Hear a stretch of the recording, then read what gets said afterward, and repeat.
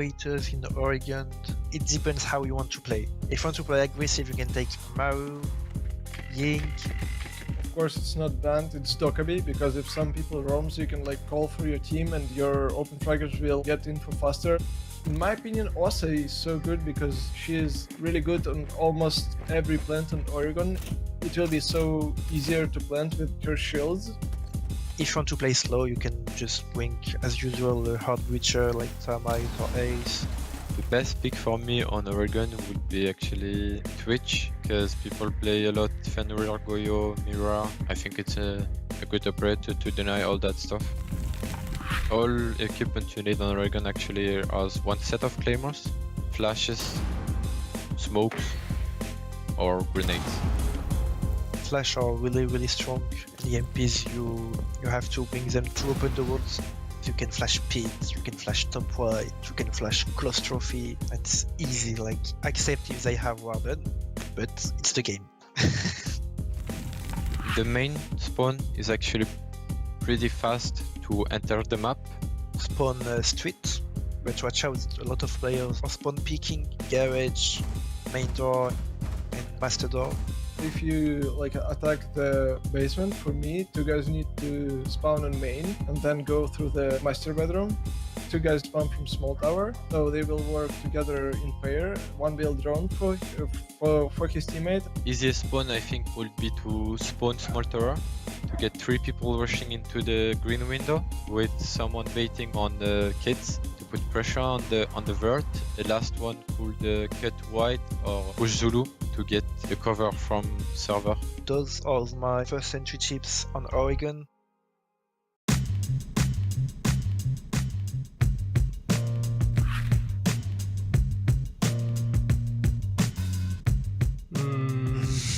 Impact grenade, I'm gonna go for Melusi. Rook. Impact. Goyo. No, Goyo has no more impacts. Ah non, oui. Maestro. Oh, Echo. Wesh. Echo. Echo. Ah. Let's go.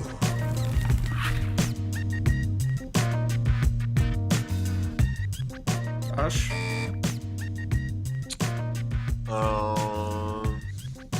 IQ. Oh. Nice. Let's go.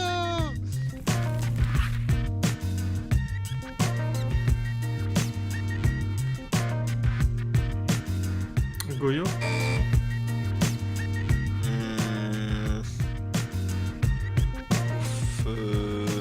Doc. Fenrir. Melusi. Oh là là là là. Let's go. No.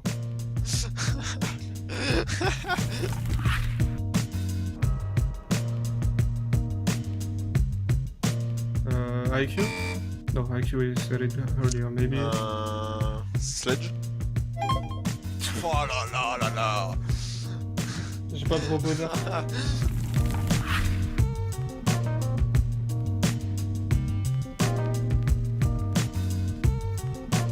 Warden.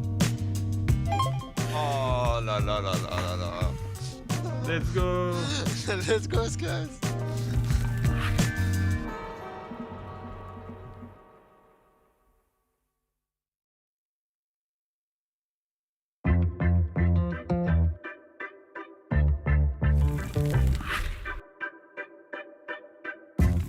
I was playing a lot on Counter-Strike and I was studying in university, and they came to us and said, maybe you want to try to compete in our first Moscow tournament of Rainbow Six Siege with your Counter-Strike roster. I met a group of people on DayZ who switched over to Siege and were like, you should get Siege. I was playing only for fun at the beginning, and then my friend Blaz, and he said, hey, I'm being paid to play Rainbow Six Siege. I was like, no, you're kidding. He sent me the proof, and I was like, how? And there is the confinement because of the COVID, so I start playing more Rainbow Six as the competitive part, and then I played the French League. I was inspired to play in the top level when I used to watch the Brazilian league back in the days. There was players like Nask, Gohan, Astro. These guys motivated me to like buy a PC and just like play Siege on PC.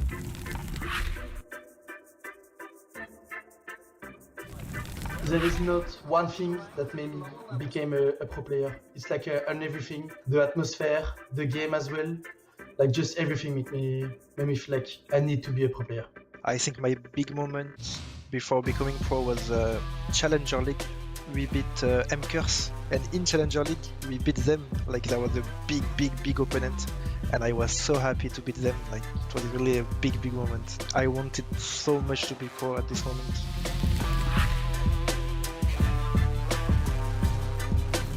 I think right now there's a lot of stuff for new players to like training their map knowledge. I think if you want to become a pro these days, you have to watch a lot of VODs. Rewatching the same VOD, you're gonna understand like how the meta is being played. Don't be able to like give in so easily. I was in Challenger League for like 5 seasons, right? Like I failed a lot. Never stop the grind.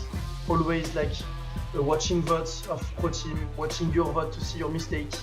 Grind the game first of all, get good people around you, always have a good mentality in a team or work ethic. As long as you have like the determination and the passion to carry on, you should always trust your gut and back yourself in those situations.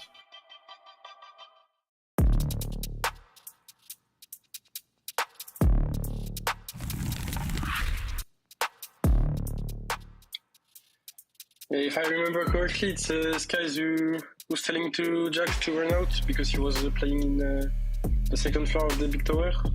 He was just baiting them for Jack to run out, and he could get both of them, but he got only one. And actually now they're like they lost a breacher. They have to rotate, so now we have like the advantage. We still have the top and stuff, so like we knew that they had like lost one breacher, and we knew that like they can't open anything. Just like they opened the main at the beginning with the ace, so we knew that they had or like to come on the top or to come like dining. So like that's why we were waiting there. They just pushed with the Osa. The Osa was like kind of like against us since we can't really kill the guy. And I think I just choked the 1v2. I just picked and I should not have picked. We choked the map. It's okay. There is like three maps remaining, so let's just focus on the next map, and we will talk about it after the match.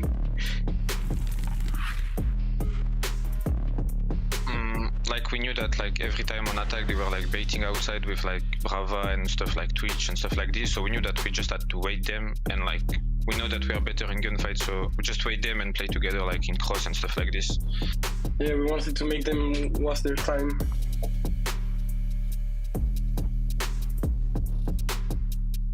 We knew that they love to take CC control when they push on border, so I was just there wasting time, and then we fall back when we get a kill or 1 minute and stuff. Like if we see like 1 minute, I just drop from T1 like just to waste time. I got killed like the wrong timing. So now they have top, but like we still have C4s, and they have only like 50 sec, but it's kind of like free for us. Yeah, we just gave them space. I think we had the Valky cam like on the we had the Valky cam I think on like office. That's why like we asked him to flank, and that's where like we win the round. Yeah, and one of the reasons why we are leaving top floor is that I can flank with Oryx on the hatches, so it's okay if we let them have top floor control. Yeah, that was part of the like plan at the beginning. We just felt like we know how they play, we know what to do. Just do our basic stuff and we will win.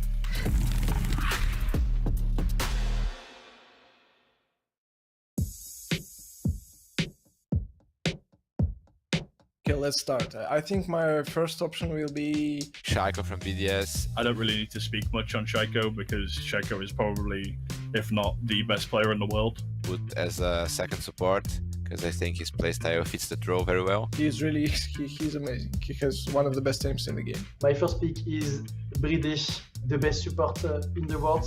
I will pick Benja from my team. I would put him like lurking on my roster. My second pick will be Deadshot. I've played a lot with him and huge teammate, never negative, always positive, He's good at entry. He's good at playing more flex. knows how to start in entry, so For my dream team, I will pick myself. Because he's like a good entry. He really plays good. Like he has strong gun power. He makes a lot of frags, so it's important as well. At the moment, I'm the best first entry on the game. I think I will take Tyrant. He showed a lot of good face during all the stages did with the M&M. I think we need more supports here. Shepherd is like the hard support. because he's one of the good support on EU. He's like the most like calm, cool, and collected like player. Has experience in the back lane. A really good statistic of plans. Yeah, we take Dan. Of course, of course. He's just a goat. As an entry, as a flex. He can play whatever he wants. To be honest, no, I would pick Deepak and I would put Deepak as support. Deepak is like the second flex support. He's really good. Deepak's probably one of the best fragging supports in the world. I would say Noah from ITB, and he's keep improving. He's also playing really good as a flex. I would have Azza from my team on flex. He helps me a lot with like calling and stuff. A really good teammate. I think I will pick Alemão. Sometimes he's calling crazy stuff. To IGL, I would take Likeyfac from BGS. For me, I think it's one of the most talented young players. For pick, I would pick Doki. He's really good at entry. Like even if he dies early, like he's still like super vocal and like he's a super positive guy. So I think it's important to have that X factor in your team. I'll pick always to like vertical. I will pick Savage from the Team Secret. I think he's reliable player. When we're playing scrims versus them, it's really hard to play versus him. He has ideas to give to a team, so I think on a flex role he could perform with that team. I think I'd probably do Liloon from Wolves as my coach. Her players speak of her really highly. The last option for me will be coach for Wild, Zeus, because like they have really good performance in last year's stage. So for the coach, it's Agdar. I know him personally. He's French, of course. No matter the player you will give him, he will make result out of it. Put the Ensa coach to be the coach, but he would have to listen to Benja, so. Really working hard since the beginning of the game. I learned a lot with him. So he will be the coach for this team.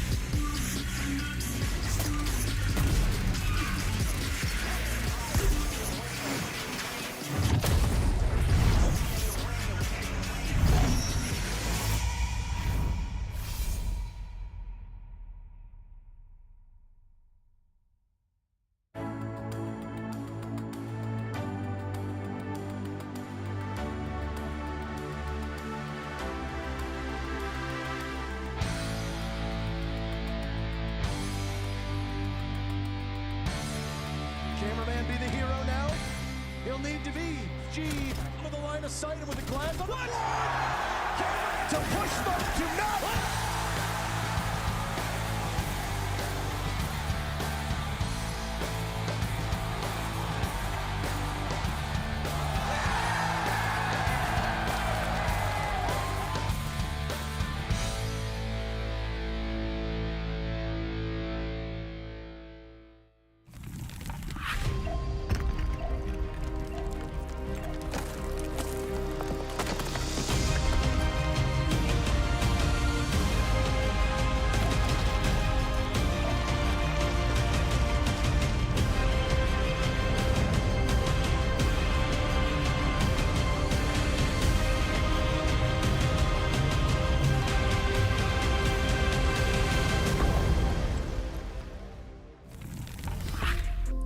Hello, everybody. Good evening and welcome to EU League. We continue with day 2 of Last Chance Qualifiers, or as we're calling them, LCQs. You heard that word happening and being said more and more over today and tomorrow to qualify one more team to the Manchester Major. Coming up in, 3 weeks? Not even 3 weeks from now for the actual start of the event. So time is short, and there's only one team that can make it out to join the other EU squads, 3 of them in total. All right, let's bring up our analyst here. Hi, I'm Milos, your host. With me are Alpha Ma joining me for the second day in a row. No French teams today, very sorry, but we'll be able to cover more action EU regardless. And of course, our, I guess, our colleague, is that what we call you? Our colleague and industrial spy from the North American League, Jesse J. Chick. How are you doing today?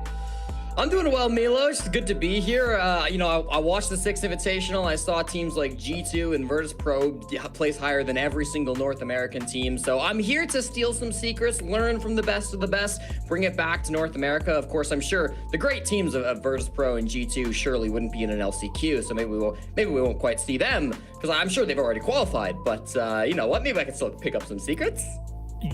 Yeah, about that. I think we have more to learn from Beast Ghost in many ways. I'm hearing that noise in NA. Alpha Ma, today, how are you feeling? We had a pretty short day given our 2 best of 3s. Yeah, feeling super good. I think 2 exciting matchups, maybe a better chance at getting a 3-mapper this time. Because I think actually for the first match, it's actually getting closer in terms of level. Definitely so. So, you know what? Let's take a look at our schedule since you mentioned it. Fnatic will be playing against the Forgotten Days, and we'll break down those rosters later on, just in case you don't know who Forgotten Days are. I'm sure you do, though, if you're a longtime Siege fan. Of course, G2 versus Wild. They'll be playing later on today to advance into the semifinals. All 4 of these teams in only 2 spots. Of course, we've already qualified 2 teams yesterday into the semis, and we guarantee a French team in the grand final. So how about we talk about these games? My Destiny versus Wolves Alpha Ma, the French derby. Yeah, Make Your Destiny making some waves, at least at the beginning of the matchup. In the end, it was a clean 2-0 from Wolves, clearly the better team, and without surprise, right? They're the best French-speaking team right now in T1 Siege. But at the same time, I think we've seen some interesting stuff from Make Your Destiny, and I can't wait to see more of them.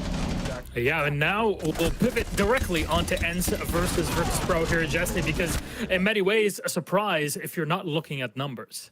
100%. I mean, the newest team in Europe taking down the old guard, Virtus.pro falling and being eliminated, as I kind of alluded to already. We expect this team to be at the highest level. We expect them to be at every international event. For them to go out in the LCQ against ENCE of all teams is a huge shock, especially for me as an international viewer. Obviously, Virtus.pro have had many struggles this stage, and so it may not be the biggest shock to those who've been watching the stage, but you got to give it to ENCE. I mean, that was not an easy matchup, but they really did pull through and came out with the W yesterday.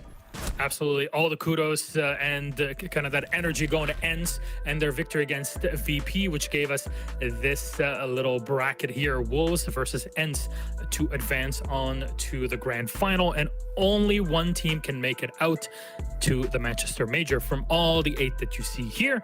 Of course, directly into phase 1. So they'll have to face more games than the top team. Let's remember that last year, Virtus.pro was #1 in EU for 2 stages, both of them. And now knocked out in the LCQs. It is heartbreaking in many ways. So I would like to touch on that for just a moment here, because Alpha Ma, let's just lay it out. What went wrong with VP?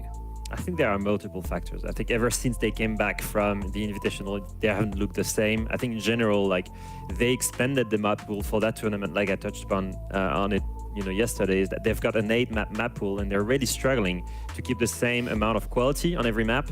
So now they're trying to play more into the meta. You can see them spreading more, playing less as a group, and that just doesn't work out. They keep opening new holes for team to exploit it, and actually it's creating a problem of synergy. Right now, it used to be easy for them to work together, and it's not happening anymore. Like this, for example, is a situation where in 4v2, this should be an easy round to close out, 30 seconds left. You should be expecting aggression from your opponent at this point. They have to be aggressive if they want to win the round. Look at them. Nobody's ready for a gunfight. Nobody, and nobody's in trade potential either. They're all separated. So there's no trade coming from this, and they eventually lose a 4v2 because of this, because they're playing too spread and too isolated. And if actually we go, deeper into the round, later in the match, they revert to that playstyle where they play together and play as one group, and it works better for them. That's when the synergy is actually up. Here on this round, for example, round 10, you can see always setting the scene for the attack here on yellow with the MP, and all 4 of Virtus Pro players commit at the same time. So not only do they have utility together, but they're ready to trade each other. You can see the Ying using his utility so they can gain the control that they need, and they're all in a position where they can get traded. 4 men taking the control of the site. And I think that's the biggest difference here. Whenever they're separated, whenever they try to play spread, they struggle to maintain the same level of team play and synergy. And watch this round, man. It was heartbreaking in so many ways. It really was, and I think, when we look at Virtus Pro, obviously this round kind of starting on the roof, it's harder for your opponents to go out and get those swings against you when you're on the roof versus if you're just pushing in from admin. But you can't start every round from the roof, right? I mean, sometimes it's just not going to be doable based on the bomb sites. And actually, if we take a look at the results that Virtus Pro have had, they've been close games. Virtus Pro, I think, are still a good team. But the biggest issue for Virtus Pro in my mind is they go through the rounds so slowly. They go through their attacks bit by bit, very meticulously, that if they make even one mistake, the whole game plan falls to shreds. Most teams, you know what? If they get swung by someone they're not expecting, that's okay. They can recover. They'll have some time budgeted into the plan for that because they're not expecting a last-minute 20-second execute. But for Virtus Pro, that's not the case. And it felt like for both of those clips, when you took a look at them, it was down to the wire. And if anything goes wrong in those executes, Virtus Pro just get punished so hard and everything falls apart. All right, Alphama, Jesse, thank you very much here for kind of shedding some light on VP, just because they're this highlight team that we should see at the top, and I hope that we get to see that change of pace coming in for stage 2. Though, let's talk about our first game for today. That's the end of our pre-show and into Forgotten Days versus Fnatic. We got Forgotten Days and the roster up first, and Alphama, I know we don't have pictures for the players, but these are players that OG fans, especially those over the past few years, will be very quick to remember. Yeah, names should ring a bell in many different lineups, especially I would say in the middle or lower end of EU League from the past years. Heroic, Secret you have players that have played for these kind of teams. Overall, they have a decent, amount of experience. I think you don't expect to see these guys in Tier 2, to be fair. It's mostly Tier 1 players that are as a mix. So I think they're kind of looking at redemption with this LCQ. They want to prove that they have what it takes to be in Tier 1 Siege. And especially now that you will have teams that will have to, for sure, make roster changes. Looking at Wild here, I think they will have to look at new players. This is a great opportunity for them to show themselves, to prove they should be a great pickup, because there was so much competition coming from young, fresh blood that was taken by ITB and Secret. I think there's a lot of truth that is held in your words here, Alphama. Jesse, though, if we look at that team experience and really visualize it for everybody, Hungry goes way back. Oh, he really does. And I mean, I think the name, The Forgotten Days, kind of makes it sound like these are all coming out of the retirement home. And certainly some of them have been around for a while. Hungry has been at 2 separate Six Invitationals with 1UP and with Penta. He's been around the block all the way back since year 1, year 2 days. And, there's a lot of experience, Sloth as well. But I do think there's a lot of still kind of young blood on this squad that are ready to prove themselves and still have a lot of potential. I think Astro and YZN are 2 players that we're looking at for having the ability to pop off and maybe still push the boundaries of what their career can be. And Dora, who we didn't see on that graph, never played in Tier 1 before, but still has that potential, been playing with the Italian squads down in Tier 2 for a long time. So I'm really excited to see some of these guys come up and prove themselves. I think there's still a lot that they do have to prove to these other teams. It's not just old guys getting back together for one last run. It really is some players trying to prove what they can do. So I'm hoping to see that today. All right, so let's move on to Fnatic on the other side and their roster and what they have to show today. Jesse, this squad is of course very different than what what was Rogue in the day and later Koi that won in Berlin, where you were there also to witness it. But can they make it out of LCQs today? Yeah, well, I mean, I think already this year has gone better for Fnatic versus the old Koi squad who really couldn't get anything going last year. They're looking a lot better. The biggest thing for me has been their attacks. Deepak, Jigsaw, Jags in particular are some of the best attacking players in the leagues when you look at it statistically. So I've been really impressed by the way Fnatic have been able to go about some of these pushes. That's kind of the hard part of Siege. They've got the second best attacks in the league at 52%. So they've been really good there. The biggest problem for me has just been their defenses. Less than 50% win rate on the defense is not something you want to see from a top squad. And so we're going to be looking at that to hopefully try to turn it around on Fnatic coming into this LCQ. Well, I do have a question. Alfama, you used to play for Fnatic, at least for a while, when they moved on to Asia and kind of implanted themselves in Japan before moving on to EU, their third region. Was it their third region? No, their second region that they went through. It's just, it seems like things kind of passed me by. I just think of you, Alfama. It was your third region playing. There you go. But I want to ask everybody out there, if you're watching, when do you think was the last time Fnatic played as an organization on LAN? There's a question. Maybe some of you would be able to answer. You don't have to tell me the exact days, but at least what event was it? We have a graphic for it just to kind of put it in, but we're going to take our time for a moment. Majors, of course, major event. That is everything that is an international official event as part of, you know, what we would call the Pro League circuit. So, Alfama, when do you think that was last? I think that was a very long time ago. I think I did not contribute to arranging that timeline. Let's be real. I did not qualify to any major events when I was playing for them, so that's already an indicator. But that was probably a couple years ago. You were still with the stream back in that time, right? Or right after you went out of the stream. I actually played in the same event, and it's also the last time I played in a 6 Invitational. There you go. And Jesse, I think I'm just going to come out and say it here. Let's roll our first visual aid. Joe Biden, you have 2 yield. There he is. He is here finally. Old Joe. And, well, last time he wasn't there. And, you know, COVID wasn't really a global thing. Of course, you know, still repercussions to this day of all that happened. You're the numbers guy. Can you guess an exact numbers game before we put it on screen, Jesse? Milos, I mean, back in the COVID days, back before Joe Biden, I'm glad you've given the North Americans a reference. I mean, if I say back before Joe Biden, I might think it's the 50s, so I don't know what's going on. Honestly, it feels like it's been over 1,000. Wow, 1,537 days since Fnatic last went to a major. It's been a while. Of course, that was the old Australian Fnatic squad, if I am so correct. Virtue was still on that team before G2. Virtue knocked out G2 into the lower bracket. So what did G2 do? They bought him off of Fnatic because that is the way that things go with G2. That was a hell of a long time ago. Of course, though, from this side, I think it's time for us to talk about our maps. Don't you think, gents? I think so. I think so. There it is. Jesse, our first map in Fnatic. We'll pick Clubhouse and go on attack. What do you think about that? Yeah, I like this so far. I'm glad to see the bank ban in particular from Fnatic. You know, they've played it a lot this season, but they've yet to find a single win on that map, so I'm glad to see it gone out in first. They take out Clubhouse, a map they've only played once this season so far, but it was a dominating 7-2 over Secret. And in fact, Forgotten Days, their last match, at least in the seeding games in the EUL, was against Wild, and they lost that 7-2. So some footage there for Fnatic to go back on, and there's definitely going to be some advantages going into Clubhouse. I like that pick. Let's see our next map in this best of 3 series. Again, all games will be BO3s. Forgotten Days will pick Chalet, and they'll start off on the defense. Any numbers or general thoughts on that, Alfama?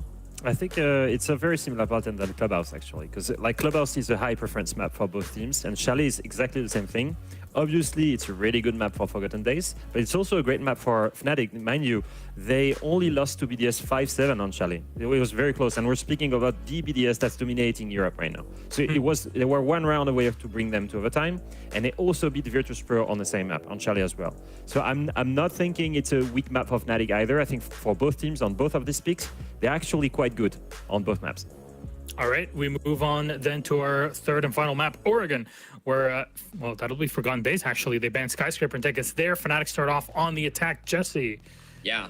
I'm really happy if I'm Fnatic, to be honest with you. I mean, not only do you get Chalet, which I think win rate-wise has been their best map that their opponents have just chosen, beating ITB and Virtus Pro, and as Alfama said, just barely losing to BDS. But they also go to Oregon for the decider. This is the map that they chose in both of the BO3s they played in the EUL playoffs, so they're clearly very comfortable going here. They like Oregon. Doesn't mean there's a lot of footage on them, but I'm certainly thinking that they're going to be very comfortable on all 3 maps in the pool. Okay, then I think we are all set to start off with our matchup. We're in for our first map, and it's Fnatic going up against Forgotten Days. There's a lot to kind of explore in this game, as we had yesterday with Make Your Destiny, so I'm very much looking forward to it. And to take us through it, it's Ollie, Extra Troika, that comes back from the analyst desk into the caster space with Demo. So, boys, have fun. Milosh, thank you very much indeed. I've transitioned across yesterday on the analyst desk, and today on the cast. Joined here by Demo. Demo, are you looking forward to getting stuck into a bit of LCQ action? Yeah, I always am. You know, LCQs, that brings the best out of teams who maybe haven't had the greatest of time, and I think Fnatic are certainly one of those teams. You look at their EOL campaign, it was all right. I think that's probably the best way to put it. Obviously, with a team coming with new players, so it's going to take them some time. We get that, but still, you would expect that that team would have been good enough to certainly push for that, you know, that top three. You know, could have really done something in playoffs, but they didn't. You know, they lost to Wolves in a 2-1 fashion, and even, you know, the fifth place decider game, only they lost that as well. So Fnatic, they haven't won their past 2 games, you know, in a best-of-3 format. So I think for Fnatic, this is where they need to turn up, especially whenever I always say it, they're a tier 1 side up against a team that is not in tier 1. They need to win this. There's no excuse, is there, at this point? You know, we saw that yesterday. We saw how that sort of transpired with the results from yesterday. If anyone was joined us yesterday, thank you. If you joined us again this evening, we look at a team like Make Your Destiny. It is not a tier 1 side, and Wolves exposed that. Now, it does sometimes happen in LCQs where, you know, these little tier 2, tier 3 teams will make a bit of a run for it. However, it shouldn't. It is something that shouldn't happen. Let's just leave it at that. But the Forgotten Days, this is a roster with a lot of experience in it, Demo. Look at the names on the right-hand side of the screen, and I'm sure that everyone will recognize at least a couple of them. Obviously, you've got Dora, previous makers, YZN, Sloth, Hungry, and Astro coming in there. So an experienced roster, and I'm no doubt that they'll have been getting a good level of scrim quality here in Europe. So we'll have to see how they face off tonight against Fnatic. We're going to go into Clubhouse for our first map choice. Yeah, obviously have to look at the team that Fnatic's up against. We're very familiar with the players. In the LCQs, we always seem to have, you know, at least one of these teams where it's made up of players that didn't manage to get a team this stage. You know, you look at those names there. Hungry and Asher, I think, are probably the 2 most relevant ones that we kind of have in terms of the 5 there that I think a lot of people would probably see and recognize.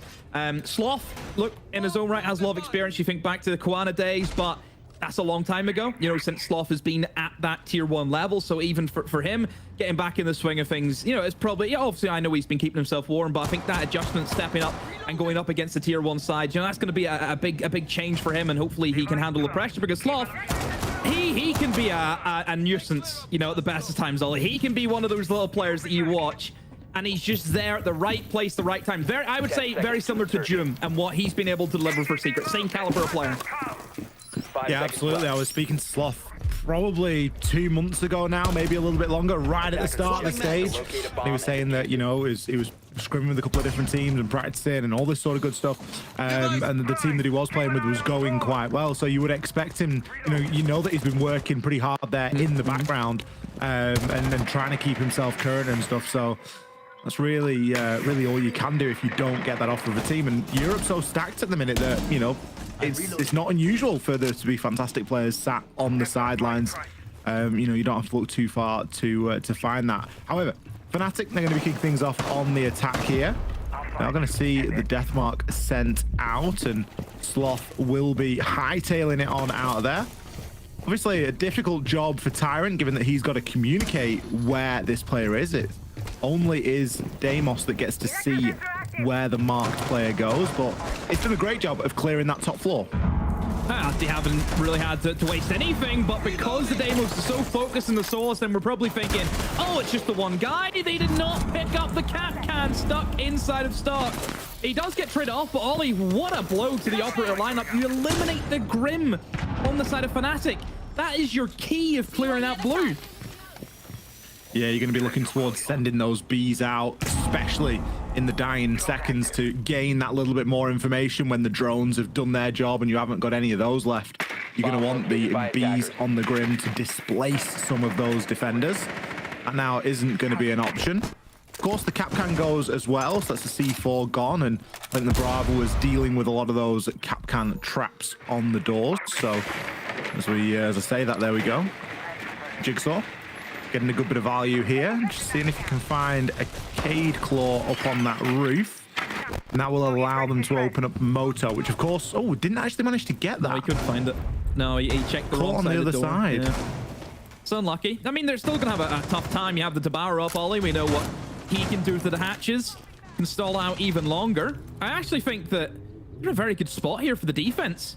You know, aggressive position being taken from Sloth. I love that. That will definitely catch someone from Fnatic by surprise. But for the most part, with those hatches not being opened up, what do you do if you're Fnatic? You're just walking into choke points at that stage.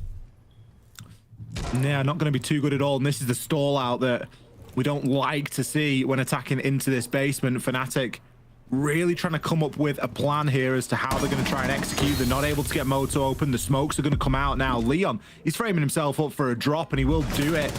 Immediately gets into position. Could start to get the plant down here, but he knows that he's got somebody on box, and Tyrant isn't going to win that engagement. That's not going to help him at all here. Hungry, full white flash of the plant is attempted. Leon has to come off it to pick up the kill, but he's getting shot from every which way. Jigsaw down. It's only him and Deepak. Deepak from above eventually hits the drop, but it's all too late. The diffuser cold in Leon's hands on the floor. Fnatic not able to find the answer there on that late execute. Well, first round in favor of the defense. I mean, Fnatic just too slow. They took their sweet time trying to get that Moto hatch open, but they just could not get the Cade Claw off. They tried to get the Brava drones in as their way of denial, but I mean, how's that going to be able to help you? You know, you're relying on a drone getting in to try and hack a Cade Claw. It doesn't happen all too often. Yeah, just look, it's difficult. I think with Tabaro Cade open Ollie on the basement, we know, we've been there. It can be a real pain for the attackers, you know, and I think that's where you probably have to look at their operator choice, you know, and think, okay, maybe do they bring in, you know, the Thatchers up, for example, even the Maverick as well, just to help them out, just anything to give them just that little bit of a kicker, just to move through the map with a better pace. So, yeah, Fnatic, just a slow round, and they've been punished for it. Yeah, Fnatic aren't a slouch team on the attack either. They're the second highest rated attack team inside of EUL during the regular stage, sitting just above 50%. So we're not expecting them to make those mistakes time and time again. Let's be real, it's Clubhouse and it's basement. You are expected to have a tough time there as an attacker, especially when you look toward the operator lineups. We've had a Ying. Fnatic have taken that away from themselves. Okay, they've taken the Mirror away. Mirror can often be used on that site as well. But the Dokkaebi coming through is the one that really highlights to me whenever we've seen Fnatic previously. I remember the last day of the stage play that you and I casted demo. Fnatic really heavily relied on that Dokkaebi play to really clear out and to you know, get a good handle on those roamers. So maybe that's in part why it took them, you know, so long, and they made the mistake with the Capcan earlier on that roam play. Well, a good start though from Tyrant on that Deimos. Doesn't even need to use the gadget to find the Cade, so Dora takes an early rest for this round and can open the cameras. There is, of course, the Valkyrie on the board, so plenty of information that the Forgotten Days can get. So Tyrant gets caught lacking there. Ollie was going for the change over in the switch between the main gun to the pistol as he activated the gadget, and he just gets caught in the middle of it. So very unfortunate there for Tyrant, but Sloth very happy to get that kill, but he's still not out of Ollie. He is now stuck. He can't get out. They've covered his cross, and Sloth just has to try and get a kill. Nope, not today. Not going to find anything. Gets finished off there by the nade sent through, and a great swing from Leon onto Astro. This round has gone from bad to worse. Hungry left as last alive here. What is he able to cook up in this 1 versus 4? He's going to take some damage straight away there from the balcony. Live information on him on the drone as well. There is a bit of info available to him, but he shouldn't really be allowed to break these engagements down. He knows that someone's caught over there in the FNAT. Is he going to go try and go for the swing? Leon there to finish him off. Fnatic devastating on that roam clear. Yeah, one of those rounds that I think you look at, and it is certainly a case of, you know, the unexperienced side is kind of lashed out almost. It felt like a very lash out round there from Forgotten Days. whenever you lose somebody very early on, I think especially for some of these players where, look, a lot of these guys are obviously going to be hunting, you know, next stage to try and get back into EUL. I think that's one thing you always have to remember with some of these sides. Yes, they have the major opportunity, but at the end of the day, they still want to present themselves well to then perhaps get trials and get into a team for next stage. You then kind of get into the syndrome where everyone tries to be a hero. One player has died very early on, then everyone thinks, oh, I have to go and get a kill now to try and get the kill back, and I look like a great guy. That gets you in a very bad habit, because once if you swing and lose, and all of a sudden everyone's dead. And that's exactly what's happened. It's one of those hero syndrome rounds that sometimes we see this habit from the lesser teams. Well, let's see if it's a trend as we enter round number 3. I hope I'm wrong, but look, I know some of these players. They're always going to be wanting to get back to where they were. You know, I think there's nothing wrong in that. Everyone's obviously out for themselves. You know, it's all right getting to the major, but I think these guys will want to be in the league next stage. So this is them trying to put on a show for everyone else watching. Sloth's gone for a little pre-place there downstairs. Swapping mag. We have seen Forgotten Days change the site up here. They've opted not to go for Gym again. Instead, they're going to take us into CCTV. Always seen as a bit of a third choice site now, of course, but with the army changes, it has maybe shifted somewhat. It can still be difficult to clear that garage and the catwalk, depending on what you opt to go for. Judging by the lineup that Fnatic have got, they've got the Grim, but they haven't brought Capital, which is kind of a mainstay for clearing out onto that catwalk. Their immediate focus is going to be getting that breach open, however. Yeah, they don't want catwalk, it looks like. He's going to send the nade in, but catwalk's looking fairly secure right now. I mean, can you blame them? Like, there's, you know, the Wama you have to go through, obviously, which never going to be fun. And again, like you mentioned, no Capital. If they don't bring it for a certain reason, then they may as well just sack it off and just try and go for, you know, the bedroom clear, get the main breach open, get the single wall open, and just try and plant from there. Yes, it's well and good having someone in catwalk because it can shut down a fair few angles, but there's still like blind spots you can plant in where the catwalk guy can't see you as you go for the defuse. So yeah, it works again fine. It's just personal preference what you want to go for as a team. But I think the Forgotten Days, I think they've caught on for that. You know, they should see straight away, yeah, nobody pushing towards garage, all of the pressure's coming in towards bedroom. So they should just be able to gear up for that. I do like the way that Fnatic have placed someone below. I think using the buck downstairs for those vertical angles, you can clear away anyone who could be seen in behind bomb chassis at A, which they have done with the buck. So it's just going to make, you know, a life a lot easier, I think, for the Fnatic side, just focusing on getting that diffuser down. Deepek going to pick things off to start here. Sloth is going to go down for that refrag. He's pretty much got Deepek stuck inside of stock. He's going to be allowed to dip out again. Obviously on the book, he's looking to try and rip open a little bit of that floor. Jig going to pick himself up one as well. Sloth is desperately looking for one of these aggressive plays. He actually gets that kill there over onto Tyrant. He pays for it with a lot of his hit points though. He's still in the fight here. No C4, that was pre-placed earlier, and the plant's down. 2 kills on the round, though. Astro needs to move forward here. Leon going to be holding across over into garage there from the top of Cash. Fnatic sneaking in and getting that plant down, and looks like they might be able to hold this one. We've got a player on the rappel, not giving anything away at the moment. Forgotten Days recognizing that. Sloth with 3 on the round, but Leon eventually going to shut Astro down. Only 1 bullet here for poor old Sloth as Leon starts to take a battering through the wall, and it's going to be Jigsaw to find him. Dora with 1, but not before Leon cleans up. Not the cleanest of post plants, I would say, from Fnatic. Very close there. A lot of players falling once that diffuser was planted. But overall, the plan for Fnatic worked well. You know, they took what they needed. They go below, make sure nobody can play in behind A. That just then gives the green light for the players of Fnatic to move in, get that diffuser down. But yeah, just there wasn't really any denial, I think, from Forgotten Days. You know, I'm surprised that we're not seeing C4s being used a lot more proactively there. I think they had at least 2 of them, didn't they? On the side, maybe 3 if you bring in the Warden into that as well, Ollie. So I think there was options for them. One of the C4. I think they pre-placed maybe 2 of the C4s. I saw YZM with the C4 ripped at one point in the round, and it looked from the camera angle like he was trying to float it through the floor.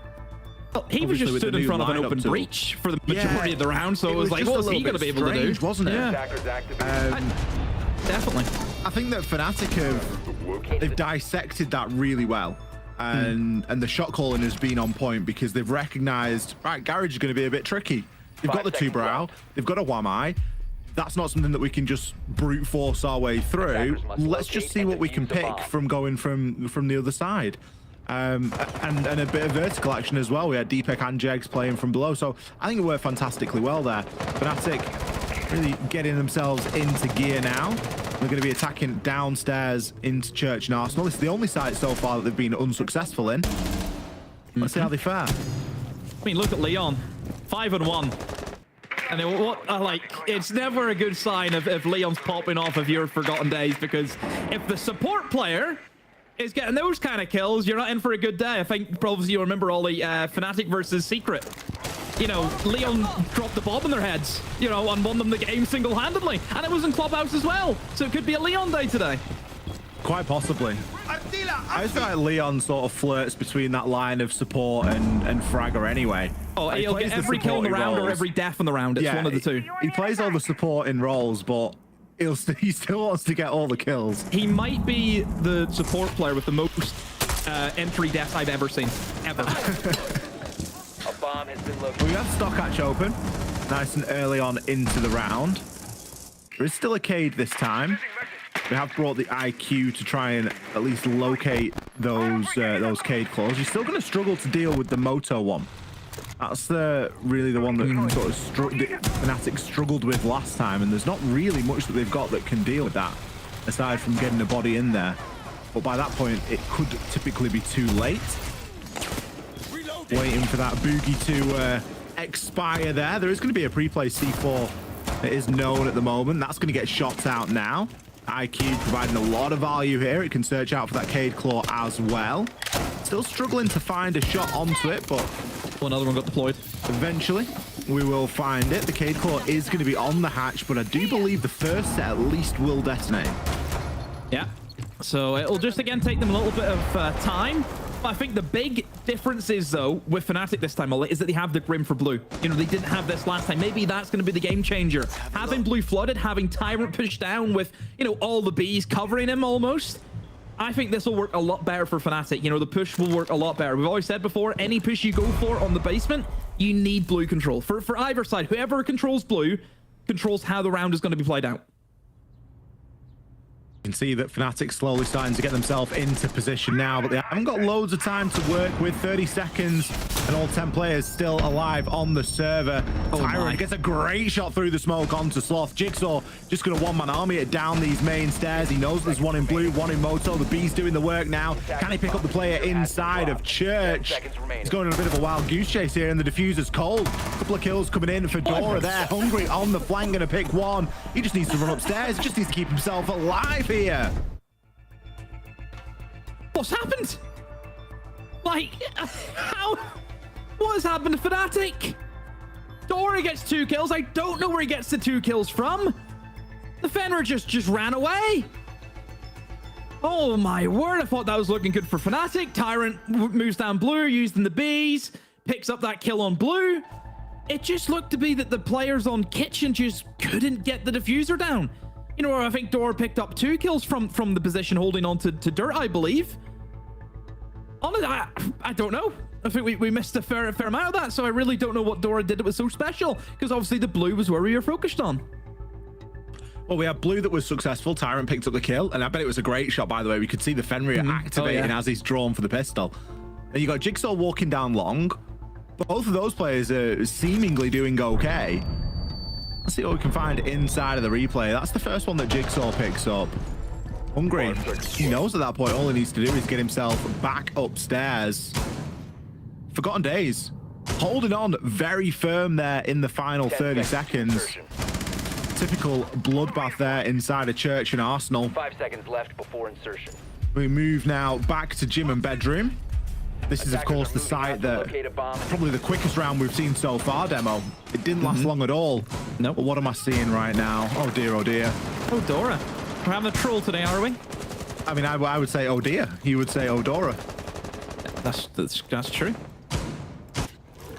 I think whenever you see the cab be pulled out at round number 5, it's always you know, it just it screams that energy of, you know, this side of Forgotten Days. They don't care. They'll do what they want. You know, they're going to try and cheese the rounds. They're going to do every, you know, page from the Rat playbook they can use to see if they can just give them the advantage against Fnatic. You know, I don't think Fnatic, whenever they played against Secret in this map, I didn't see no Cavieras from Savage, for example, so maybe they're not going to be ready for this. Jig there just going to get himself into a little bit of bother. I think something that Forgotten Days have done really well is they've kept Dora quite safe. You saw Sloth there at the bottom of main stairs, just distracting a few drones, making sure he was seen running back upstairs. It wouldn't be too much of a presumption to say that everywhere's clear and Dora might just have a flank on here, especially with Jigsaw caught in the IQ scanner. He's not exactly cautious at the moment. He's not really paying much attention to the bottom of those main stairs. He overexposes himself here. It could be a bad old time, and there it is. Dora picks him up. Interrogation. That's one for the mental right there. You might have a Deimos, but we've got a Cav. I mean, what do you say? What do you say? I mean, it's got the kill. It's obviously spotted out the operators, but they haven't really gotten anything off it, though. That's one thing that you have to say is nothing really happened from that interrogation. Fnatic just kind of took 2 steps back, waited. Nobody from Forgotten Days pushed it, which I'm very surprised about. You know, I'm very surprised this team didn't just chase the kills, but they're just going to sit tight in sight. But yeah, Fnatic losing that kill. Losing that player. He was looking to push up towards the main stairs. And we'll see how they deal with everyone else. Oh, dear. Dora gives himself up. Deepak, a great kill. Astro has to move away now. He thought he could just sit tight, tucked in towards the corner, but the wall being opened up from Con will push him out of there. Leon, that's a very aggressive swing. Could have exposed himself to Bathroom, but he's going to move over. Almost finds the kill on the Astro. Has to pull back because, again, that Bathroom player is just stopping him and that approach. Well, Astro's going to find the kill there through the Logi wall. Deepak in with a trade before being taken out by YZN. Jegs now looking to try and displace this Bathroom player. Really tucked into the showers and having a field day so far, but YZN will fall. Hungry with the direct trade. Picks up 2 to finish the round. Great spray onto the breach there from Hungry.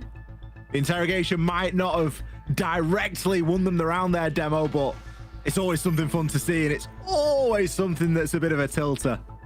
Oh, it is. It's... Look, what I will say is Forgotten Days have obviously done their study practice. You know, they plenty of odds that you can look at on Fnatic on Clubhouse if they know that Jigsaw will always... I mean, it's not necessarily Jigsaw. I just know that Fnatic always send at least one person down, you know, to try and do some form of solo play. And yeah, you take advantage of that. You get the kill, you get the interrogation. And here it comes. You know, not bad. Certainly from Dora. Just highlighting the weakness that you can have just by studying your opponents. But this is a great refrag, though, I will say, from Hungry. You know, you think about a lot of players, even professional players, would just let that player die in Bathroom and just sit back and almost be a little bit too timid. Whereas Hungry knows he's always going to win that engagement. Now, I think that shows his experience coming through. And the confidence as well, the confidence to make the swing. 10 seconds left.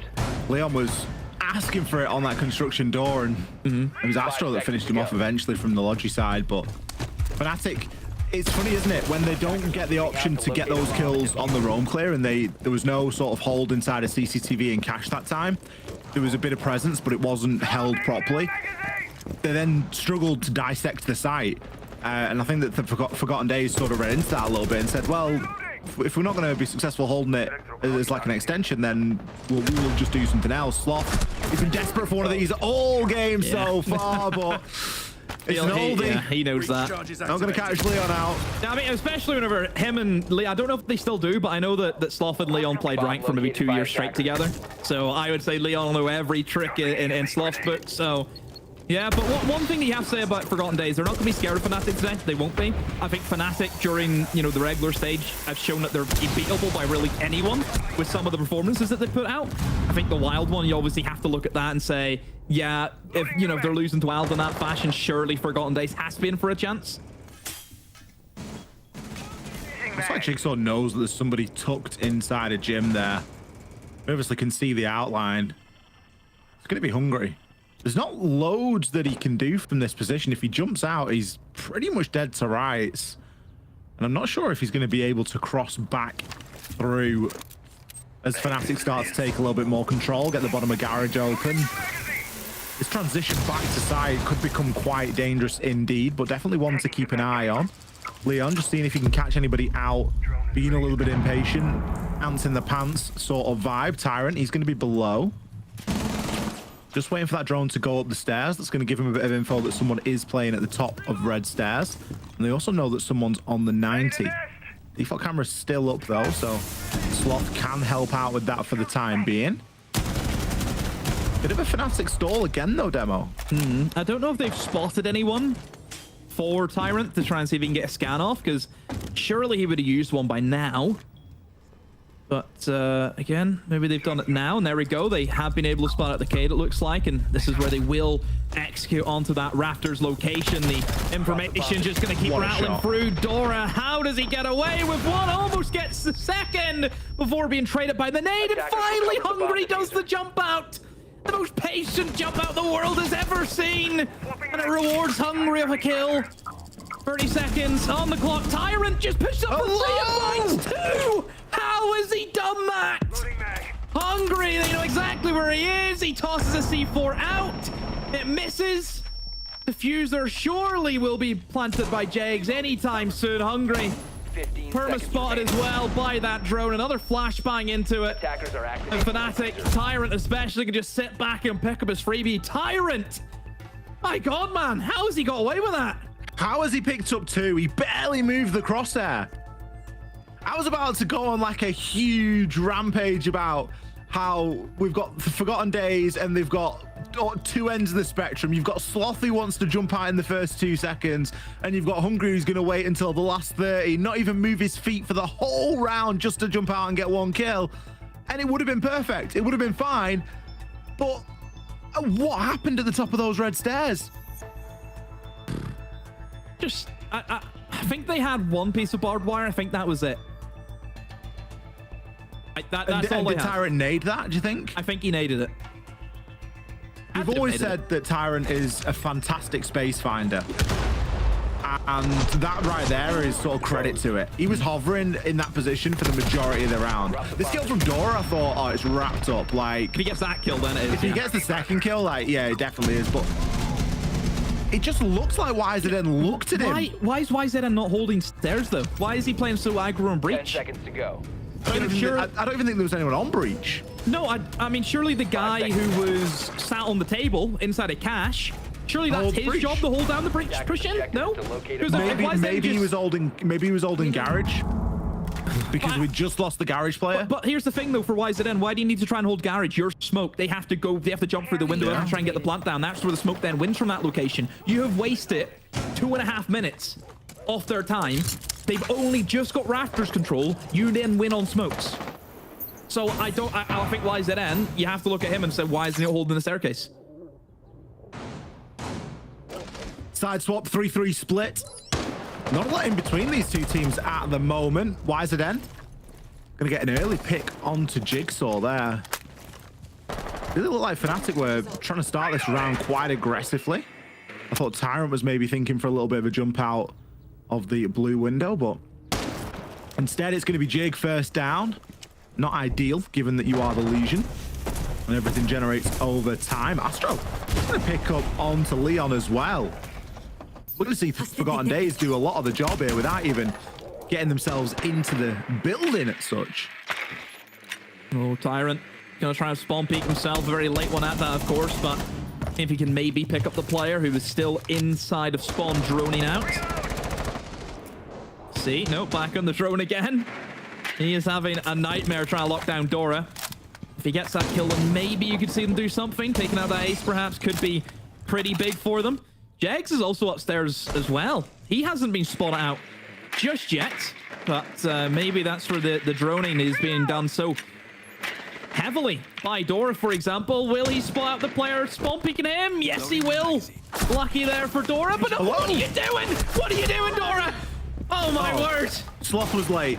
Okay, so Dora wasn't just being a total brain fart. It was actually that Sloth was a little bit late in getting to his position, but he rectified it. And we're still yet to see Forgotten Days suffer a single casualty here. Sloth on 2. Deepek caught at the bottom of main stairs now. 1 versus 5. He just gets caught running away. I don't even know where the diffuser is at this point. It's a messy round if ever I've seen one. But the Forgotten Days get the job done. A flawless to kick things off on their attacking campaign. Boy, I don't even know what to say about that round. It was one you'll never see again like that. You know, you wouldn't even think that the bomb site is basement. You know, we didn't even get into the hold that Fnatic were going for. They went for a very traditional roam where you open up Moto Hatch, had the castles to try and filter in operators down to these different choke points. But it looked as though that Fnatic probably went in that first round thinking, let's fire some spawn peaks back at them. Let's see how they deal with that. But Forgotten Days have dealt with it very well. Over-aggression, I think, from Fnatic.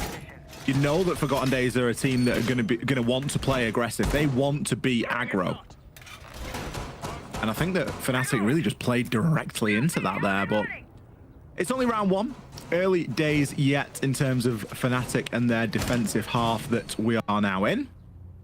We're going to be going up to gym and bedroom. This one tends to require a little bit more finesse. You can't just typically walk in and start picking up kills. But I'm looking at the lineup demo, 5 seconds left. And I'm expecting something here. We've got an Amaru, we've got a Monty, and we've got a Ram.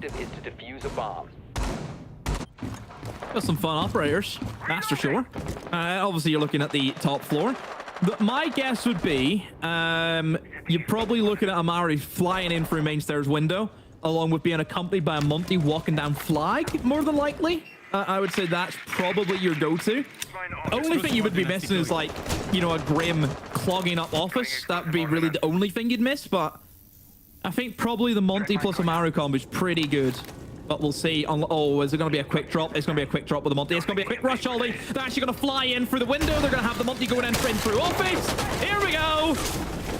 There was a Frostmat and a Goyo underneath there, though, so the Ram is going to get absolutely no value out of that and taken out straight away. But look at YZN, he's got himself in the hot seat. Jegs, he's going to pick one up onto Dora. We do still have the Monty at this point, and YZN does have the shotgun, but can he get his man inside of Showers there? Puts Jegs down to half health.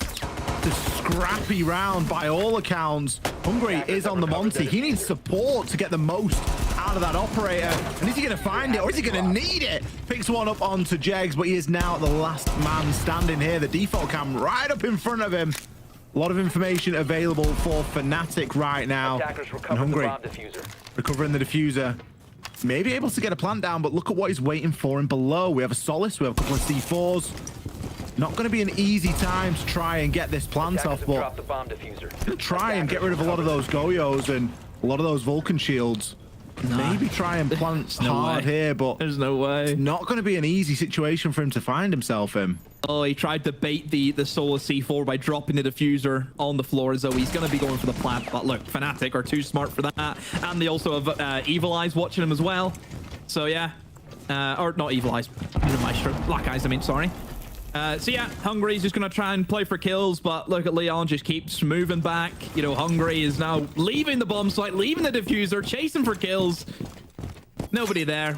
Look, Fnatic have played this extremely well. Very impressed by how they dealt with this Monty. They're not leaving anything to chance. No one's trying to be the hero. Everyone just wants to win the round. That's all they need to do. Hungry comes in contact with the Solace. Oh, meets his end to Tyrant. Good pick there from Tyrant. Wins the engagement against the Monty. Yeah, Fnatic, extremely well played. I love the plan there from Forgotten Days. I like the plan. You like the plan? But, and it's quite a big but, I think you need to know what you're going into before you commit to something like that. Because you look at the lineup that Fnatic brought, and it was begging to be rushed. They had a Frost. They had a Goyo. Both things are going to slow down a rush quite significantly. I feel like Fnatic were ready for that. They were ready for that sort of quick, aggressive play. Had that been into a more roam-heavy lineup, had it been into a slightly different, it would have been a different story. Attackers have recovered their diffuser. I mean, personally, I think you look at the way that Forgotten Days wanted to play that. if you want to play that type of siege and you need to ban Fenrir, Fenrir is going to be your worst nightmare. Yeah, that is the operator to stop the rushes. Whenever you can deploy 5 of them in all different locations, especially over Forgotten Days, we're trying to hit from all different multiple locations. You hit them all in an instant. You know, for that push from Forgotten Days, you had 2 guys going in through office hatch, you had 1 guy main stairs, you had 1 guy in the windows, and you also had 1 guy rushing in through the main breach. All of those positions had a Fenrir trap, which caused them issues. So I just think if you want to play that way, you need to get your ban phase right, and they should have banned Fenrir if they want to play like that.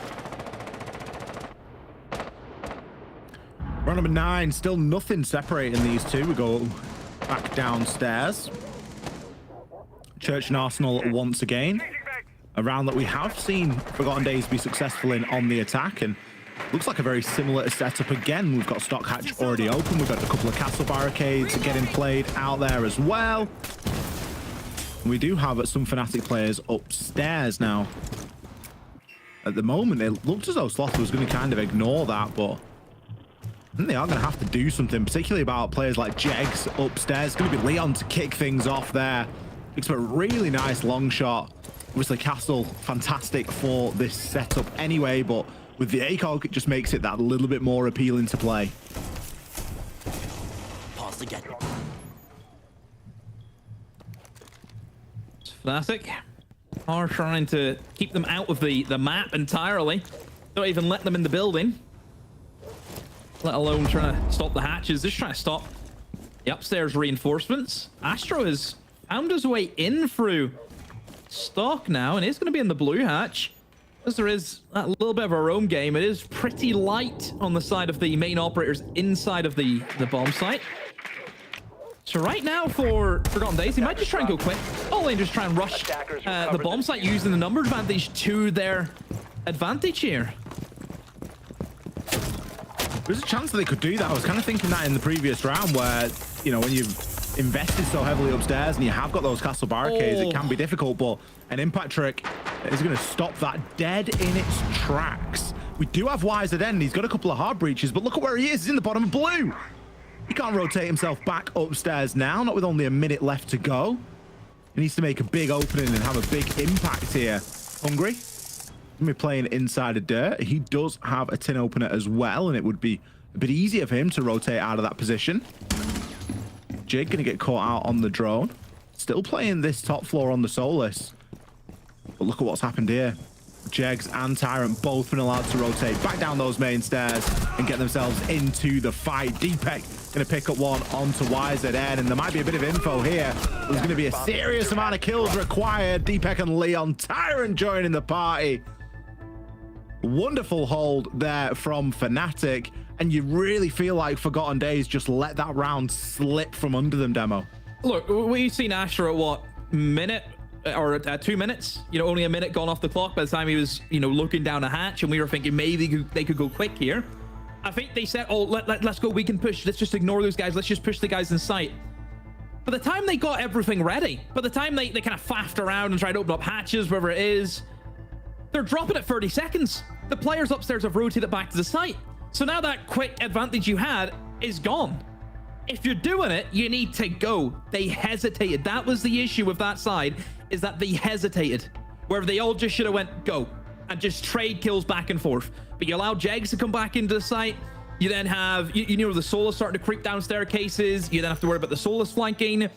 Where you just hit it quick, just go down there straight away. You could maybe pull off a round win. Hesitation will kill you at this level of the stage. We know that. Shame. You really thought that that was going to be another round for Forgotten Days there. They had the opportunity, but... And again, you know, you mentioned that hesitation. There was certainly a bit of hesitation. There was definitely a little mistake as well, you know, not accounting for the fact that the player that was left on site did have a set of impacts and was able to get a successful impact trick off. So, see how they approach now, attacking into CCTV and Cash. They are going to be going with a slightly different lineup. We're not... It's not an unusual side demo to see Forgotten Days hit a full 6 pick and just repick a couple of those attacking operators once they've learned to sight the location or had a little bit more of a conversation about what's going on.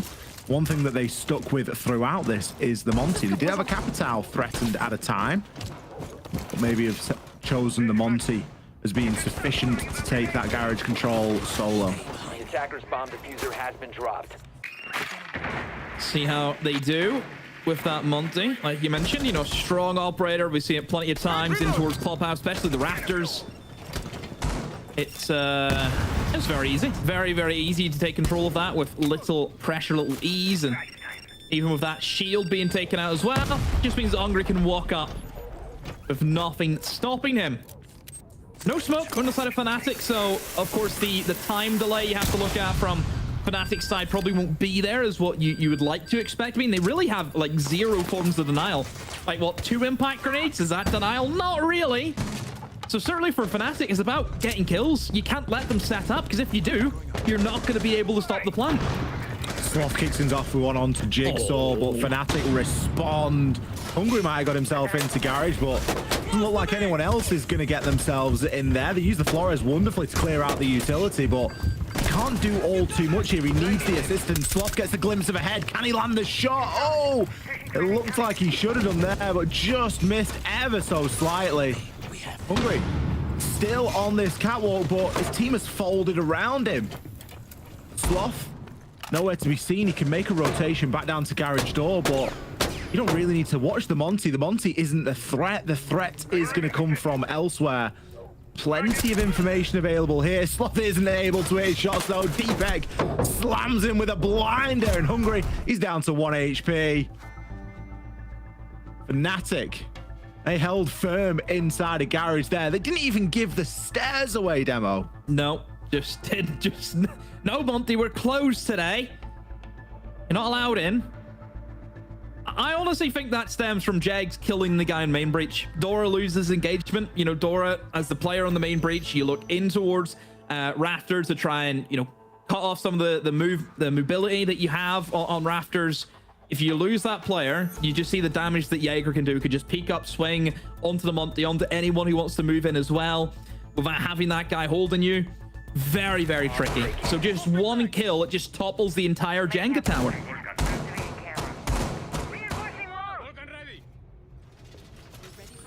6-4. For a long time, there wasn't anything separating these two teams, and now there is 2 whole rounds. Forgotten Days need to find success here if they want to have a shot at taking a map here on Clubhouse. If not, we will be headed to our second map choice. It is worth mentioning that this is Fnatic's map pick. We will be going on to Forgotten Days map pick next. I believe it is going to be Chalet. And also, I would say a map pick for Fnatic. Not a bad map for Fnatic at all. So obviously the BDS game we casted that one, Ollie. It was a great effort from Fnatic considering who they played. You know, the BDS, the team which finished first. You can't knock it. You know, I think also, who else didn't Fnatic play Chalet earlier in the stage as well? I think they did.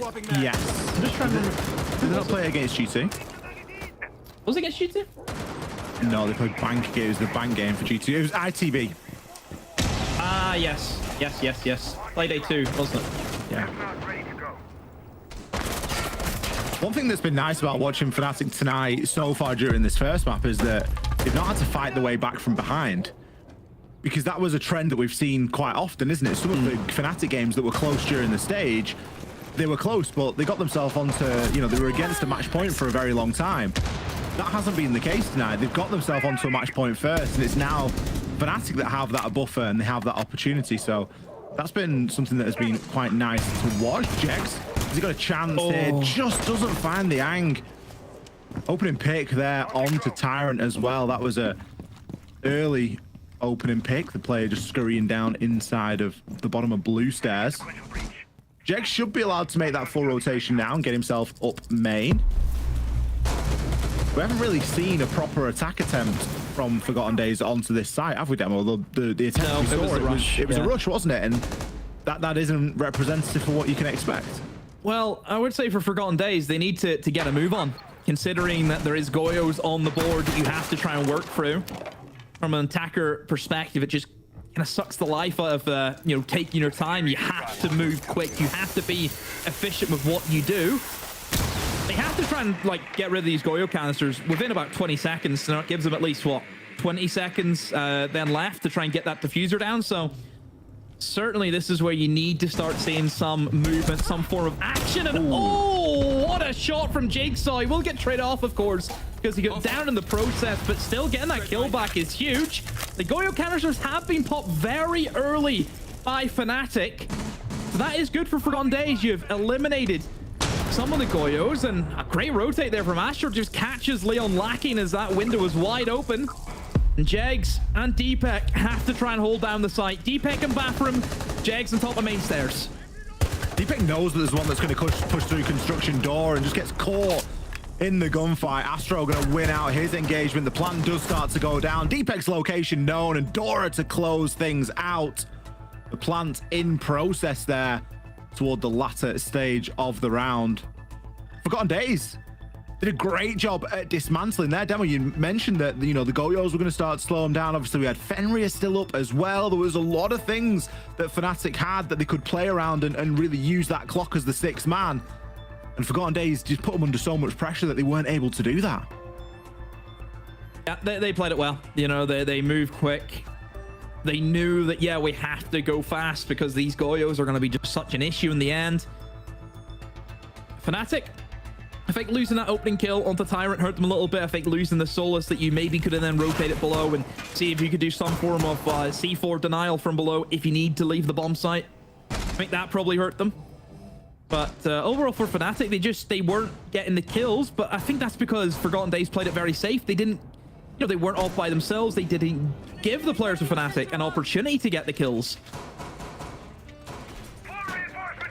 It now makes this round even more important. Attacking downstairs into the basement. 10 seconds left. 1 for 1 down here so far for Forgotten Days. They've won an attack and lost one. 5 seconds left before insertion. Fnatic still opting for this full roam. Attackers are moving out to Do locate a bomb wonder and defuse it. and worry a little bit about the effectiveness of that. Obviously, it's worked for them previously, but it's a little bit different. They've not brought the castle, have they? Yeah, and they haven't left any of the hatches open. You know, Moto hatch is fully reinforced, for example. So I think it's much more of almost a loose roam where you're not really looking to stay up there and die. You might just have one guy, but most of it, yeah, it's actually a bit of a bait. You look at the position of really the only person you could consider a roamer is Jigsaw, but the position he's in isn't really a roamer position. You're sitting top of main stairs. You can walk back down to site in 2 seconds. So it is almost a surprise for Forgotten Days. And I think they're really hoping that Jigsaw can see the drones go in. He can then see everyone get off the drone and say, oh, top floor's clear. Then he runs upstairs. I think that's the plan here. But maybe, no, he's been droned out. A drone come in from, I believe, the kitchen corridor has droned him out. So now they know where Jigsaw is. So they will confirm upstairs is clear, and also that this Solus is solidified on that main stairs area. Yeah, Jigsaw not looking too confident to move up. Still a lot of drone traffic going on.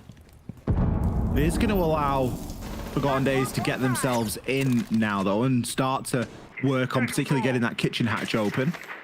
4 impacts for Fnatic, 2 in Jigsaw's hands. So as long as he's playing in and around main stairs, that's going to be a difficult one. Not entirely sure what Astro was going for there on the Twitch, but he will gather a little bit of information nonetheless. Stock hatch opened. Now we look toward that Moto hatch as well. No Cade this time, so hatches will be relatively free. Opened up. No problems whatsoever. No denial. Fnatic, I think that bait has certainly killed off a decent amount of time for Forgotten Days. So we are dealing with a turtle, which we just haven't seen from Fnatic. We haven't actually seen how they've dealt with a full 5-man defense. Like you mentioned, they were always going to go for those roams previously. I would say this is more of a real test for Forgotten Days. You know, how do they deal with a full 5-man bunker that they have to attack into? I think this might suit them a lot better, though, mostly because they're also full 5-man attacking basement. You know, they have everyone alive. I say that, though, YZN is in a very precarious position, and he can get taken out at any moment's notice just with the lick of a shotgun. Deepek, what a pick! And oh, YZN tried to move in for the refrag, but Leon holding down Deepek's door, and this is crumbling now for Forgotten Days. They're just pushing in one after another and losing their lives. Astro might be able to do something here. Hungry certainly picked up 2, but there is going to be an FNAT at his feet. find the frag, picks up 3 on the round, but he's going to have to do everything here if he wants to be successful, and there's only 4 seconds left on the clock. Fnatic just need to dig in. It's Jegs with the impact. Oh, there it goes. Fnatic, they hold on firm downstairs in Church and Arsenal, and they get it over the line. They had a couple of round buffer there. They did have to go back down to a primary site to close things out. Forgotten Days. It was a shame to see them pushing that way, Demo. It was a shame to see them go one at a time, because you think if that had been a 3-2-1, if that had been a bit more of a collapse, they may have come off a little bit better, because it was still quite close. Yeah, I mean, that's just the thing with these sides that are being formed, very recently. This is the issue that you're going to have. You don't have that synergy right from the get-go. But look, it's not over yet. They have their map picked, and shall they still look them up? So we'll see how they do there. Well, let's throw it over to our wonderful desk and see what they have to say.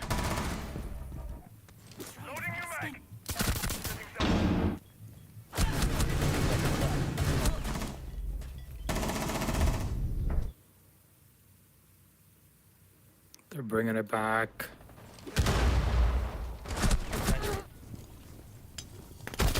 Drop the bomb.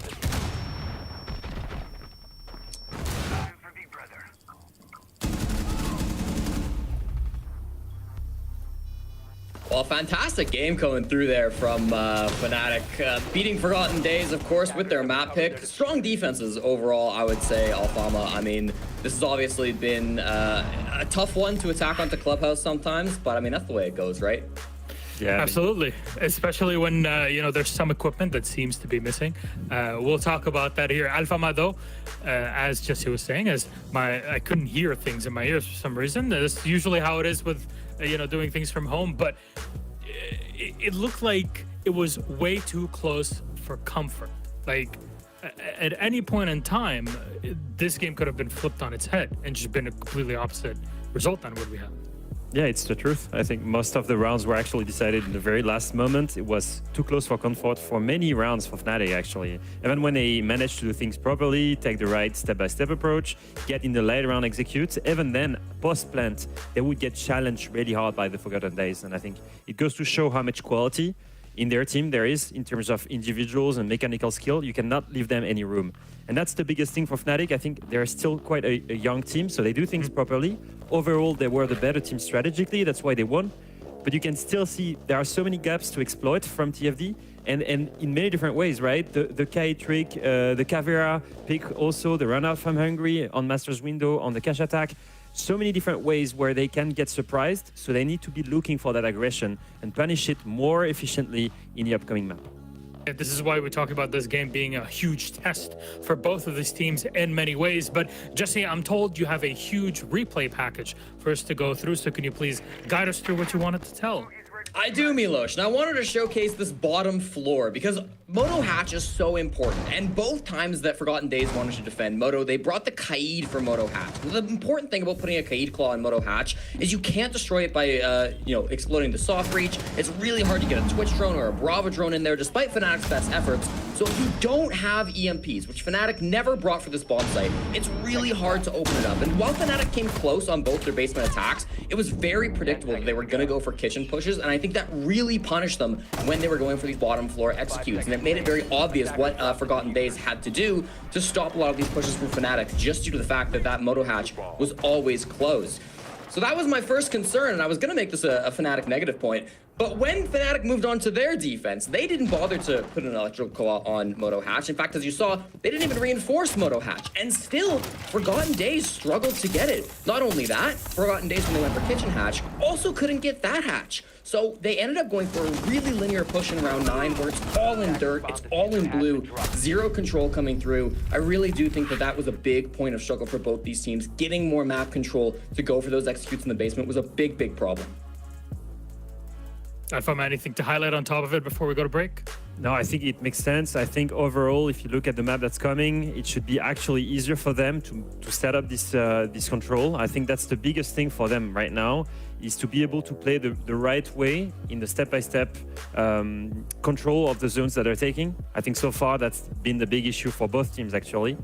For the aggression of TFD, obviously that's a problem for Fnatic. So again, I think what they need to do is manage to punish that aggression. That way it would be easier for them to win the round. Well, close map number 1, gentlemen. Who knows? Maybe Fnatic, the more experienced team, at least nowadays. It's weird to say more experienced when you have a team on the other side that technically has more experience in more ways than one, but I don't know. Anyways, there's more for us to explore and dive into for map number 2, but that's right after this break. See you in a moment.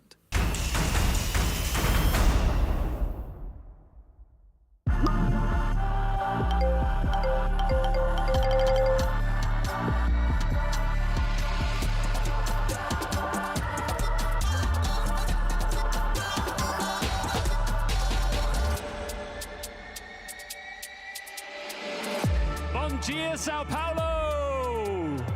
You have waited 5 long years for Siege to come back to Brazil. Now,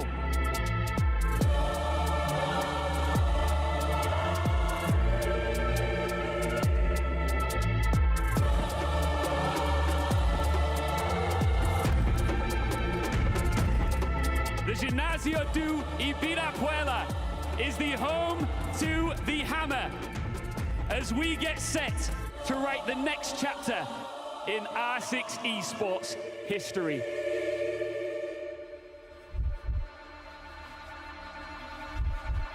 This is the 6th Invitational 2024. Vamos fazer barulho!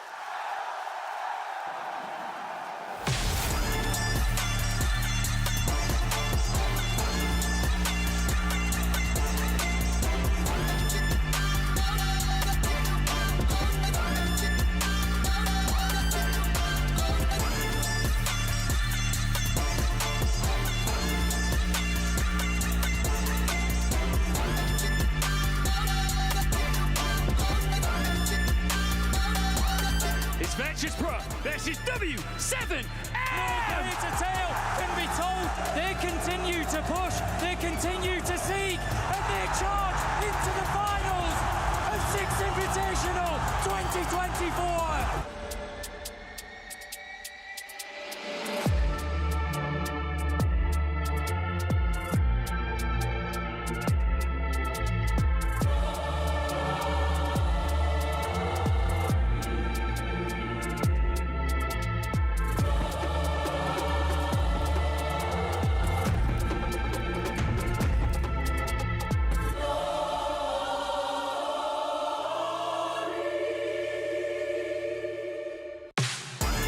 The grand final of the 6th Invitational 2024 starts right now.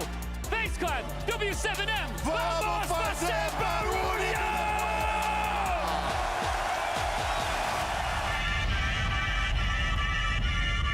And it's all falling apart for W7M once again, but it is happening for FaZe!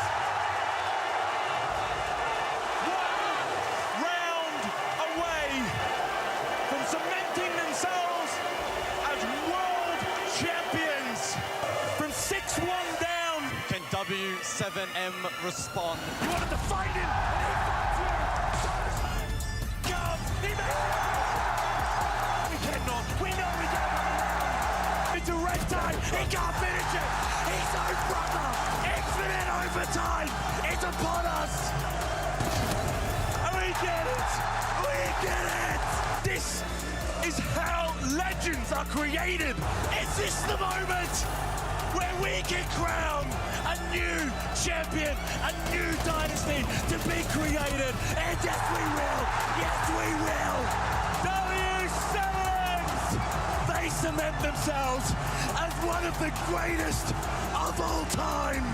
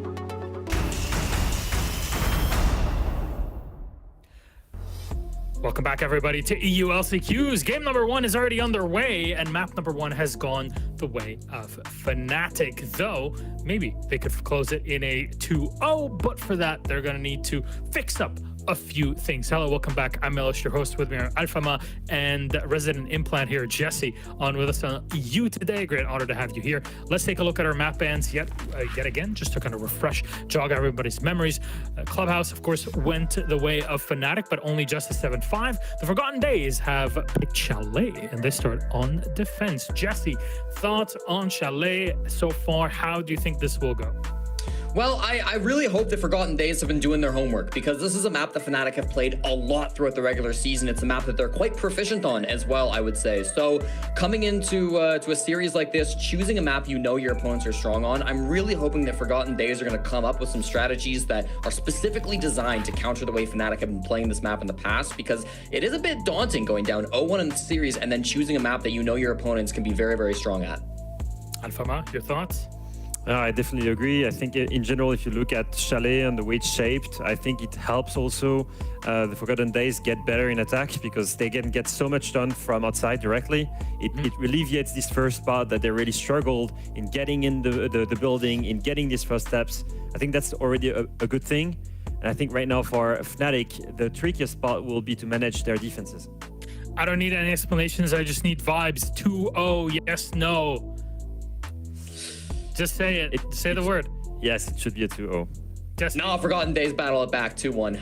All right, we got it. Thank you very much, wonderful analyst Alfama. Jesse, let's toss it back to our casters. It's Ollie and Demo. Enjoy. Hello everybody, thank you so much to our wonderful desk. We're going to be heading on into map number 2 now, between Forgotten Days and Fnatic, and we are going to be headed on to Chalet. Now, Demo, a little bit of conversation that we had during the last map was obviously talking about, even though this is Forgotten Days map pick, it still isn't a bad map for Fnatic. It's a 5th place preference, so pretty middle of the road, but we know them to be a decent side on here. Yeah, also don't forget it's attacker-sided, so Fnatic get the attack first, so surely that has to be a big bonus for them going here. Look, Chalet at the moment is one of those maps which I think fits into the kind of border playstyle where it is very kill-focused, it's very kill-driven. If we base off Clubhouse, I would say that the gun department was working a lot better for Fnatic than probably what it was Forgotten Days. So just on that kind of point alone, you have to fancy Fnatic to take the 2-0 here.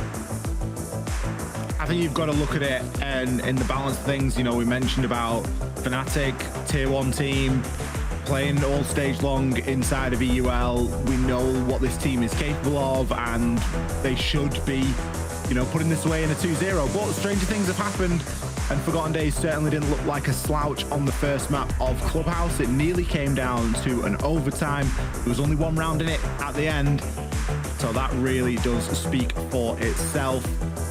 Looking at toward the bans here, we've got a Brava Ying removed. Mirror has also gone by the wayside.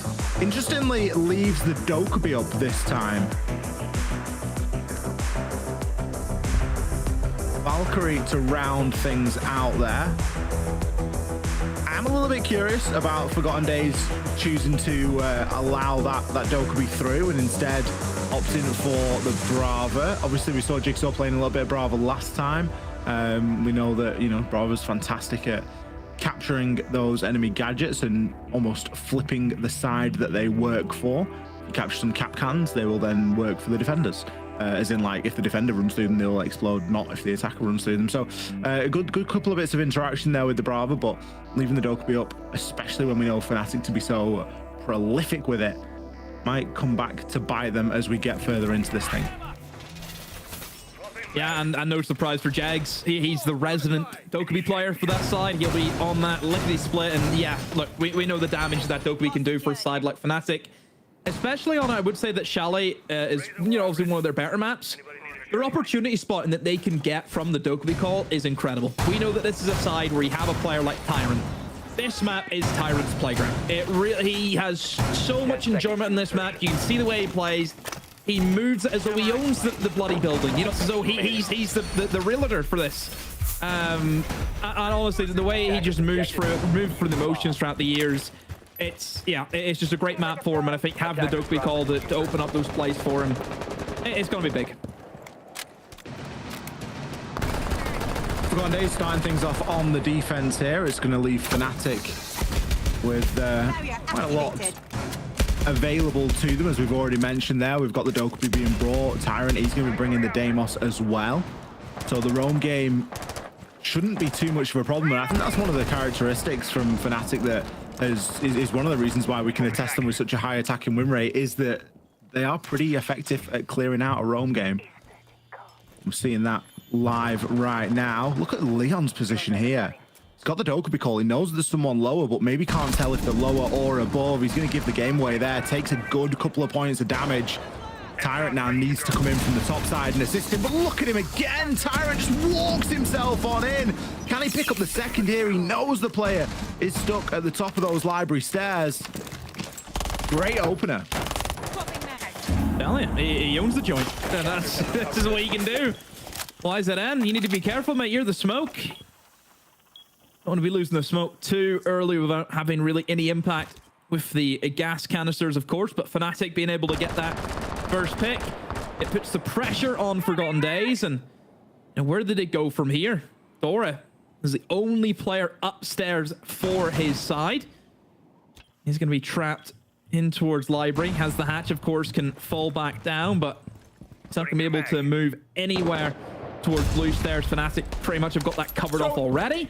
In goes the nade, see if they can pressure out Dora, but he's already gone, and that will give top 4 pressure over to Fnatic. So with them having the hatches, this is where the Capitao can be pretty damn good, because you can even bring the Capitao in on the hatch, and you can flame away the connector. You can flame away the little stock room. If you flame away that room, then you can jump in double window and plant for free. So it can work very well for Fnatic now. Astro going to take some damage there as well, as he is caught out on the death mark. He's going to be known now to Tyrant and, of course, the rest of Fnatic as that information gets exchanged. Hungry looking to try and make something happen. Picks one, can't grab the second. Jegs immediately there for the trade, and they still know that there was that player hiding down below. Astro, not sure if he's going to be able to get himself back upstairs or not. He has made that rotation. Dora, he picks one up and levels things out at 2-2. Dora's still tucked inside of this stock. He's really fighting for his life here, and he needs that assistance coming in from Astro. But Jigsaw, he's allowed to just walk up and pick the kill. Deepak can start to get that plant down, and all Jig's got to do is try and cover this plant. Doesn't need to overexpose, and picks up Astro on a great jiggle toward the end. Yeah, great work there from Jigsaw. I'm surprised that Deepak didn't use any of his utility. You know, he has the flames, he has the smokes he can utilize, but I don't know, he just didn't want to bring them out, and Fnatic just played off kills. You know, very little utility work being done in the kind of second half of the game there. Obviously the first half, you know, it was great utility clear and being able to work Dora out from above. But yeah, just down to, I think, team play there, just to get the trades back and forth to go over to, you know, into their favor and win the round. I will say though, for Forgotten Days, you look at that scenario there, it's a 2v2. And just look how far away one another is from each other. You know, it's all well and good, you know, going for that kind of roam for Astro, but he needs to try and get in a better position to help Dora. You know, you can't leave Dora fighting everything by himself inside a connector. No, he just needed a little bit more support there, because Dora played that pretty perfectly. He's fighting there inside the cubby. He's not overexposed himself. He's picked up a kill. But in part, it's not really Astro's fault, because Fnatic just choked him out from getting back upstairs. He had to go the long way round up West Main, and it really started to hurt him. Forgotten Days, they're going to be sticking a deployable shield out there on the balcony. Sloth attempts for a little early action, as he always is.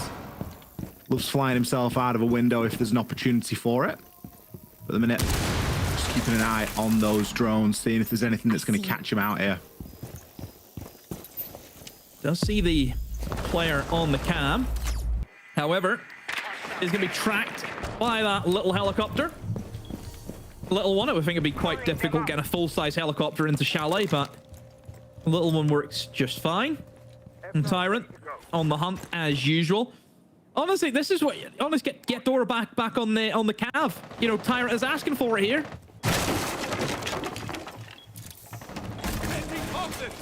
Could do worse than a little cabbie pick, especially with a lot of space available on Chalet. Hungry, just digging himself a little hole in the site that he can sit in. Tyrant could be looking to try and make something happen here. He's just going to carefully bounce that frag grenade off and ensure that it opens the hatch. Jigsaw. Nice opening pick there. They've managed to get the wall open upstairs. YZN, his position now becomes a little bit null and void because he can't play the shield onto the balcony if he's worried about the breach and someone walking through piano. All they need is just, I think, just a little bit of utility dump. Fire the Ash charge in to get the shield, and yeah, then YZN is just stuck. However, oh my word! He's pulled off a magnificent double. He should never get away with that, but he has. Just reactions. Thinks, you know what, I need to make a play here. I'm gonna get pushed either way. I may as well try and take one down with me, but he gets both of them and still stays live. There's the jump out from Slav, and a kill for Astro. All off the back of a great double kill. I can't believe that I called his position null and void there, because but it is though, because on the face of it, he shouldn't be allowed to do that. You shouldn't be looking to challenge up through balcony and through double window. Use the breach, use piano, use what else you've been able to achieve. We had a guy outside of piano window. Let's drone that, call it clear, and hop in and take the ground. Fnatic had done a lot of the hard work in that round. They'd got the wall open, they'd got an opening pick, they'd been able to, they ticked off a few things really early on. And all of a sudden Astro's just allowed to do that from a position that you never ought to be able to play from. Oh, my word. You'd think, you know, looked good for Fnatic. Opening pick, get the wall open. You have to deal with just a Lamai sitting on the shield, but it's just one of those elements of you have to swing or be swung, isn't it? You know, YZN knows there's going to be heap utility coming for him any second, so he just gets the upper edge on them, catches them by surprise. I mean, it is one of those siege timings element, isn't it? Absolutely. Siege timing in a nutshell there, really. Like, just as you're ready to... second was fantastic. Like, you're ready to dump all the utility in this guy, but no, he's just swung both of us and killed both of us. Attackers have discovered the location of a bomb. My word. Anyway, that does lock out the kitchen, so they have to go to the top floor now. Believe it or not, with the top floor, this actually has the highest win percentage on Chalet, with 59% currently inside of a UL this stage.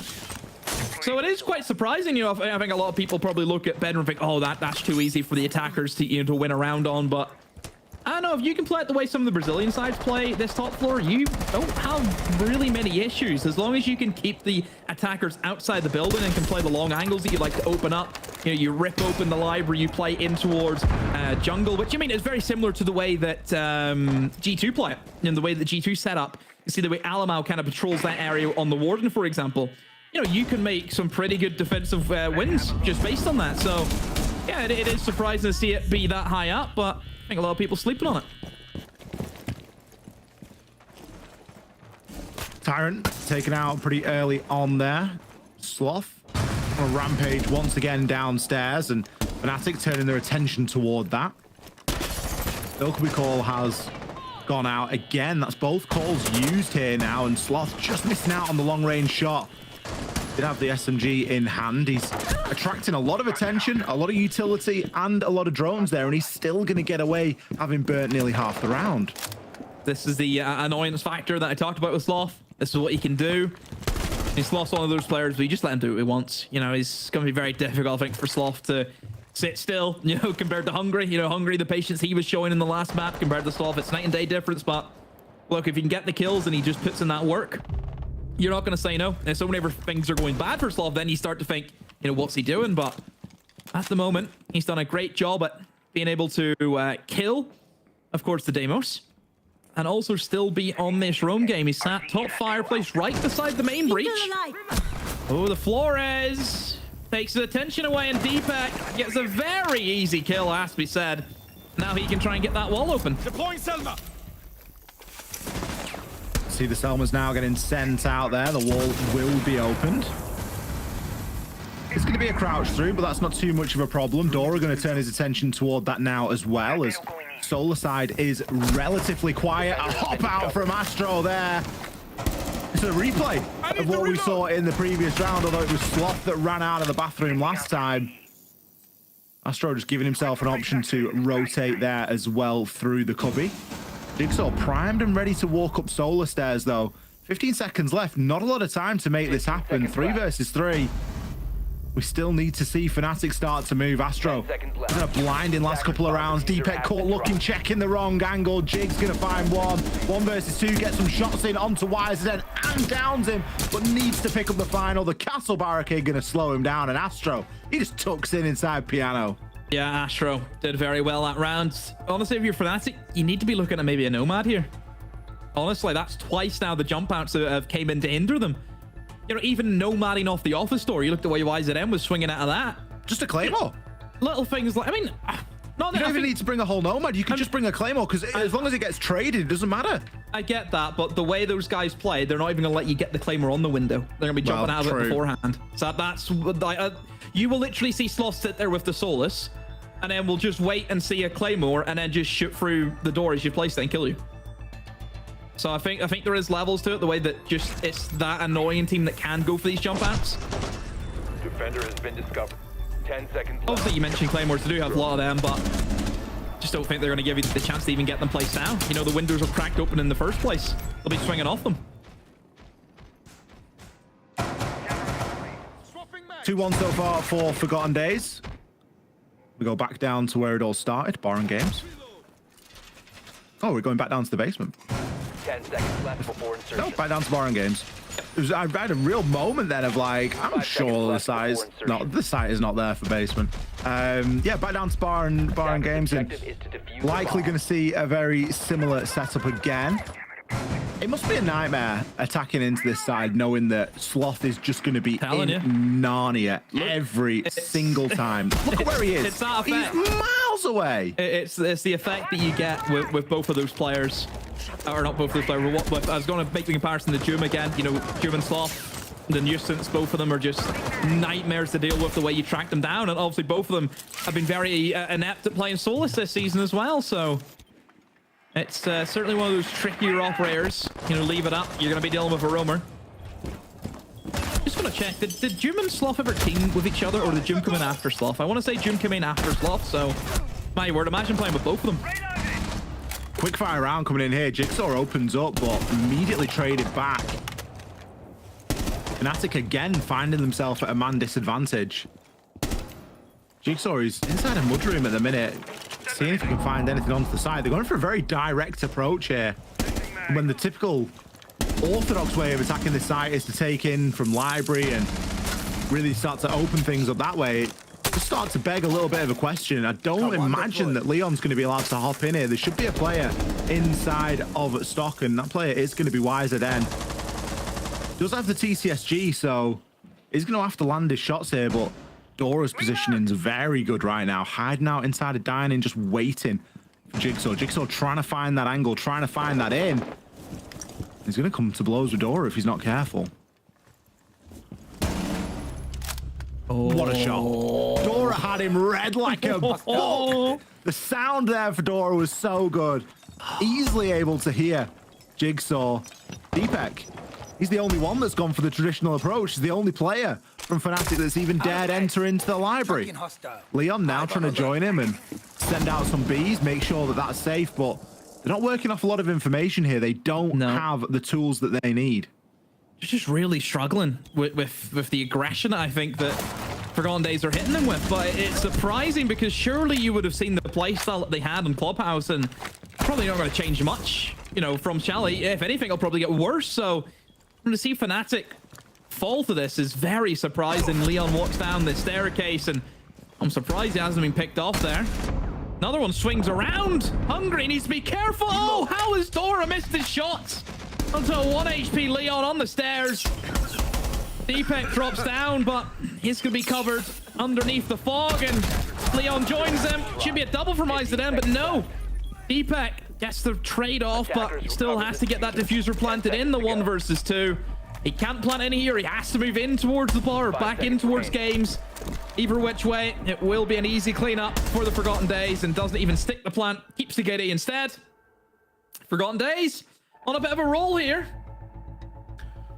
Yeah, they're really causing a lot of problems, and Fnatic are struggling to solve them right now. I commented at the start of this map how I was wondering if the Dokkaebi being allowed through would sort of hinder Forgotten Days in any way, because we know that Fnatic can be very effective at that. We often see Jigsaw playing operators like the Jackal. I say that because it springs to mind as he's one of the only pro players that I would confidently remember on recently playing a Jackal.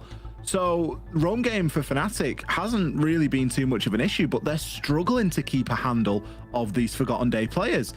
Forgotten Days, they're having the run of the map and they are being allowed to do far too much moving around.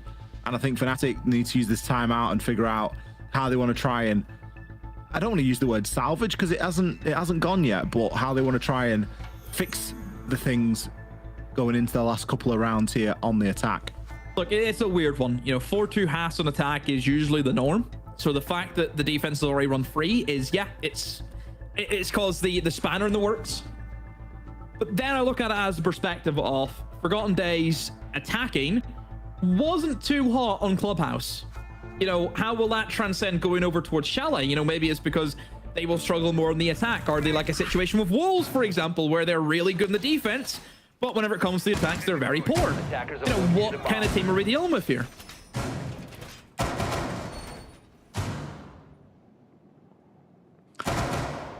(3-1). 2 rounds remaining as the sides sit currently. Chance, as you say, Demo, to salvage a 3-3 split. What are we seeing Fnatic do a little bit differently? Nothing too different in their operator lineup. We had questioned whether something like a Nomad would be a worthwhile bring. 5 seconds to go. That isn't locked in as of yet. Instead, it's just going to be a straightforward Capital 4 and Ace to assist getting that wall open. Do have a couple of Claymores knocking around. The opponent detected outside is going to be setting up that deployable shield that was really pinnacle last time that we saw this site, allowing Astro to swing and pick himself up too. Fnatic seem to be sort of ignoring that side for the time being, and they're going to start to try and take advantage of something that we often talk about here on Chalet Demo, and that's the ability to get kills from outside to in. If you can give the defenders a reason to move, there's a lot of windows that you can hold from the roof from relative safety, and if you're able to pick anything up, you might be able to find yourself an entry there as an attacker. See how they deal with the roamers, of course, as obviously that's where Fnatic have really let the game slip away from them, is, you know, dealing with the likes of Sloth here. We mentioned, you know, Dokkaebi up for Fnatic. They're always going to choose that, but I'm not seeing it. The Dokkaebi hasn't had too much of an impact if Sloth is just able just to keep moving around the map in such fluid motion and really put the pressure on Fnatic. So they have scared him out of Fireplace, and that does give them the ability to start moving in. The shield will be dealt with, so we're not going to have a repeat. YZN has even tried to impact it, but I think he's only just impacted his own Wamai discs with that. So not the greatest there from YZN. So we'll see how Fnatic want to approach it this time. So they have got rid of the shield. Going to put YZN in quite the difficult predicament now is what he was last time, but minus the shield, of course. So for Fnatic, it's just that gear up. It's just setting up for that execute in towards the top floor.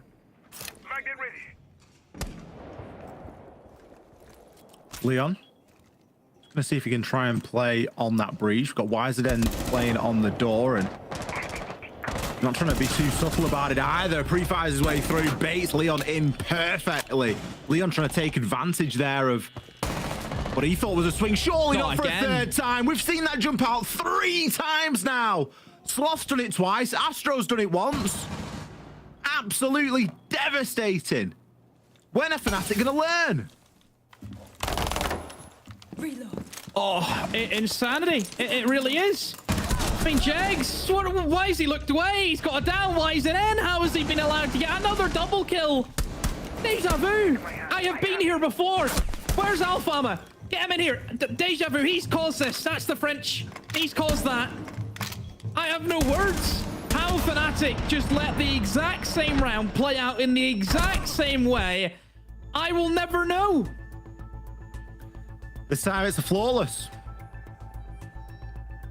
Brilliant round again from Forgotten Days. I'm just stunned at Fnatic falling for the same tricks every single time. Typically, you get a run out a couple of times. It's not something that you're gonna, you know, really sort of worry about a lot of the time. But when it happens once, you keep an eye on it. You're always ready for it. That's 3 times now we've seen that exact run out happen. And there's no Claymore, no anything. I know that we were saying that they're going to play aggressively and that you might not be able to get a Claymore down, but surely there's opportunity. Jeg's caught looking the wrong way there. Difficult indeed. This could be a 5-1 split demo. Honestly, I didn't have this in the bingo card. And look, this, honestly, this game, after the last map that we had, this has really defined the Fnatic season. As this has been like, you know, it's like the revision for this side again. You know, you've studied this side very hard, and now you're doing a mock exam. You're doing the revision for it, where it's just these inconsistencies again. You know, this has been the story. It's still the same story. How long can this inconsistent story keep going on for? Oh, like, oh my word. It's done. How, like, you know what they're going to do. The analyst there said on Clubhouse how readable Forgotten Days are. These guys don't even play the game professionally, yet they can read it. Why can Fnatic not? I mean, it puts a nail in the coffin really before the round's even started. We've not seen 10, 15 seconds of the round and already you've lost an ace, you've lost an Ashe. You got Leon sitting 1 and 6, you got Tyrant sitting 2 and 5. It's a ranked game. Like, the Fnatic players have played ranked. I know they play ranked.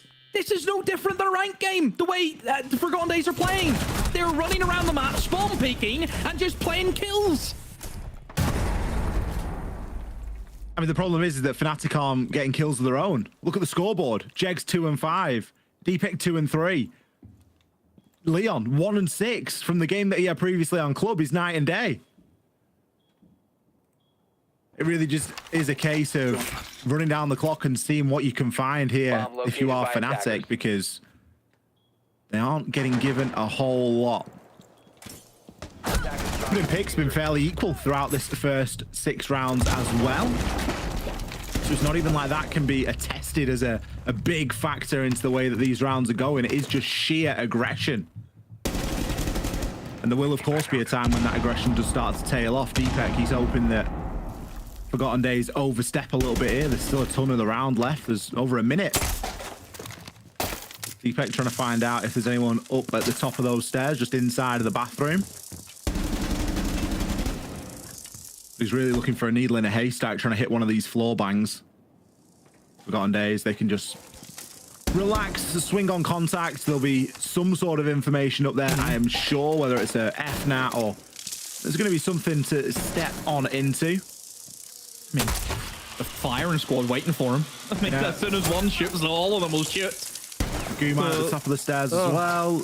Matter of time. It really is. A really sorry first half for Fnatic there on the attack.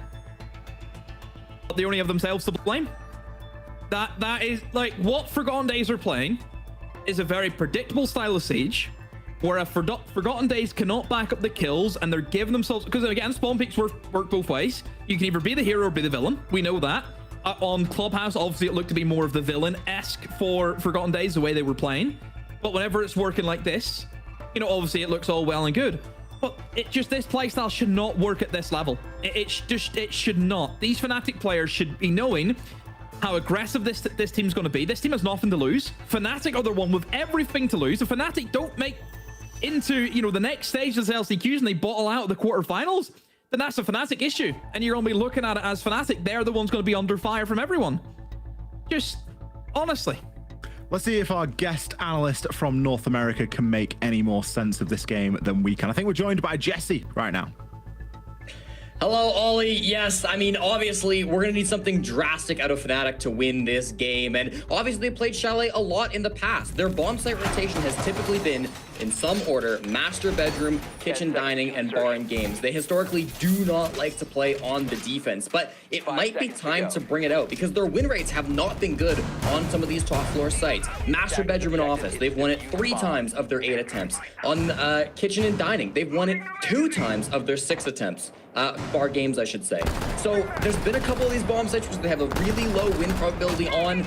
Looking at the basement as a bomb site where they don't have as much footage exposed on them. I want to see something drastic and new coming out from Fnatic because historically their defenses on Chalet have been weak.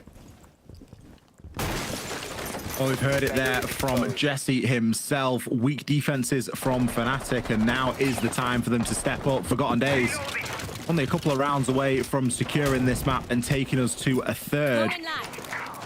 And especially with Fnatic winning the first map in the series, it's not really where you want to be sat, knowing just exactly what is on the line here, and that is a shot at the Manchester Major. I always like to bring that into context, Demo, and think, how would both of these teams fare internationally at a major with the quality of siege that we've seen tonight?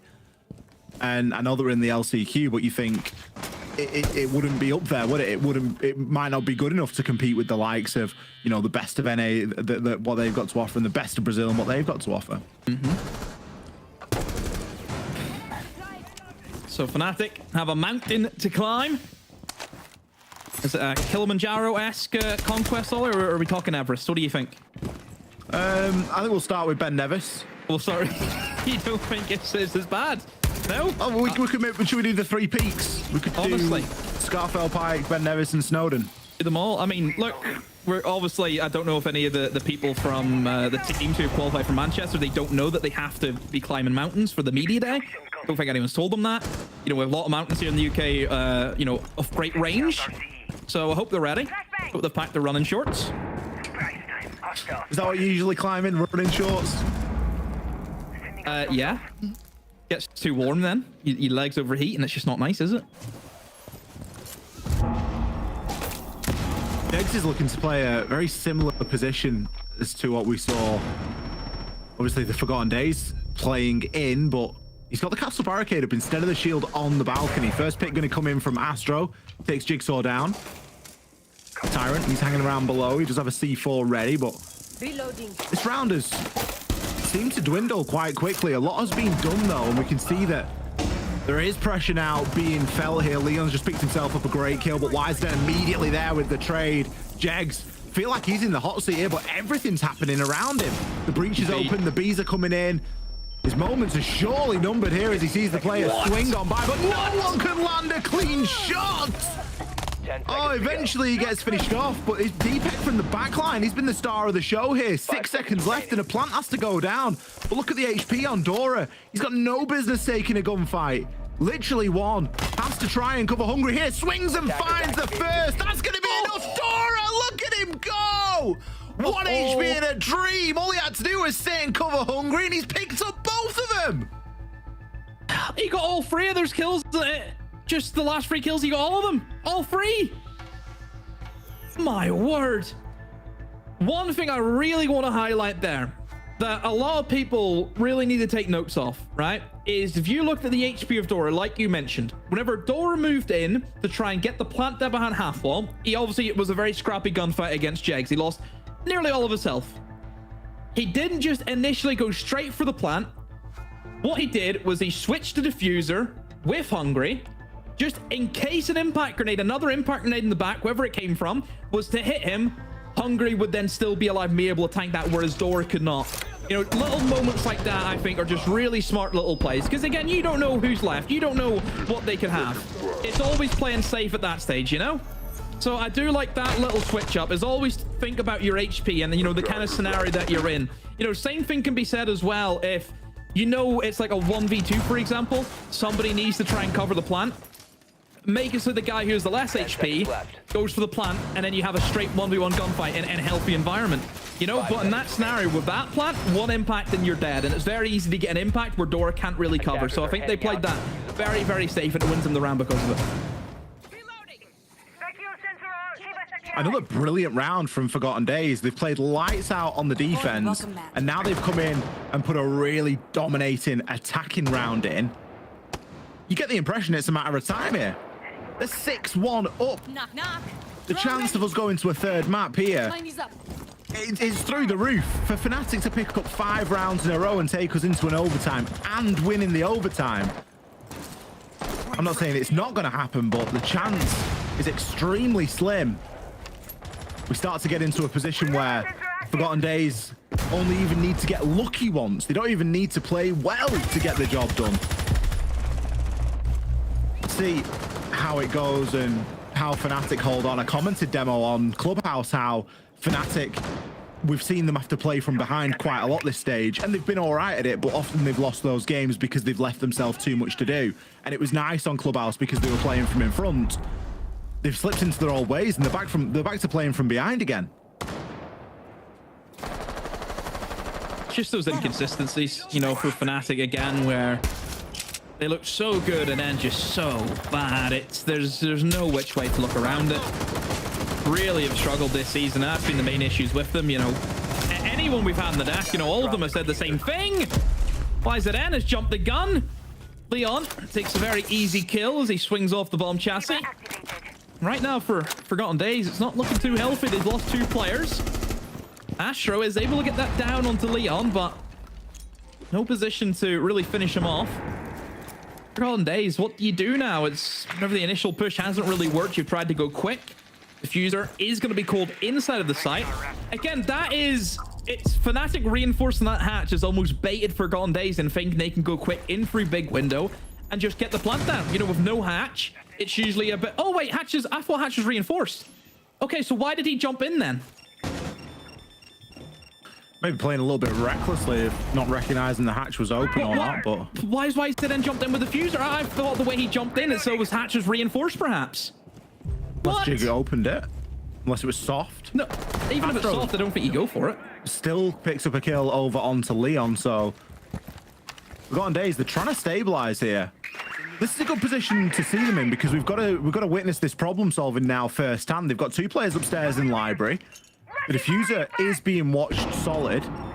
Sloth now has to try and backstab and make that big impact, but he's not going to get the chance to here. The DMR, not the weapon really that you want in this situation. Jegs is going to see to it that the 9mm is better. Picking up the last couple there. Fnatic, they hold on for a round here. And maybe some questions to be asked of Forgotten Days' approach there, Demo. Maybe just trying to rush it over the line. Yeah, definitely. I'm just very confused about YZN, who... In what universe did he just jump in the big window with Diffuser? You know, I don't get it. I really don't. So, Fnatic, that's 1 round. 4 more they need to get. Or else we do head to Oregon, which... Again, Oregon, I think the last time that they played it, they lost to G2, didn't they? And it was quite an easy game for G2 as well in Oregon. So, again, even Fnatic going into Oregon with a ropey map for yourself against a map that you would expect Forgotten Days can play because everyone can play Oregon. So for Fnatic, you really would have thought, yeah, it should just be a 2-0. You know, if it gets the 3rd map, then it's worrying for Fnatic because that map's just up in the air for either team. 10 seconds left.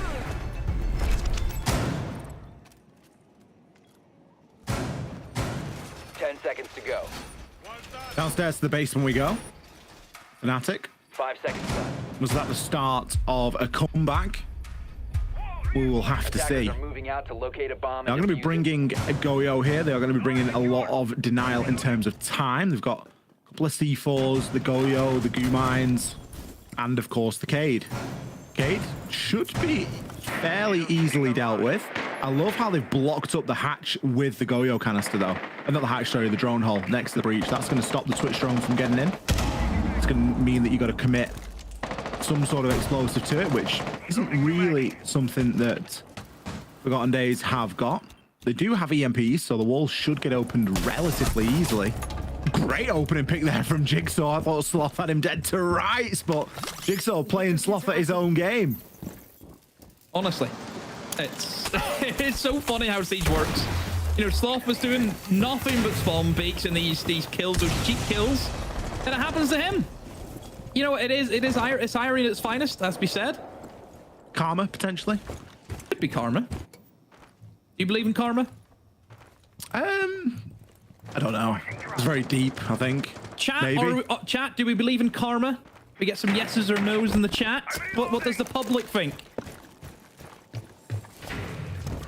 I don't know if I necessarily believe in karma. I believe in luck. I believe you make your own luck. All in on red. Oh, yeah. That's my luck. That is not advice. Don't say that. Jigsaw. The opening pick wasn't good enough for him. He's now got himself into library. And Wild, I nearly said, I was looking at Hungry's name there. Forgotten Days, recognizing that. They have switched up their tag, but look at what they've got to go through here now. There's a minute left on the clock. There's 2 Vulcan canisters laid down there. Yeah, we've got the hatch open, so we might be able to do a little bit from that, but we haven't got any walls open on this backside, and the Cade has still got a claw in pocket. Deepak just going to wait for the opportune moment to place that. Attackers have located a The bomb. Vulcan canister will go here, but you do get the feeling that Forgotten Days are going to get choked out on time. The Mute Jammer is going to stop that exothermic from going off. And Deepak is ready and waiting to hit the trick, but that line of sight now available for YZN. It might be a little bit more difficult. The boiler wall will be opened. We can start to think about pushing our way through, but this is going to be a real brute force take here if they're going to try and get anything done. Hungry, he's going to be hanging around upstairs, just keeping watch over the hatch. It's an important engagement. He needs to win it. He's going to take the Tyrant down there, 3 versus 3. Astro recovers the diffuser. He's going to try and get a plant off here in the smoke. Deepak gets taken out. He was trying to play stealth mode there. Jigsaw, not a lot of HP to speak of as Astro reattempts this plant. Leon maybe thinking about swinging with the pistol, but the aggression there from Forgotten Days. They had the plan going down, but they knew they needed to do something about it. Taking the 2 versus 2. They're going to pick up the second map of Chalet here. What a performance! Wow. I mean, look, they done all the work on the defense. Fnatic on one of 2 attacker-sided maps. So we have this in border, and for them to get 1 attack, that's where you lose the map. You know, right from the get-go. You know, it really is, and it's so difficult coming back from that. So I just think for Fnatic, you just need to go next. You need to rub that one off and just go into your next map. You know, just forget about Chalet. Forget about these jump outs as well. That was really the clincher for me. We are going to send you over to our wonderful desk, and they are going to break down this game further and set us up for map number 3. 10 seconds left. Thank you very much, gentlemen. Yes, indeed. What a way for this game to kind of be flipped on its head. From back and forth on map number 1 to Chalet being clearly on the side of the Forgotten Days. Well, after this performance, I don't think they'll be forgotten anytime soon. Let's debrief this second map here. Hello, welcome back to the analyst desk, because you hear all of this action happening from our replays. I'm Milosh. We'll hear Jesse and Afro talking through it. Jesse, they finally went here, Fnatic, for that basement site, but it didn't work out, did it? Yeah, I don't think there was any bomb site rotation that was really going to save Fnatic. Unfortunately, the way that they were losing these rounds just felt like they had no control. I'm glad that at least my prediction came through. You know, we got to see the basement bomb site. They were switching it up. They said, we're not going to play kitchen and dining anymore. And, well, it didn't really matter. I think when you're crumbling so much in the bomb site, whatever the site may be, you're going to be struggling to find those round wins. So, yeah, it was a difficult game for Fnatic. It never really felt like they had control over this matchup, and it just felt like Forgotten Days could do whatever they wanted. I mean, at some point, Alfama, you have to wonder how, like, it shouldn't be this difficult to deal with somebody just running out of a window and, like, getting picks on you round after round after round, eh? Yeah, I mean, something we discussed previously already on the other map is that actually Clubhouse allowed them to being able to punishing that aggression, I think, more easily. And that's something we even mentioned at the end of the map. If they want to keep and closing this matchup in the 2-0, they need to be able to punish aggression. And it's exactly what they weren't able to do here. Because on Chalet, all that Forgotten Days was doing was contesting the entry consistently and finding isolated picks. The reason for this is Fnatic set themselves up, I would say, the right way, right? They were trying to have multiple pressure points from outside. But look at the amount of runouts, the amount of incredible microplays from individuals on the Forgotten Days that consistently were able to win gunfights they should not be winning. And without any trade potential on the side of Fnatic either. And I think it goes to show that these guys on Forgotten Days, yes, they're not in tier 1 anymore, but they're still grinding, and they're grinding hard because you can see that their mechanical skills are so sharp. I mean, good God, when you look at Astra running away with 13-4, Hungary doesn't even have the time to pick up a kill. Yeah, Astro dropping 13 kills. I think 11 or 12 of those kills came from him jumping out of the bathroom window. I think he did that 8 or 9 times throughout that game. It's just ridiculous how often they were getting away with even the same plays over and over and over again on the side of Forgotten Days. And they had the mechanical skill to back it up. It literally looked like a highlight movie the way we were watching that round every single time. It just looked like ridiculous mechanics coming out from Forgotten Days. Yeah, just string them all together. You're going to have a hard time here just to kind of seeing which clip you post on Twitter to celebrate your victory, right? So, speaking of which, it is not done yet. Fnatic can still bring this back, or will it be the Forgotten Days to also try to close it out 2-1? We'll have to wait for Oregon for that, and that'll be right after the break. So, see you in a sec.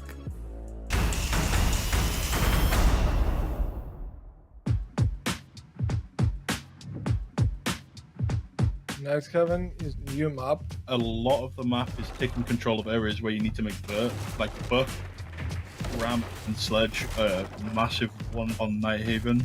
All the hard breachers, so Thermite, Ace, Hibana. So you can open all the walls, and then you can choose from wherever place you want to enter from. Yink is really good. If she is not banned, need to be peaks on almost every map and every point. For defense, a lot of Mirror, a lot of Bandit, Cade, Info Denial, so Mute, Mozzie. Solace is a massive one because there is so many corners on that map. I would spawn helipad. You are very fast into the map. I think it's called Quark. 4 guys will spawn there, and 2 guys will go to the top floor, and 2 guys will go outside main, and they work in pairs and clear the roam. For me, it's like the best option, so you can refrag each other or you can drone for each other. You don't have many spawn peaks towards helipad, only one window in storage, so it's very easy to go into the map and not die. But kitchen is like, if you have a good kitchen setup, it is difficult to attack, and not many people play it, so it is like one that you can whip out if needed. For me, basement is really good. You can put a lot of roamers above. When attackers waste a lot of times on top floor, they don't have a lot of drones in the end of the round. They don't have a lot of time to do vertical to clear all the angles. A lot of people like to extend on like fountain meeting with like reception players to try and deny the entries. They're playing top floor heavy. You can just ignore them and just go directly for the bomb site through like the reception door, because if they have a lot of people top floor, that's what they want you to push. So making sure you know where they're extending and how heavy they are in certain positions can really help you base your attack from which area you're going from. Those were my first entry tips for Nighthaven. Hopefully they suit you well.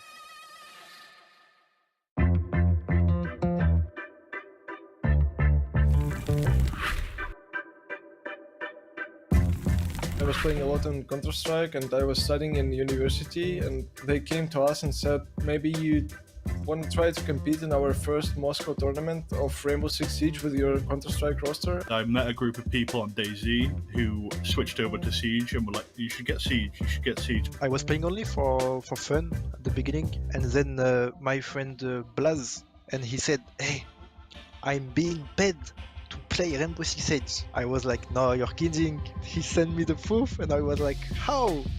And there is the confinement because of the COVID, so I start playing more Rainbow Six as like the competitive part, and then I played the French League.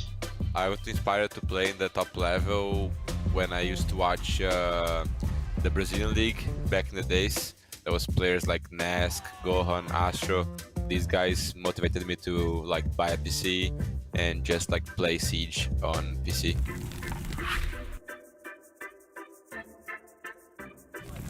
There is not one thing that made me become a pro player. It's like on everything, the atmosphere, the game as well. Like just everything made me feel like I need to be a pro player. I think my big moment before becoming pro was Challenger League. We beat MCurse, and in Challenger League we beat them. Like that was a big opponent, and I was so happy to beat them. Like it was really a big moment. I wanted so much to be pro at this moment.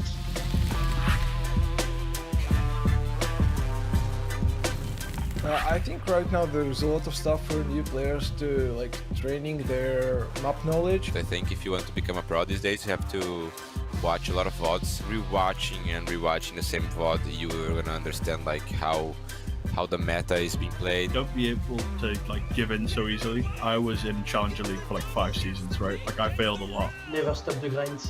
Always like watching VODs of pro team, watching your VOD to see your mistakes. Grind the game first of all, get good people around you, always have a good mentality in a team or work ethic. As long as you have like the determination and the passion to carry on, you should always trust your gut and back yourself in those situations.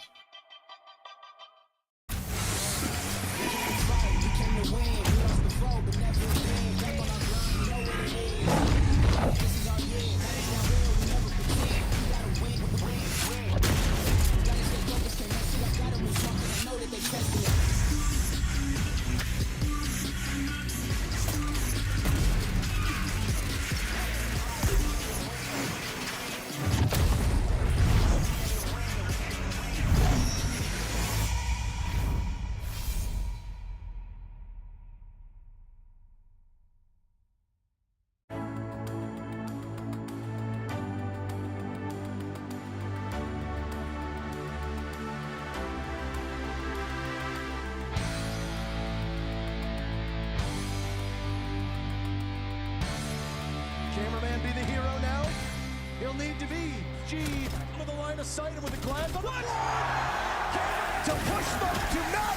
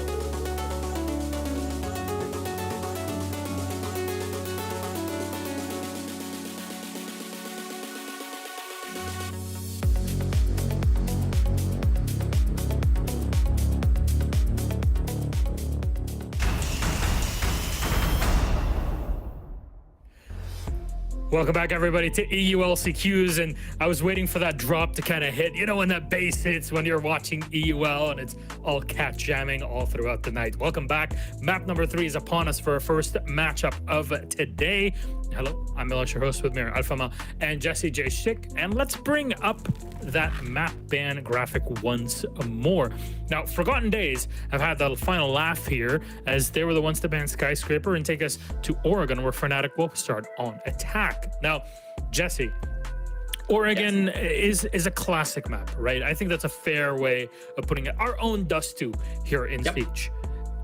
But more often than not, teams with, you know, more experience and such go here to fail.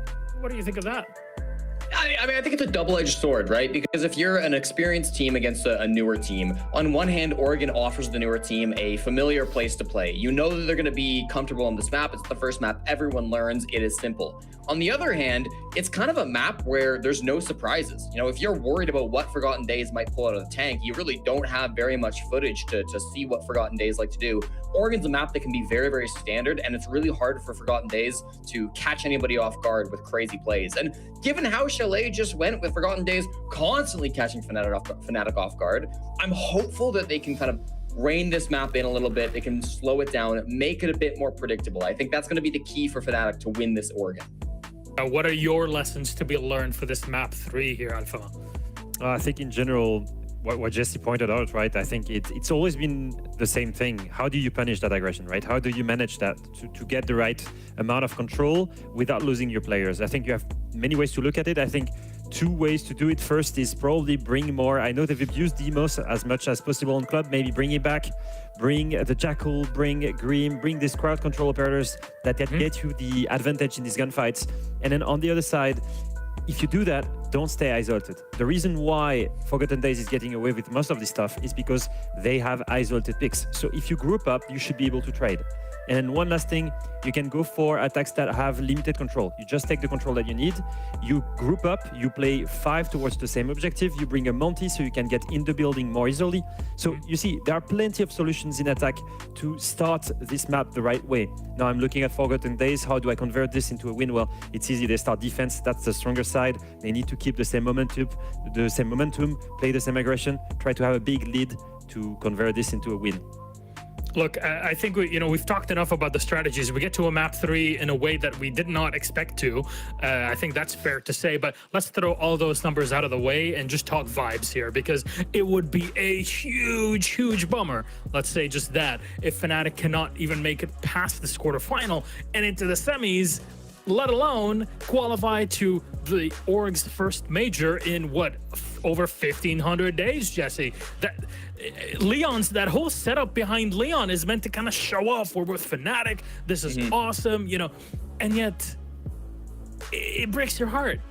It does. I mean, I think undoubtedly for Fnatic, the goal for this LCQ should be go to Manchester, right? Some of these other teams, they're newer, they're weaker, maybe they just want to win a game or so, improve. For Fnatic, I think the goal always has been, let's get to the end, let's win this thing. And to be already struggling in your very first matchup against a tier 2 team that has really not existed for very long at all, it shows signs of weakness. But this is where good teams show that they can be great. If Fnatic can, hunker down, get themselves back on the right page, put that last map behind them, I believe they can still go all the way, but they need to be able to reset themselves mentally, and that will be the big test. All right, Alphama, vibes wise, I mean, you played on Fnatic, you know the organization, you know how things are.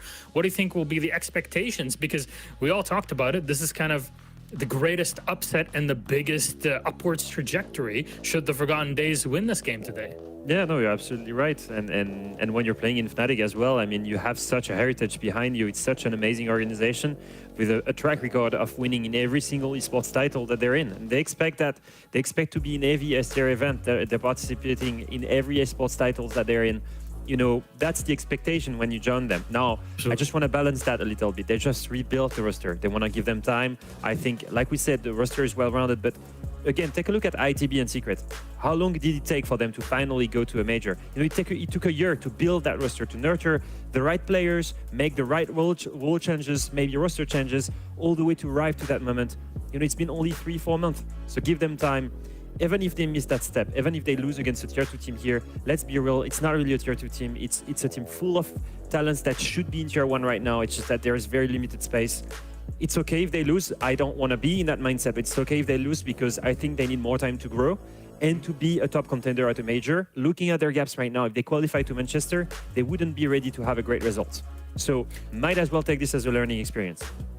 Fair enough. I actually won't ask you who you think will win this because I don't think it matters that much. I think we got the vibes and the story out there for everybody to make their own decision, for us to get into the server. Alpha Jesse, thank you so much. Map number 3, who makes it forward? Forgotten Days, will they upset Fnatic? Well, that is in game to see. Demo, Ollie, take it away.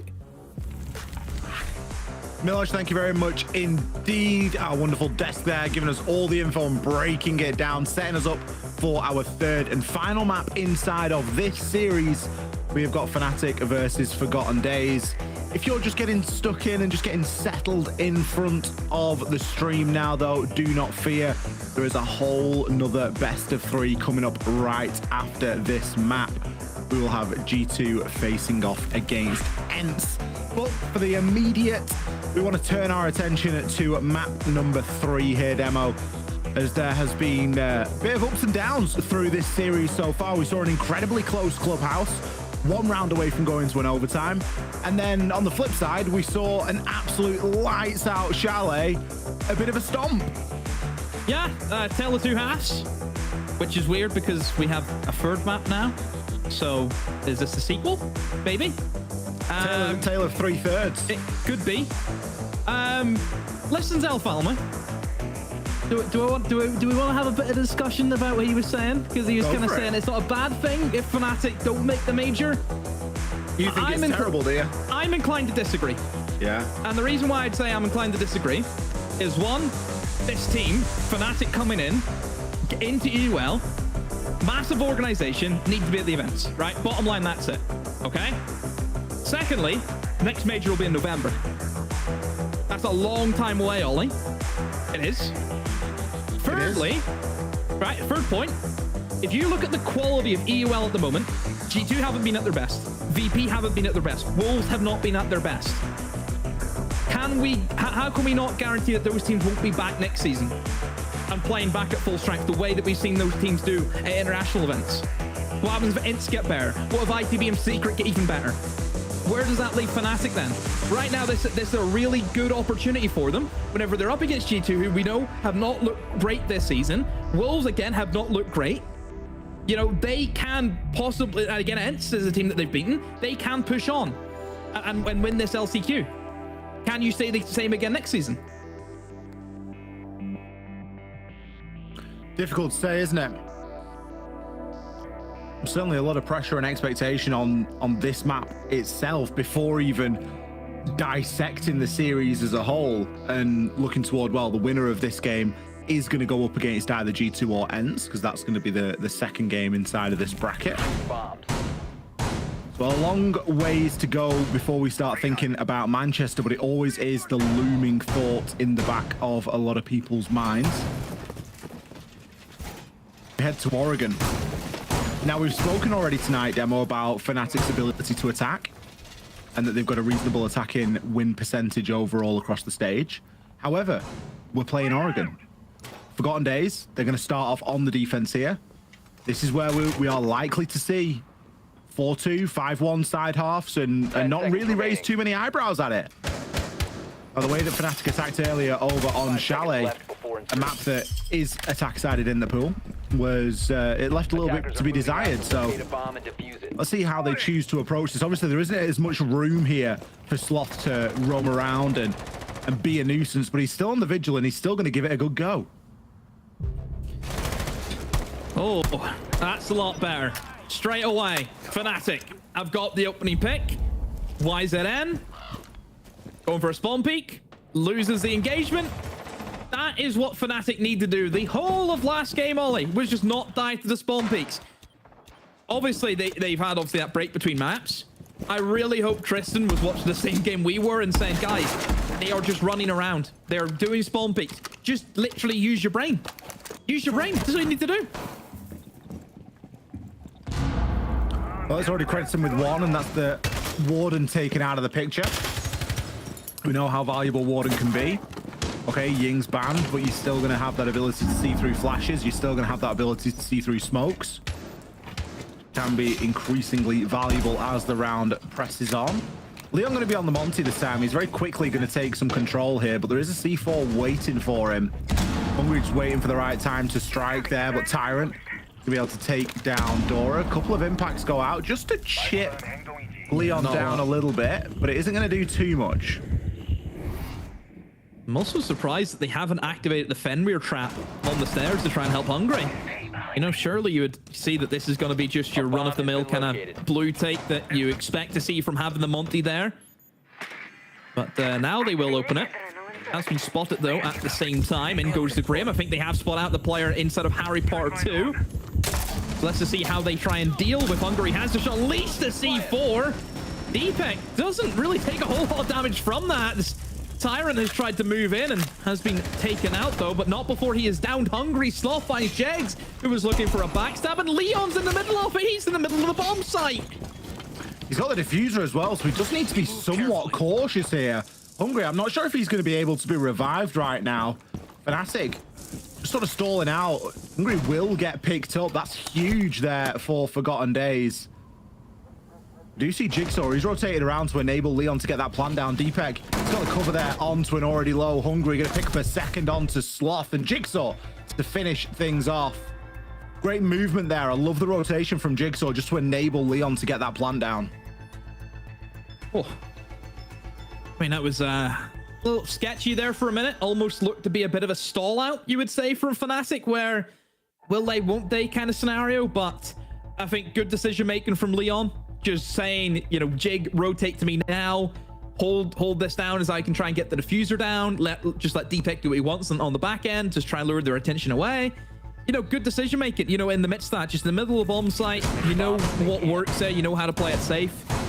Obviously, they must have some relative form of information on Highway. They had to have, you know, with the way they were playing it. So, yeah, Fnatic, good call in the middle of the gunfights, and they get the round win because of it. Good start. Also, Ollie, a fun fact that Oregon is Fnatic's worst attacking map in the game. This is the one map that they are just horrendous at attacking on. I don't think they've ever won a top floor this season. 10 seconds to go.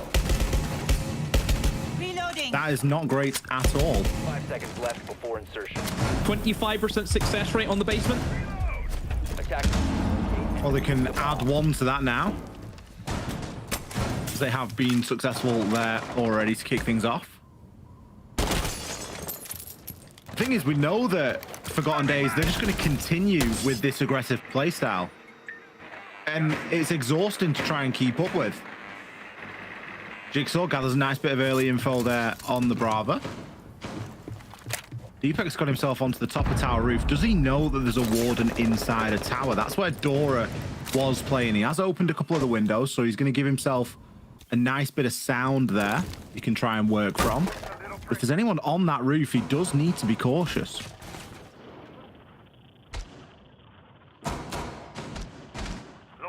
It's a tricky one here for YZN. Again, holes work both ways. Could easily get taken out from that as well. It's pretty common to see the Mute be playing inside of the closet area.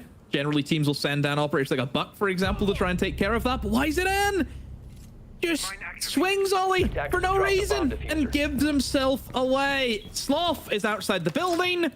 No surprise here. You know, that's like the sun is going to rise tomorrow morning. No surprises. Yeah, the sky is still blue and Sloth is still picking up double kills. Picks up Jigsaw at the top of White Stairs there.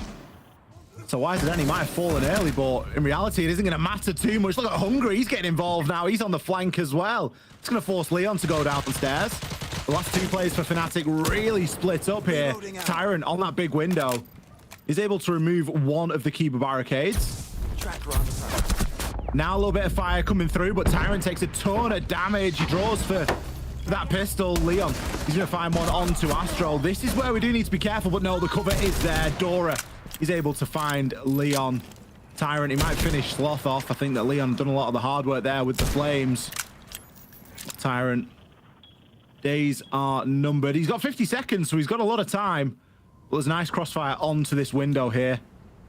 And Tyrant hasn't got a lot of health at all. He has got a track on the player inside of Kids, but of course the negative of tracking at this point in the game is that they're going to know where you are as well, Tyrant. The death mark does work both ways.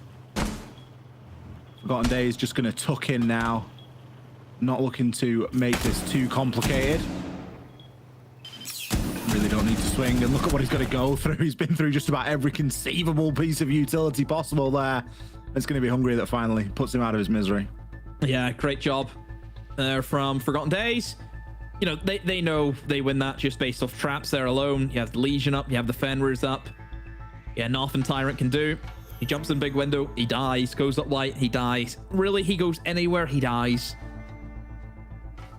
So, Forgotten Days win their first defense. Again, no surprise considering how, like I mentioned, Fnatic just cannot get a hold of attacking that top floor.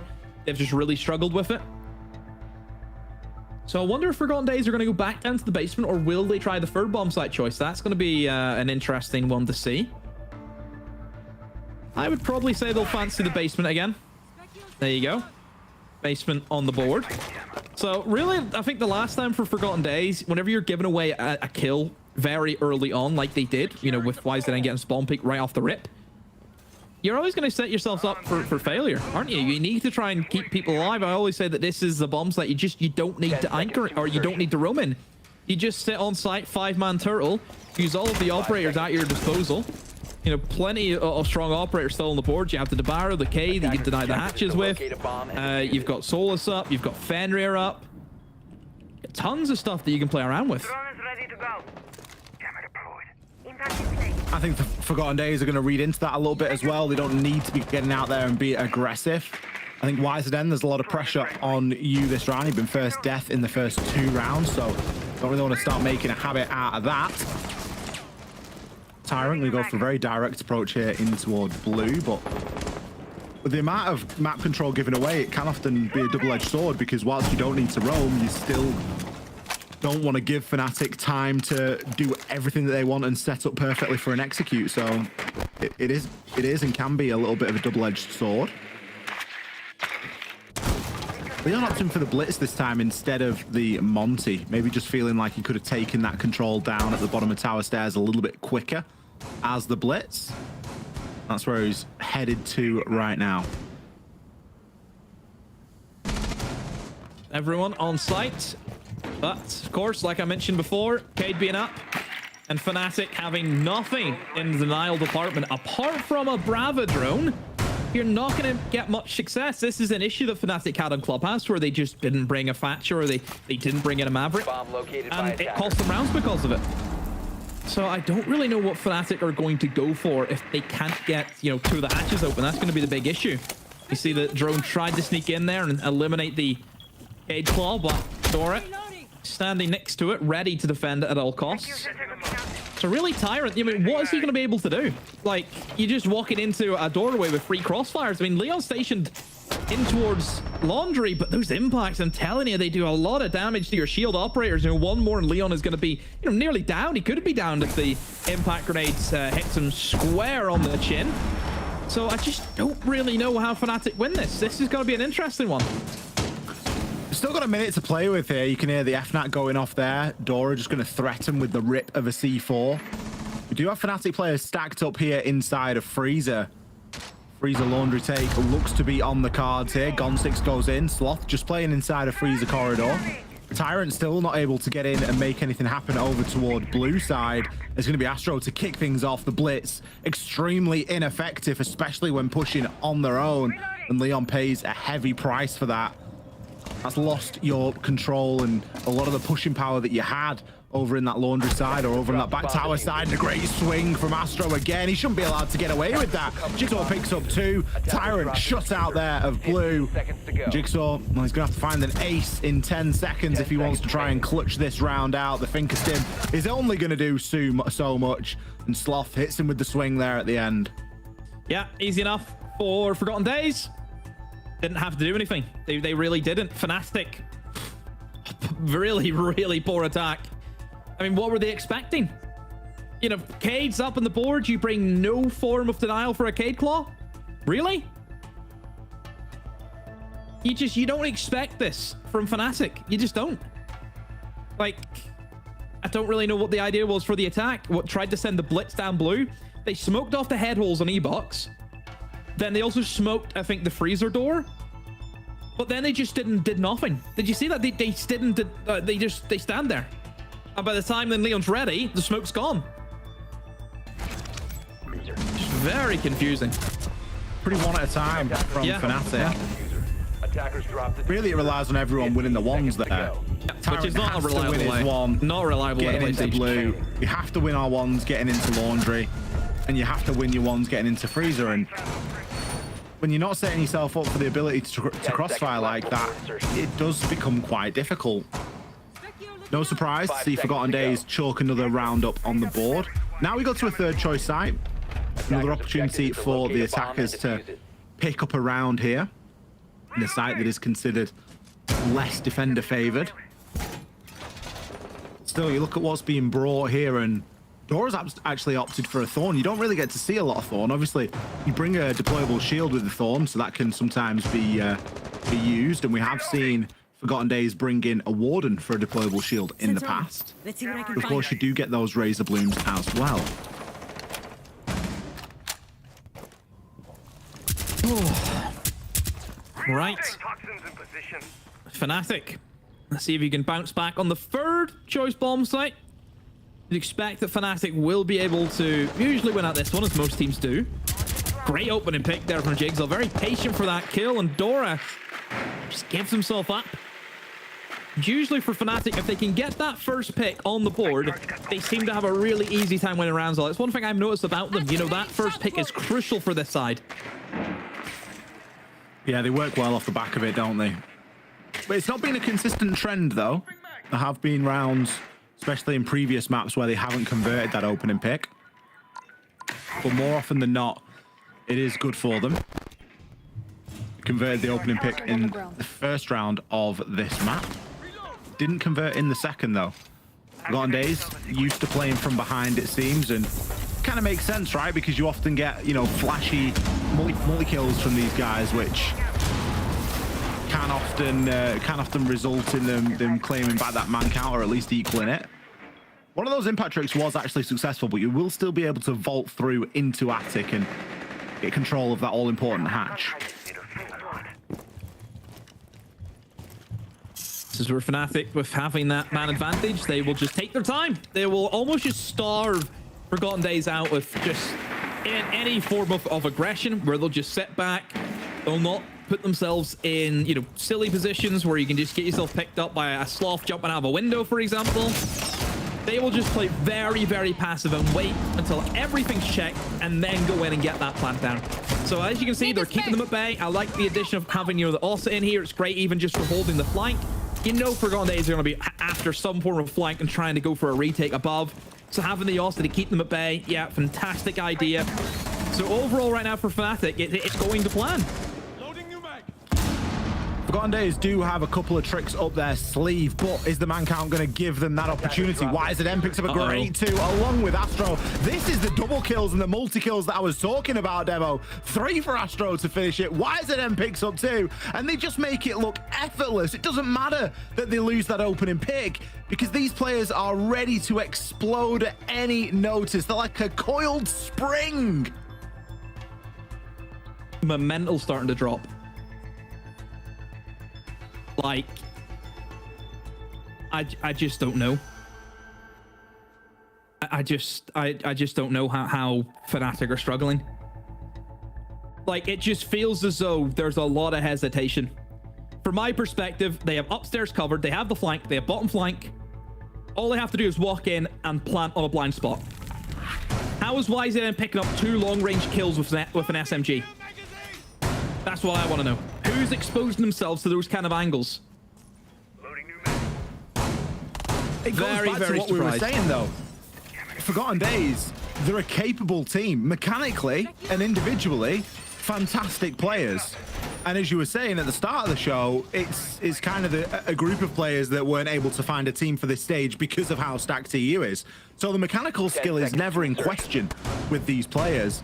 It really comes down to, you know, that teamwork, coordination, and almost a meme, all the other sort of things. At the moment, they are getting the better of Fnatic round after round. And you can see the confidence is starting to swell on the side of Forgotten Days, and it's starting to diminish on the side of Fnatic. There's some very frustrated looking faces in those player cams. I always look at Deepak as well. Whenever things are going well, Deepak's always smiling. Whenever things aren't going too well, well, you can imagine. So he's always one I keep an eye on. And look, it's the inconsistencies for Fnatic. They look so good in portions and then so bad in others. It is literally been the entire issue with their stage. You know, that really has been. You just hope that they can try and get a few more rounds here on the board. I mean, like I mentioned before, Oregon is not the greatest attacking side for them. Certainly more favored for them whenever they switch over to the defense. So it's still a long way to go yet. You know, it really is. Don't forget, Forgotten Days have to then attack, you know, the likes of Basement, for example, that we say is extremely defender-sided and even top floor to an extent. It's really that first bomb site choice that you look at and think, yeah, that's the issue, and that's usually where the attackers are going to win. YZN, this is not the position for him. He's just been picked off immediately once again. A simple nade gets tossed into a small area.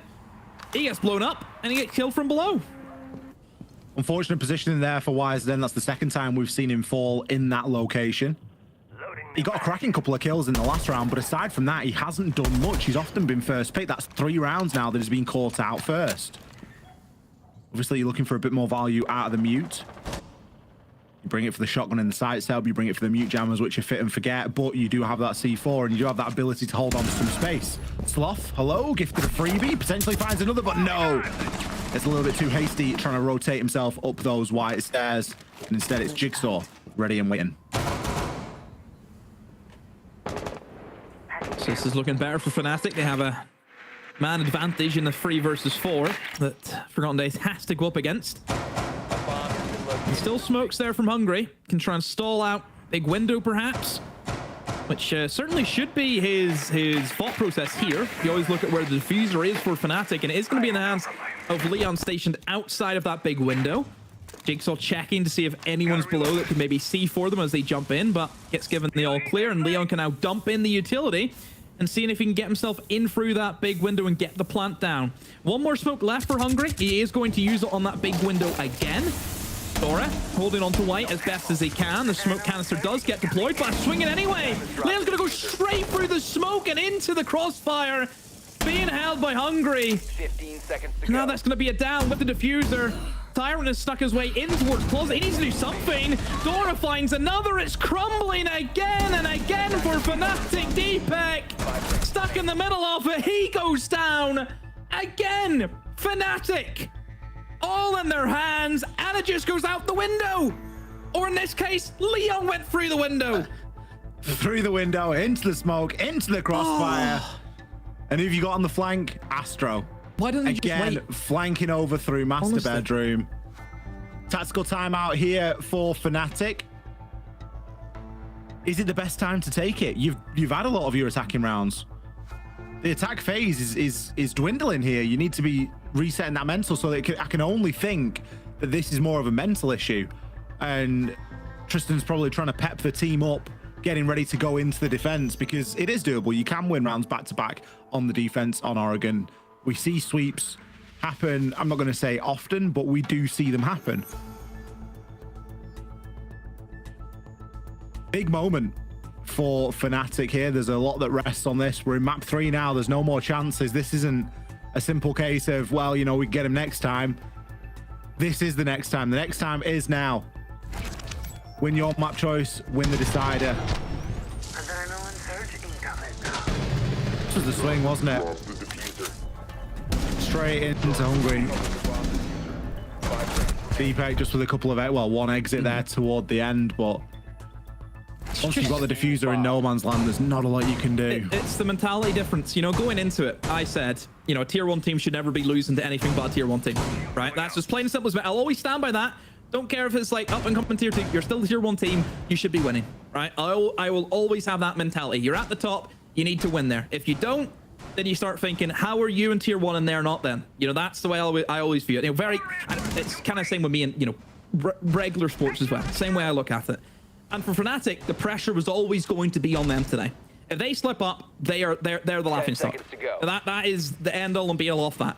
You know, Forgotten Days are a group of pros that aren't in the league anymore, and they're going into this with very little expectations. They're just trying to play some Siege to try and get themselves back on the map so they can get some trials in the upcoming season, because every team always makes changes. Well, most teams make changes, and they're going to try and get some trials. That's usually how these LCQs work. Very rare we will ever get a team push past that boundary and qualify in. It's only happened twice to our knowledge, Ollie, and that was with Makers and happened with M&M. And right now, Forgotten Days look as though they want to get a semi-final here. They're gunning for it, aren't they? 4-1 so far, still playing that aggressive style, still proving a handful for Fnatic to counter. They honestly don't care. This is the thing, they really do not care. This is a basement defense, by the way. And Sloth's just got a spawn peek. No business doing it. On the Jigsaw again. Another one. We have an opening kill count. We should have had a spawn peek count for this game. That would have been, or a jump out counter. That would have been a better statistic to track just for fun. We should have. Look what it's removed though. It's removed Jigsaw, who is the main flex player, who will always be doing that rotation or He's the guy that never really commits himself to anything until he absolutely has to. And I think about previous rounds, especially downstairs in the basement, where we had Leon getting in and getting the plant down, and he had to rotate. He had to be that cover, and he was able to do that. So without that, that's now a hole that needs to be filled. And then to double down and add on, you've lost the Flores. Flores is fantastic at getting rid of utility. Now, you might say, what utility? If you look on the board, we've got a Fen. Flores can get rid of the Fen gadgets. It's a couple more drones. You've got shields. There's a lot of things that Flores would be relying on doing there. Not least just a bit more information gathering. At least they've got the hatch open this time. You know, they brought the Thatcher in, which we have to commend them for because it was the sole reason why they lost this attack the last time they played here. But like you mentioned, losing the Flores, how do you deal with the shield? How do you root out a player possibly inside of closet, you know, without the Capitao? You know, just little thing. Even pushing somebody off Shaiko is another strong one you can do with the Flores. So it's gonna be really difficult now for Fnatic to break this basement bunker whenever they are at that man deficit. Jags has rotated over towards blue. He has the fire arrows in hand, and he's gonna need to try and nail these on the Shaiko, like I mentioned, with no Flores drones. How do you get rid of Astro? Astro eventually will be dealt with. He was pinned down there by the fire. And the 3-2-1 has been successful for Fnatic. They've dragged that man count back even. Dora got a big part to play here on elbow. He's not trying to overexpose himself to that angle. Instead, just picks the right time for the swing. Hungry too. He's going to knock one out. Gets over for the shotgun, but it isn't going to be required. Last couple of kills coming in quick, sharp there. And Fnatic, they know that they have got a hell of a job on their hands. Second time in this series demo that they're going to be going down 5-1.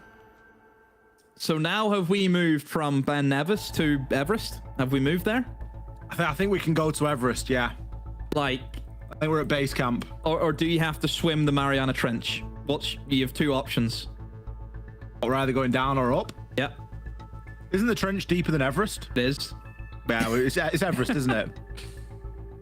Oh, it's like, what do you say about Fnatic and the attacks today? The attack, is that 2 attacks they've had now in the past 2 maps? Yeah. After playing a full 6 attacks on each of them? Not been good. Not been good.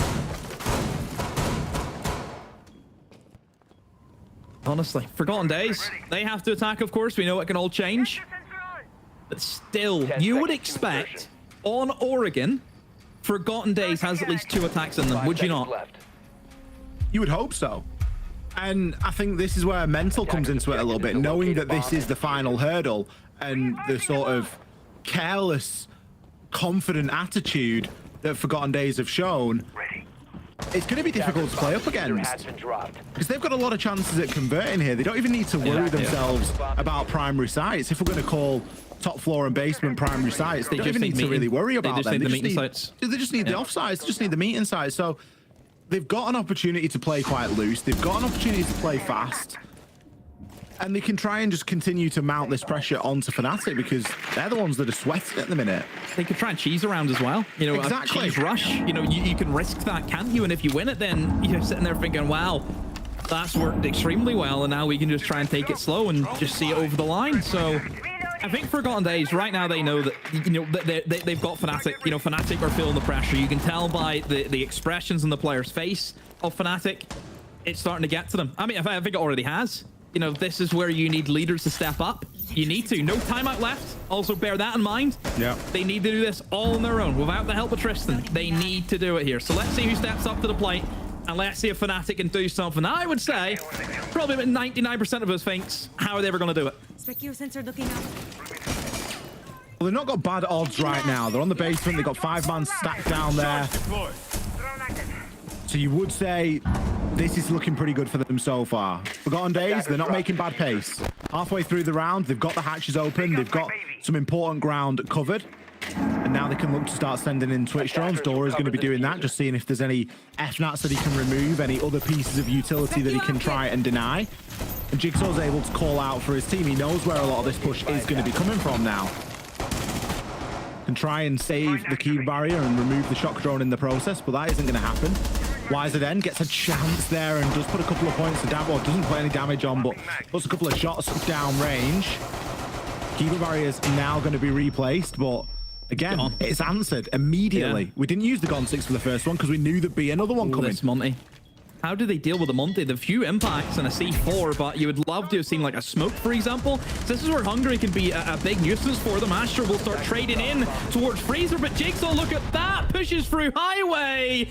Impacts a down player. Fnatic, they've held their ground extremely well against that push from Forgotten Days. You know, the push tried to come in, and everyone from Fnatic swung and just won their gunfights. We got a really good overhead view of that as well, because it was happening at the same time. It was a classic 3-2-1 from Forgotten Days. I don't think that they left anything in back pocket. I heard the Capital bolts getting sent out there, and it was a push that needed to happen. I think Jegs won a really important battle in the Freezer. He picked up that first kill. There were 2 players pushing through Freezer, but picking up the first, it just eliminated a lot of the pressure, because that would have just been a flood then of 2 players in Freezer and a bit more of a problem to solve. If Monty can get himself in deep, then you can start thinking about a plank going down. So Fnatic did a really good job of holding on there, but it's tense stuff, right, Demo? You're not looking at that thinking it's an easy round for him. There's a couple of gunfights there that if they go the other way, which they often do at the top level, it's a different story. They can breathe a sigh of relief for now, but they've got another tough round ahead of them. They're going upstairs. They've locked themselves out of basement, so that's now going to be on hold for this round and the next. 5 seconds. So the pressure starts to mount all over again. Attackers are moving out to locate a bomb and defuse it. Here we go. Another top floor is what we have. Fnatic, what is going to be their approach? Looks to be pretty standard. So you have a couple of roamers here and there. I'm sure they probably have the closet hold as well. Whenever you have an operator like Azami open, you know, the closet hold can be quite difficult to deal with, where you can place the Azami barriers on doorways, onto the bed as well, that block off some of the lines of sight. Right now, for Forgotten Days, they look as though they maybe want to try and sweep across and actually challenge some of these roamers, but more importantly, probably try and get the buck in below. Maybe try and use that skeleton key from the verticals from below and see if you can pick off somebody who could be tucked in towards big window, in towards the hobo corner. So there's potential for them. Swapping backs. Leon looking to get a little bit aggro there as well. Just puts a few shots out, lets them know that, look, you know, we can play spawn peak games too. Dora going to send out a death mark there. If you can get the track onto anybody. Of course, if you do run into a mute jammer whilst being tracked, it does delay the track somewhat. Doesn't cleanse it entirely as a Dokkaebi phone call would, but still can hide away for a brief period of time. Sloth coming in underneath. Jigsaw. Does he know that he's going to be there? The drone gives Sloth the information. Is going to be Jigsaw that has been targeted by that death mark, but he does have the hatch to drop, ready to get himself back to safety. That means that Forgotten Days, they can take that ground for the time being, and Sloth can start to work that vertical. You can already hear the skeleton key going. Fnatic, seeing if they can maybe try and reinforce the site. Great pick though for YZN. Takes out Jegs, a C4 gone, and the fact that, you know, YZN just stays alive with all that utility is probably the key thing you have to look at here. Ollie, he can just dump in the fires, dump in the smokes. Astro, ooh, could almost have snuck up there, and YZN, just say like a sentry gun in that big window, shuts down Leon at 2v5. Fnatic look as though they're gonna lose this, a 1v5. Little Jigsaw by himself. Jigsaw, do you want to play a game? You've got a 1v5 to go up against. Hungry gets the plant down. He's taking the long rotate. Astro drops to his belly. Oh, misses out in the kill, but does light Jigsaw up. They know where he is, and the verticals from above will secure the round, and that is a match point, series point for Forgotten Days.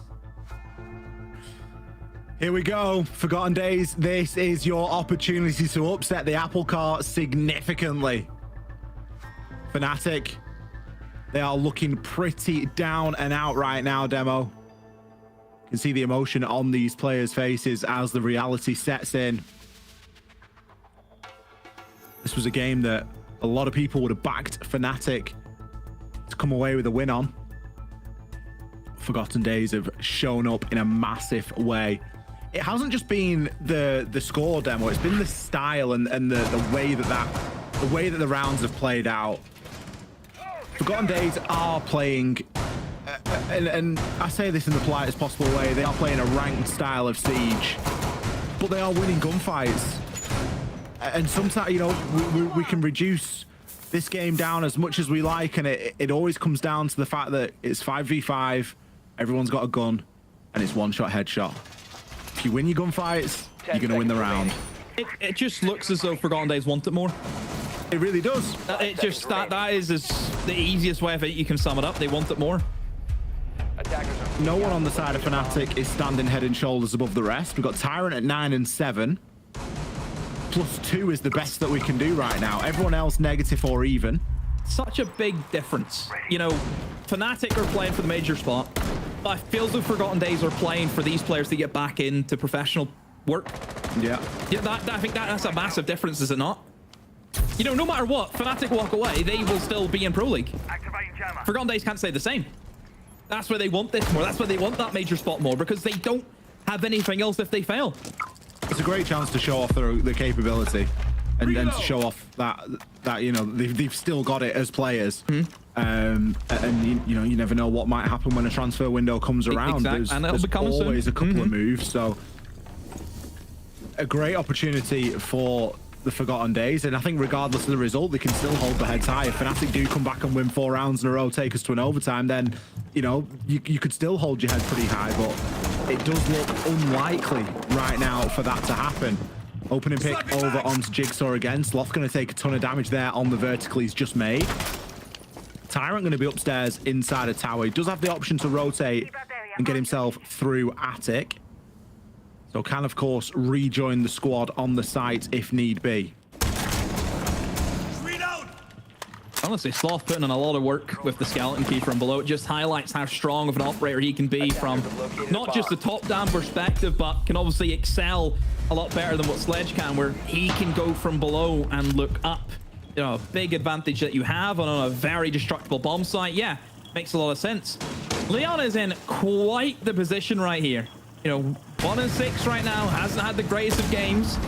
If he gets this kill on White, it could honestly lead his team back into this round. Especially with Jegs picking up 1 onto YZN as well.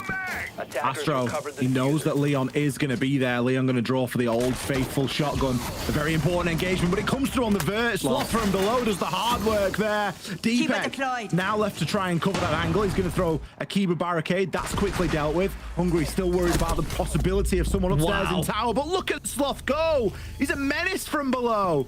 It's the second kill that he's been able to pick up there through that reverse angle. Making great use of the skeleton key on the book. Hungry gives himself away, but it's all been Sloth. The plans now starts to go down. Jegs left inside of the clutch. Needs to try and pull this one out of the bag. Jiggling for a bit of info. We hear the DMR raining on through. Astro to finish the deal.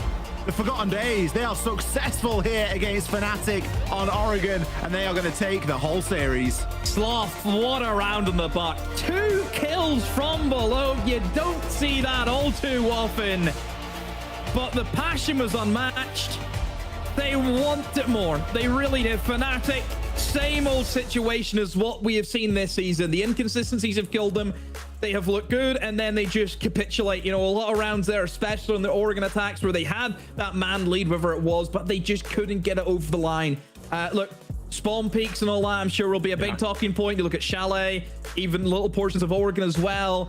Just Fnatic, you would, like you mentioned, ranked playstyle is very readable.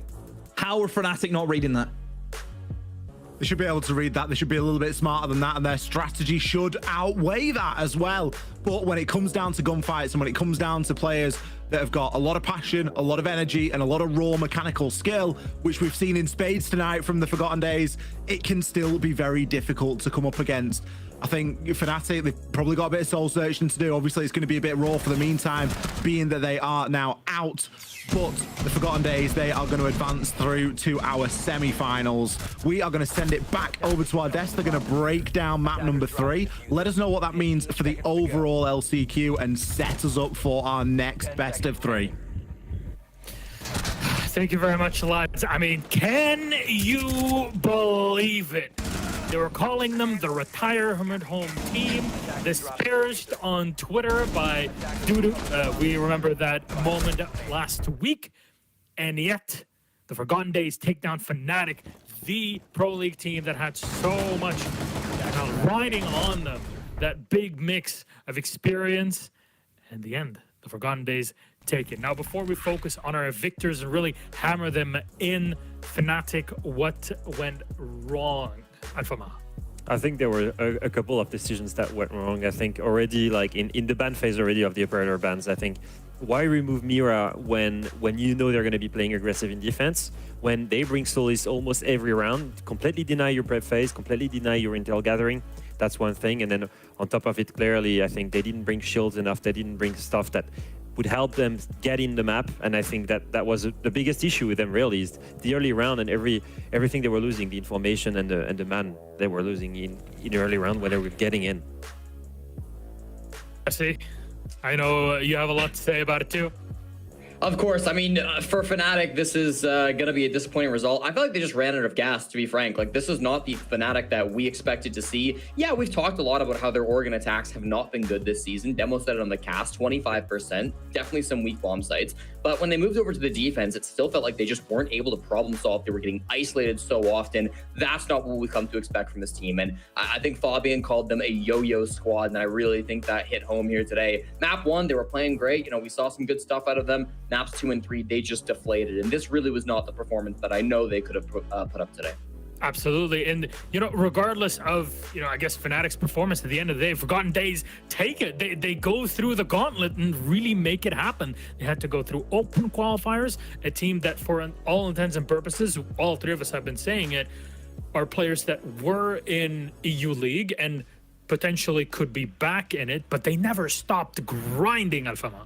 No, they never stopped grinding. I think starting already in the prep of this match, we already knew this was the biggest upset potential, clearly, because of the talent that there is on this roster. And I think, in general, you know, as much as we love to say that Fnatic should have done this or that, actually they went and took the win and they deserve it. They had a clear game plan of being aggressive, of exploiting the holes in Fnatic's attacks and defenses. But it's a whole other topic to actually manage to do it. You need sheer good gun skill to be able to outweigh these guys in many gunfights that aren't necessarily favorable. Like, this is another example of this famous bathroom tap out. But it's in everything. It's also in the late round, in the clutches that they had.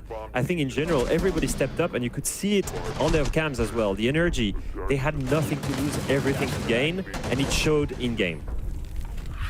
All right, you know what? There is Astro, of course, as you see with the stats themselves. 29 to 18, 63% on the cost, participating in quite a few other rounds. But again, that Fenrir performance with Thatcher, we talked about Thatcher in the map prior on Clubhouse, and you know, things could have gone a bit better for Fnatic there, but it doesn't matter. Forgotten Days are through. They've defeated the top team in this game for a huge upset. And to speak to us about that, joining us on the interview, it's Hungry Lucas. How are you doing? It's been a long time since we've talked to you. I'm doing really good. What about you, Milos? I mean, look, I get to talk to you here. We're with Jesse again. It's a huge game for you, a huge victory against Fnatic and in the LCQ. So, Jesse, please, the floor is yours.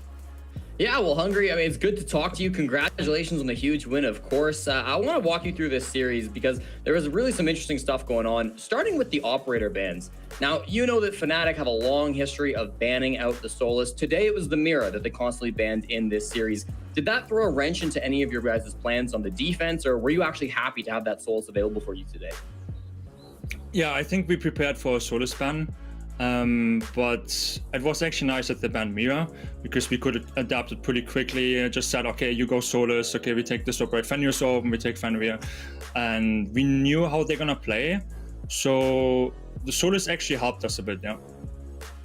Yeah, well, it felt like it from watching those games 100%. We do have to touch on Clubhouse a little bit. Obviously, it wasn't a win for you guys, but I would be remiss if I didn't ask about the Caveira pick. I think a lot of fans watching think of the Caveira as just, you know what, troll operator. It should never be brought in pro play. What was the strategy behind that choice? And did any of the other operators that you brought kind of help justify that decision for you guys? I mean, like, Dora loves Caveira, and we actually played it in the open qualifiers against against a team, I can't remember. I think it was ITV Get MP, and Dua said, like, okay, I'm gonna pick Career, and I said, I trust you, go for it. And then on the round, you got the interrogation, and today again, we like spotted where they placed the camps, so we knew, okay, where the Career can run and hide, and it worked out. Nice. Well, I mean, you guys were able to get that big round win. And then on Chalet, there might have been a stream issue. I'm not sure. It felt like we didn't get to watch the Chalet game. It just ended up being a highlight reel of you guys popping off every single round. Obviously, that was a domination. At what point during Chalet did you guys feel, okay, these guys are crumbling, we have this in the bag? I mean, we were up 5-1 defense, right? If I remember correctly, yeah. Like first we thought we're going on attack, and I think it was miscommunication between us, and then the game started, and we are just on defense. But we prepared for attack first, so it was kind of okay. Just like get everything going pretty fast. We knew how they play on Chalet. Actually, the same on Clubhouse, but on Clubhouse, I think we played a bit stressed out. On Chalet, everything was easy, worked out, and yeah. All right, last question for me then. Just go ahead. This last map, Oregon. There's a lot of footage of Fnatic attacking on Oregon. They've had some troubles attacking on this map in the past. How much of the footage were you watching, and how much were you really specifically trying to counter Fnatic? Was there anything you picked up from their previous games on attack that you tried to counter to get another 5-1 defensive half? I mean, we said, I think we like the first defense, we went turtle and then we overgrassed on the staircases, and they actually got the pick, even though we said we want to turtle and just like play for the execute. So that's like mistake from us, so they won the round. And then other defenses, we exactly knew what they're gonna do. We were scrimming them like 3 weeks ago, and they obviously were playing UL, so they couldn't really hide strats and stuff, you know, and so we kind of knew, okay, they're gonna play the same strats, and yeah. Nice.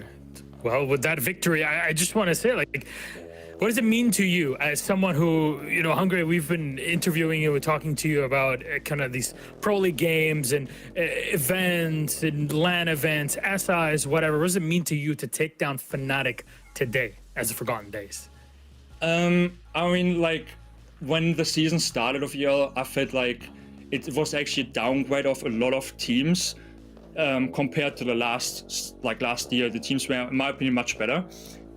So I think we want just prove, okay, like which teams are really good, which teams are bad, maybe, and we just went in with confidence and want to show, okay, we can beat Pro League teams, even though we're not in Pro League. All right. Well, up next, you're gonna have one confirmed, either G2 or Wild. Is there anybody you'd like to play specifically from those? G2. I also got my both teams you were on. Wow, that's crazy. Yeah, there he is. Okay. There he is. I think it's all locked in. Well, so you see G2 making it against Wild today, huh? Yeah, for sure. All right, no doubt about it. So I really can't wait. Maybe tomorrow we'll get to see you playing indeed against G2. Anything left to say to any of the fans out there, Hungary? Just thank you for supporting us, and tune in tomorrow against probably G2. Well, maybe one day we'll get to see you with the sombrero hat yet another time. Thank you again, Hungary, for the interview. Congratulations to you and the Forgotten Days. We'll see you tomorrow in our semifinals. Bye-bye. And there it is. With that said, let's go to break.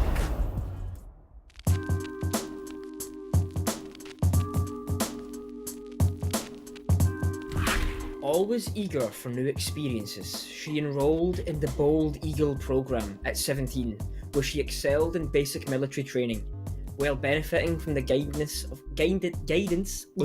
of community elders and indigenous instructors. I'm gonna say Hibana. Had it not been for Sky's medical training, Nomad may have not survived the incident in the north.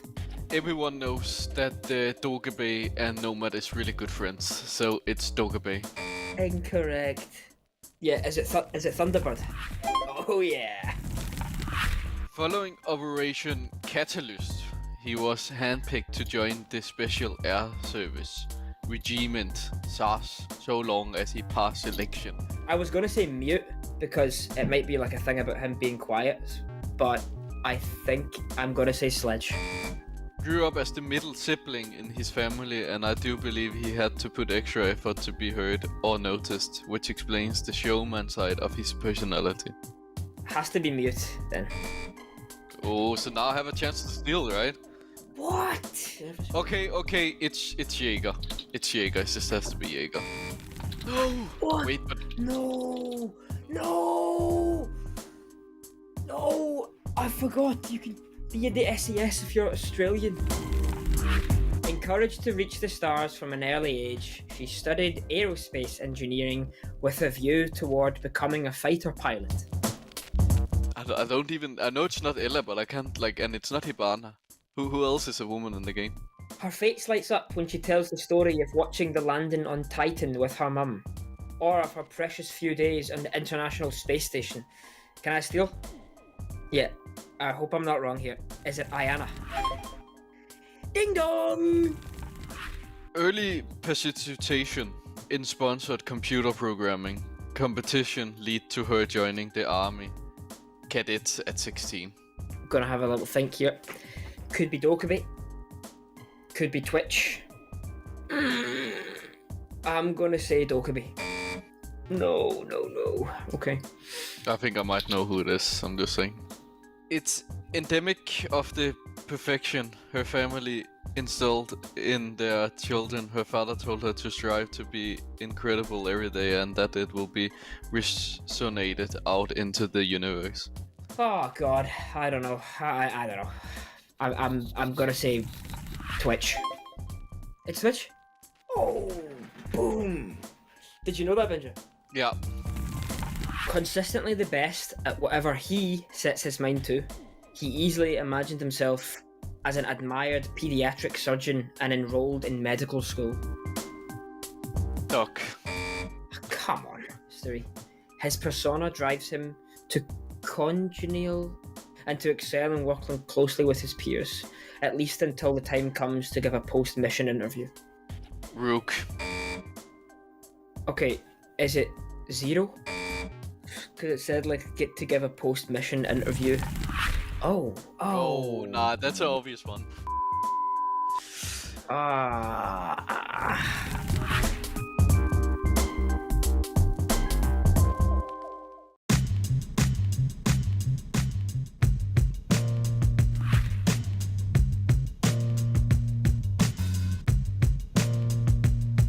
Sledge.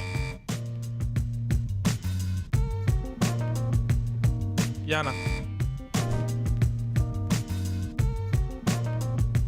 Lion.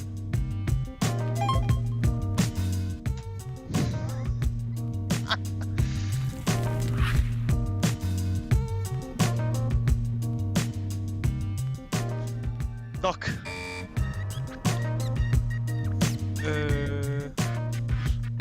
Jäger. Ella. Melusi.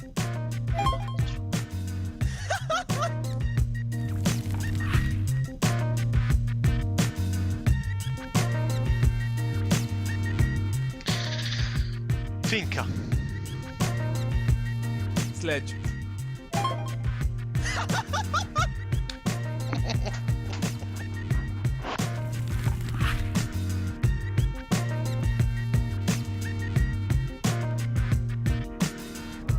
Clash. Ela. Warden.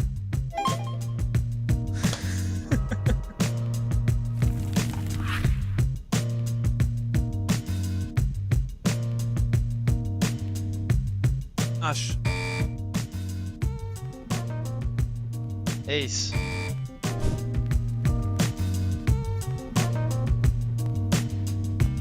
Blitz. What's this pistol?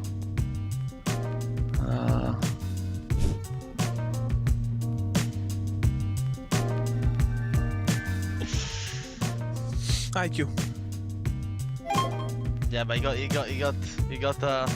he cheated.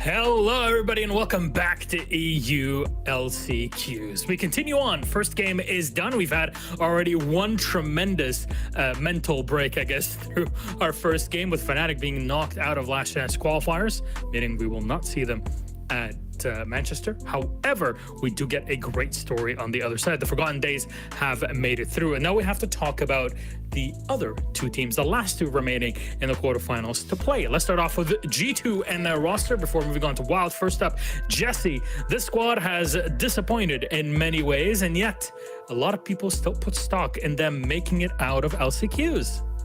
They're always going to be the favorites, right? I mean, it is G2. They got top 4 at the 6th Invitational, and I like to think that they knew I was going to be working the LCQ, and, you know, I'm here to watch the top European teams play, okay? I like Fnatic, I like Forgotten Days, I like Wild, but if I'm trying to learn, if I'm trying to improve the North American region by taking some notes, I want to be watching G2. So I know they've had some problems throughout the stage, of course, but this is their time to shine and prove that when the going gets tough, they will be there.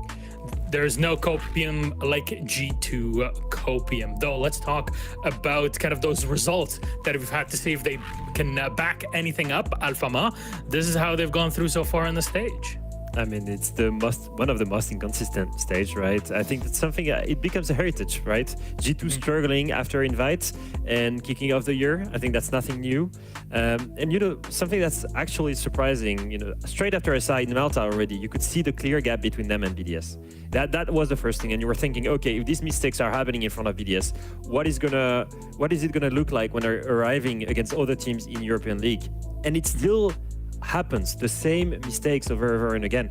And I feel like, I don't know, maybe the LCQ is the right way to wake up for them. I remember last European LCQ for the Atlanta Major, after winning it, because G2 won it, Doki said it helped us fix our problems. It woke us up, right, basically, because they come alive when their back is against the wall. So maybe it's just the right way to start the year. Maybe that's what they needed, is to go through the LCQ, because in the end, they weren't that far from qualifying to the major. Yeah, they're family, but a dysfunctional one. So it's like when parents have a child thinking that they could fix it. Well, usually it does not work out. You mentioned Doki, though, Alphama, so let's bring him up on the screen. Jesse, this player alongside Alamo has still played quite well, but it's more of an on-off with what we've gotten from him. Yeah, I mean, when I think of G2 and I think of their best players, Doki's probably the first one that comes to mind. I think he's obviously been a legacy player for this squad. He's so good at international events. But I was pretty surprised when I looked at the stats and realized he was actually their lowest rated defensive player. When you isolate the statistics to just defense, Doki's only got a 0.92 KDR, and that entry statistic in particular, 11 and 17. He's going down first and often untraded on the defense very often. I think the operators are kind of a big tell of how that's happening. He's playing a lot of Legion, a lot of Solus, a lot of these very roam-heavy operators, right? And I think he's just struggled a couple of times this stage to maintain his life on the defense, to always have that impact. And so I want to see him putting up a little bit better numbers today. I think he's a great player. He's capable of so much, especially when you look at those opening picks. I mean, some stages of the EUL, he's been one of the best opening pick players in the entire world. So for him to be struggling on the defense in that area, I think it's definitely something that you can look at for G2 fans and say, if they fix this, they're going to be looking very good. Usually the story goes with G2, the better Doki does, the better chances of G2 making it past that game that they're in. Though let's talk about G2's opponents, Wild on the other side, and their roster.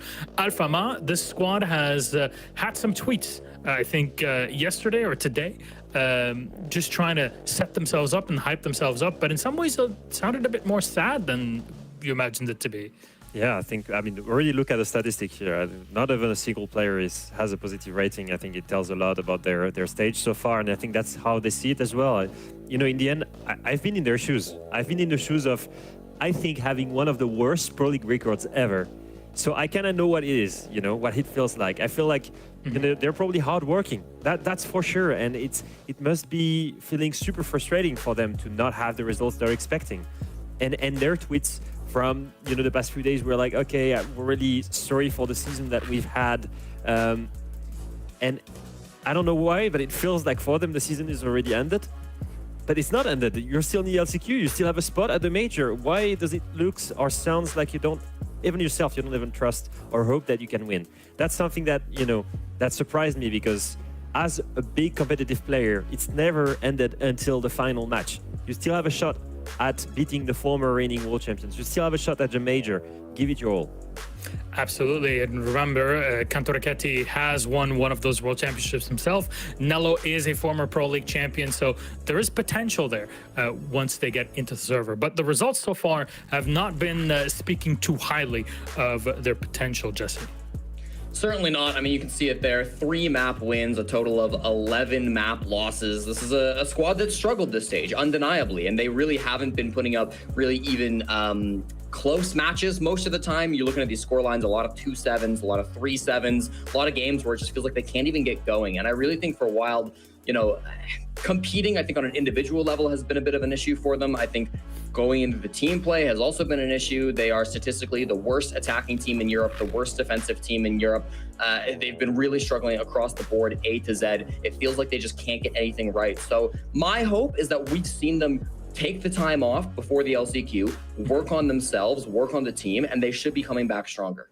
Yeah, and actually, I want to highlight this again. I like bringing up receipts when possible.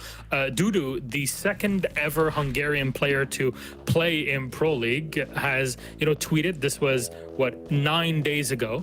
That Wild, they're trash talking for Forgotten Days, where they'll lose that game, and now Forgotten Days have gone through Fnatic to sit in the semifinals, awaiting the winner of G2V Wild. So you can talk all you want on Twitter, but you gotta bring it on the server on game day. And game day, it indeed is now. Jesse, how do we see this going? Let's be honest. Let's bring up our maps and actually dive into that part.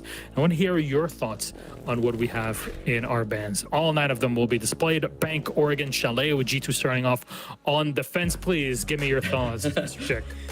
I mean, there was no easy map for Wild to let through for G2. They let Bank through, and this is a very, very, very good map for G2. I would call it their best map. They're on a 10-game win streak on Bank through all levels of competition. This season, they're 3-0, being Fnatic twice and ITB once. But I mean, their bans make sense as well. Consulate is a map that they've yet to play on the side of Wild, and Cafe is an equally incredibly powerful map for G2. So it's going to be an uphill battle. I think they're looking at Oregon and Chalet as maybe 2 of the simpler maps to try to bring it to G2 on, and hopefully try to turn the series around, but it will be difficult.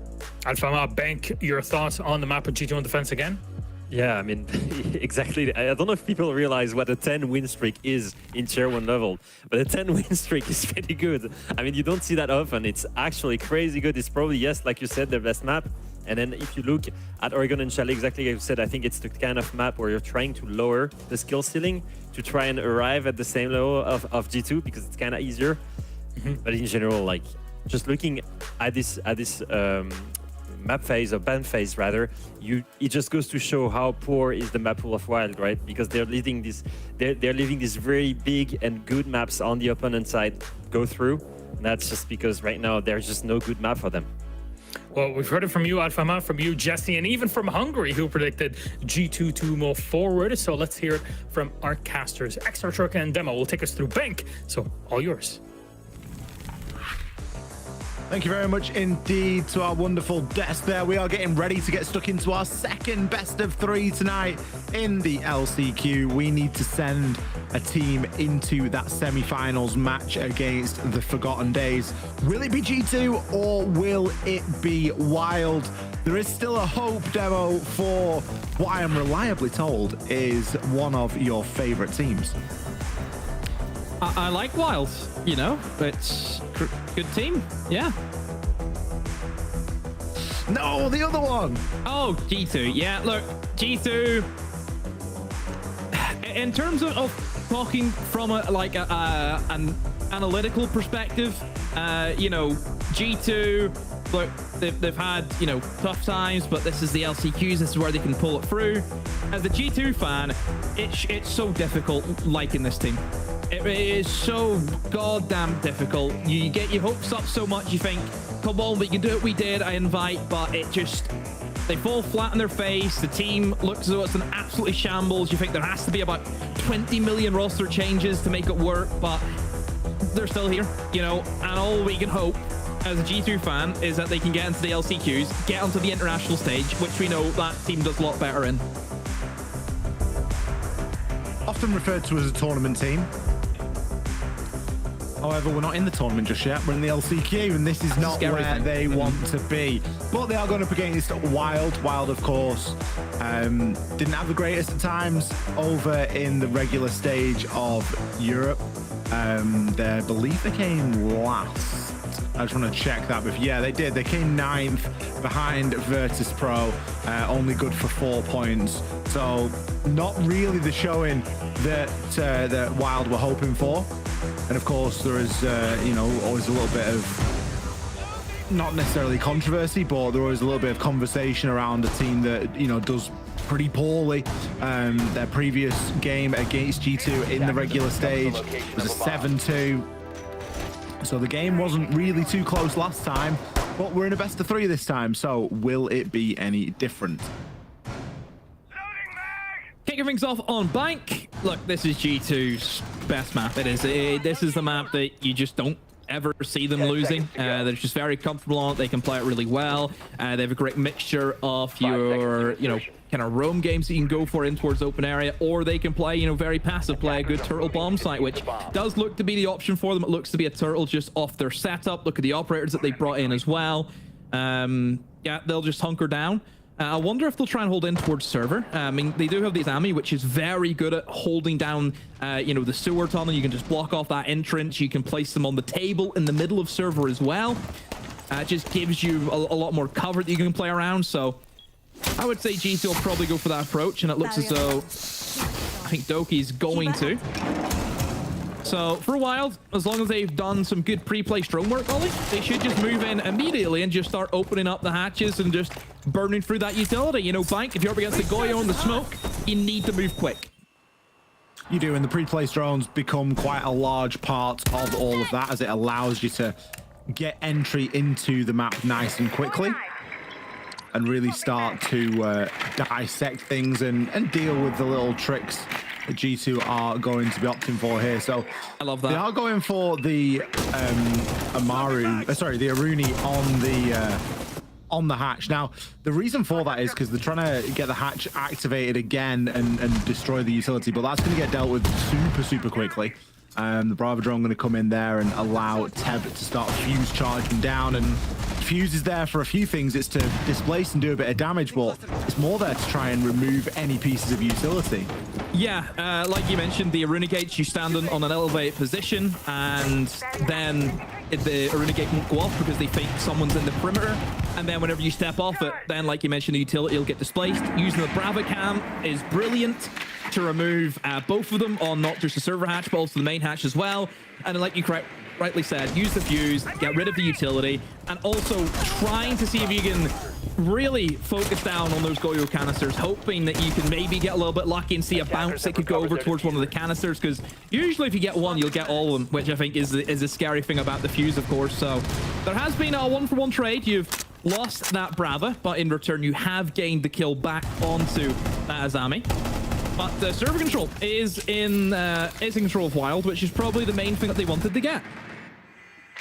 Of course, with Doki falling down there, he's not going to have any more keybers that are generating over time. He was looking to try and hold quite aggressively. We often see him playing inside a blue, inside a server.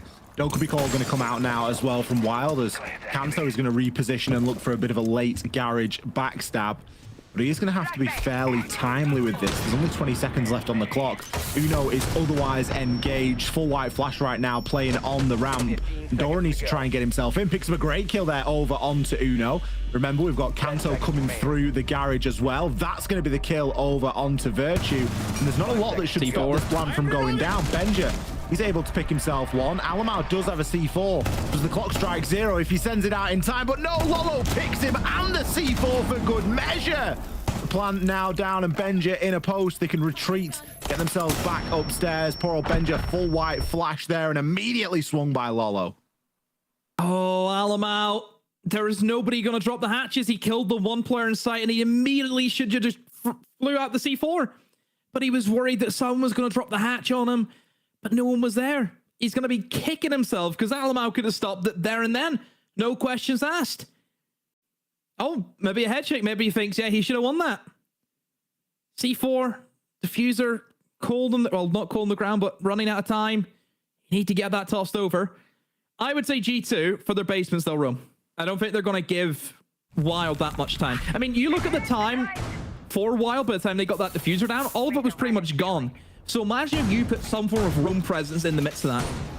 You might be able just to kill Wild on time. Very possibly.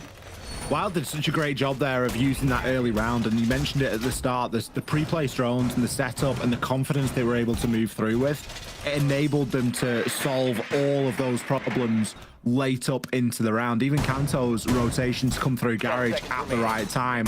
It worked, he got a kill onto Virtue. Yeah, he got traded out by Benja, but that's the point where you want the distraction because the plant's going down and Alamau can't swing with the C4, so Wild really doing a good job pulling G2 in opposing directions there. So much so that G2 have said, well, we're not going to go back down. We are going to stick to a rotation and we're going to take you to open area. Wild now. Seeing if they can deal with the open area. Have the Buck, who would be great to get in above and start ripping up some of the floorings, of course, in towards open area. Looks as though maybe Kanto wants to try and create that kind of walk through, that big opening that you can have in towards the electrical side of things. Ted's going to be using the boogie drones to actually open up above the player inside of Tellers and Archives. You know, typically, whenever we look at open area defenses, Ollie, there's always at least one defender lurking over towards this side of the map. And if you can pressure him early, that's going to set your team up nicely for some early map control. And, well, Wild have done just that. They have gained that early map control within a minute, Ollie. They have their Tellers and Archives, and they've only lost one player for it. Yeah, they're doing fantastically well there. Picked up 2 in return. Alamau and Benja both being sent into the cameras. A few cameras to go at, though, with Benja on the Valkyrie. Do just lose that opportunity to go for some aggression now as you really just getting pinned down from the windows, and as a defender you've not really got too much that you can do when trying to keep hold of that top floor. Now you're gonna have to try and drop off, try and get back down to side where Uno is. Great kill from Lolo there, just catches Doki as he crouch walking from A to B. Doki no idea that he's there and got himself positioned. Makes it look so difficult now for Virtue and Uno to try and scramble something together. They're really split up right now. Virtue gonna start to make his way up past on to Banana. Lolo knows about this though. He's heard the footsteps all the way, but the gunfight is going to be won there by Virtue. That's fantastic that he's been able to get a kill and reposition. If Uno can pick one up here onto the site, it's going to relieve a lot of that pressure, but look at the angles that he's got to try and hold. The plant is going to go down. The red pings are going to come through. Virtue, he's in position to strike. How he's made it back to the site, God knows, but the plant has been down, and that was the sacrifice. We'll let him get back, but we're getting that plant down. He's going to try and jump himself up and over, but left in the 1 versus 3, confirms 1. He's got a red ping onto the second, but wasn't accounting for the copy window. Yeah, like you mentioned, Uno needed to get a kill. He just needed something there to square it back into the 2v2, but he just couldn't find one. That's what it comes down to, in my opinion, is you just needed to get Uno a kill there. Really sways things back into the favor of G2. Because if you lose one of those players who are pushing that quad wall, obviously it's either going to be the diffuse carrier or the player covering the diffuser. Diffuse carrier then has to come off or pick it up, wherever it is. And then you're kind of in like an isolated a 2v2 for Wild, where one guy's outside copy window, one guy in quad wall. So yeah, all he had to do was get one kill. You know, fine margins right now in this game, but Wild, they take the lead 2-0. Wild doing a good job so far. Picking themselves up 2 rounds straight off the rip. G2 still searching for an answer here. They're going to go back downstairs, but they're going to be looking to try and change things up a little bit. Instead of investing heavily into that defense of the site, they are going to get a pretty significant hold upstairs inside of open area. Benja going to be playing on that mirror, placing a couple of mirror windows up there as well. We've got Uno. He's going to be on the Echo, so those Yokai drones will be very valuable. Not only stopping the plant at a late point in the round if it all comes to that, but having a couple of early warning systems in place. You can see him there placing one for Garage. Because, of course, one of the big worries of a setup like this is that the attackers, see it and just go, well, if we get a pick, we can just maybe push site. It's true. There's always that risk factor. Spread yourself too thin, then you don't have enough to cover the corners. And that's it's always a good bit of the toast. Don't know why I went into a food analogy there, but maybe I'm just hungry. Maybe I am. Not the player. I wish I was the player the way he played today. Doki, fine stab. Quite easily there. Surely he doesn't get away from this. Oh! There's just no way. He's not allowed to do that. You're not allowed to do that, Doki.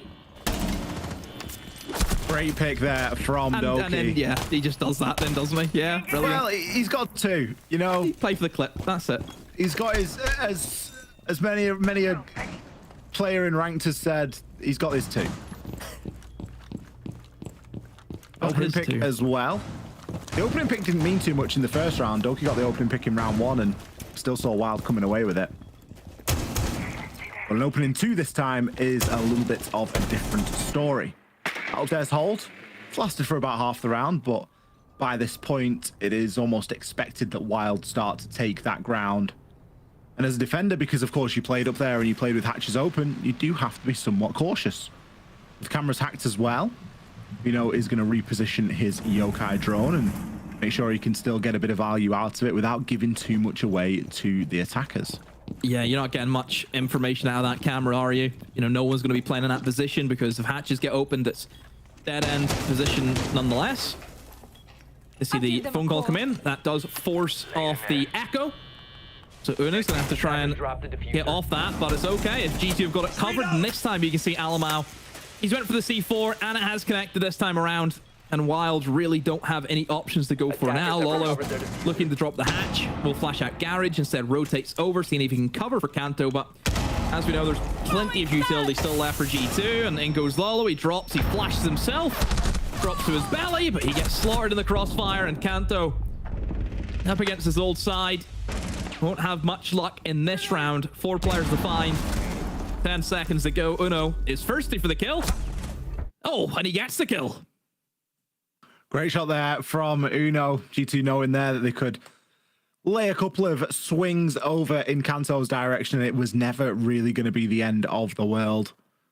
And a great man count there going into the final few seconds. And I guess that's the difference with the round, right? We saw it play out very similarly. Doki got the opening pick. Okay, he got 2 this time, so that was the big difference maker. That was difference maker number 1. But when Alamau lands the C4 and the plant gets denied, it is a different kettle of fish entirely. That is how they were hoping that round 1 would have gone, I am sure. But they finally got themselves on the board here. Let's see how they maneuver into our next round for G2 and see if this can be the start of their kind of run on these lines of defenses. And, I mentioned before, I think G2, they're not going to bunker. They're not going to sit back. They will go after Wild. They're not going to just give them all that map control.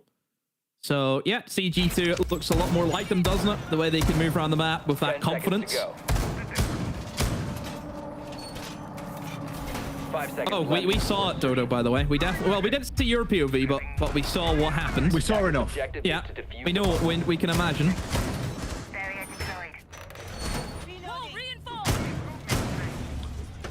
Is the mirror going to be the winning strategy here? We see it employed again. It's going to be Doki on it this time. We can just play a mirror in from janitors through into CEO and just try and keep hold of those windows a little bit more. That is, of course, a real point of contention for this top floor. You need to have a great setup on the windows and a plan to deal with them if someone just gets themselves onto rappel, as Teb and the rest of Wild will most likely do. Feels though this bomb site's quite difficult though whenever you don't have the Ying or the Grim at your disposal. Yeah. 2 great operators just for flooding the bomb site, and then you swing in through the windows. One thing that we know works extremely well. So it will be interesting to see how it plays out without having those strong operators, and that is a great pick from Kanto. We've seen quite a lot of vertical use from Buck in our last series between Fnatic and Forgotten Days, and we're seeing even more of it here as that's a great pick for Kanto, has eliminated that mirror off the mirror window from below. He's still a threat down here as well, and there's no one directly coming to deal with that. If Janus's is going to be your fortress, if that's going to be where you're going to try and hold, you need to have a plan for what happens if somebody goes below. We do have Uno and Alamo both tucked up inside of that area right now, and if Kanto is a bit more aggressive, maybe to see a little bit more success there. Could just be waiting for a bit of support to come through. But also, wow, they don't really need to push this. They've picked up an opening kill. They've removed the only C4 on the side of G2 right now. And they're going to be pretty happy with what they've achieved so far. See how this develops, because obviously for a while they've got that first pick, but they haven't done a whole lot with it. You know, they haven't really got any form of control off the map. You know, sure, Kantos and Tellers, but it's not really a position you can do a lot of work from for this bomb site specifically. And even Benji was right downstairs with him as well. And oh no, Dodo has called out Benja. Dodo is not having a great game of catching these players inside of lobby, but it does give enough information for Kanto. He was down here earlier to pounce and eliminate Benja, so it is a two-man advantage for Wild going into the last 30 seconds. But like I mentioned, they don't really have anything to go off. They don't have any control. I just worry because they might not have much control, but G2 don't have anything to stall out this clock either. They're relying solely on gun skill and positioning right now to get this job done. Teb, he's going to take Uno down. Alamau, he's going to step himself up onto the desk and see if he can find a bit of success. Picks one and the second. Both players down there, but eventually he will be traded. Virtue, you got to try and hold on here. Not a lot of time for Teb to try and get this plan down and extend the clock. Please land your shots. Oh, he misses. Eventually gets the kill, but Teb reacts very quickly off the back of that information and is able to push through and finish Virtue off. Yeah, I mean, even if Virtue done a bit of a cleaner kill, I still don't think it matters. I still think that Teb kills him just based on positioning. You know, Virtue then has to hit like a 180. But yeah, I mean, Wild, not a lot of time, just had to rush in, and they just won it based off man count, didn't they? They just traded kill back and forth, back and forth. It comes down to the 1v1. But G2, I mean, what do you say about G2 at the moment? Just struggling.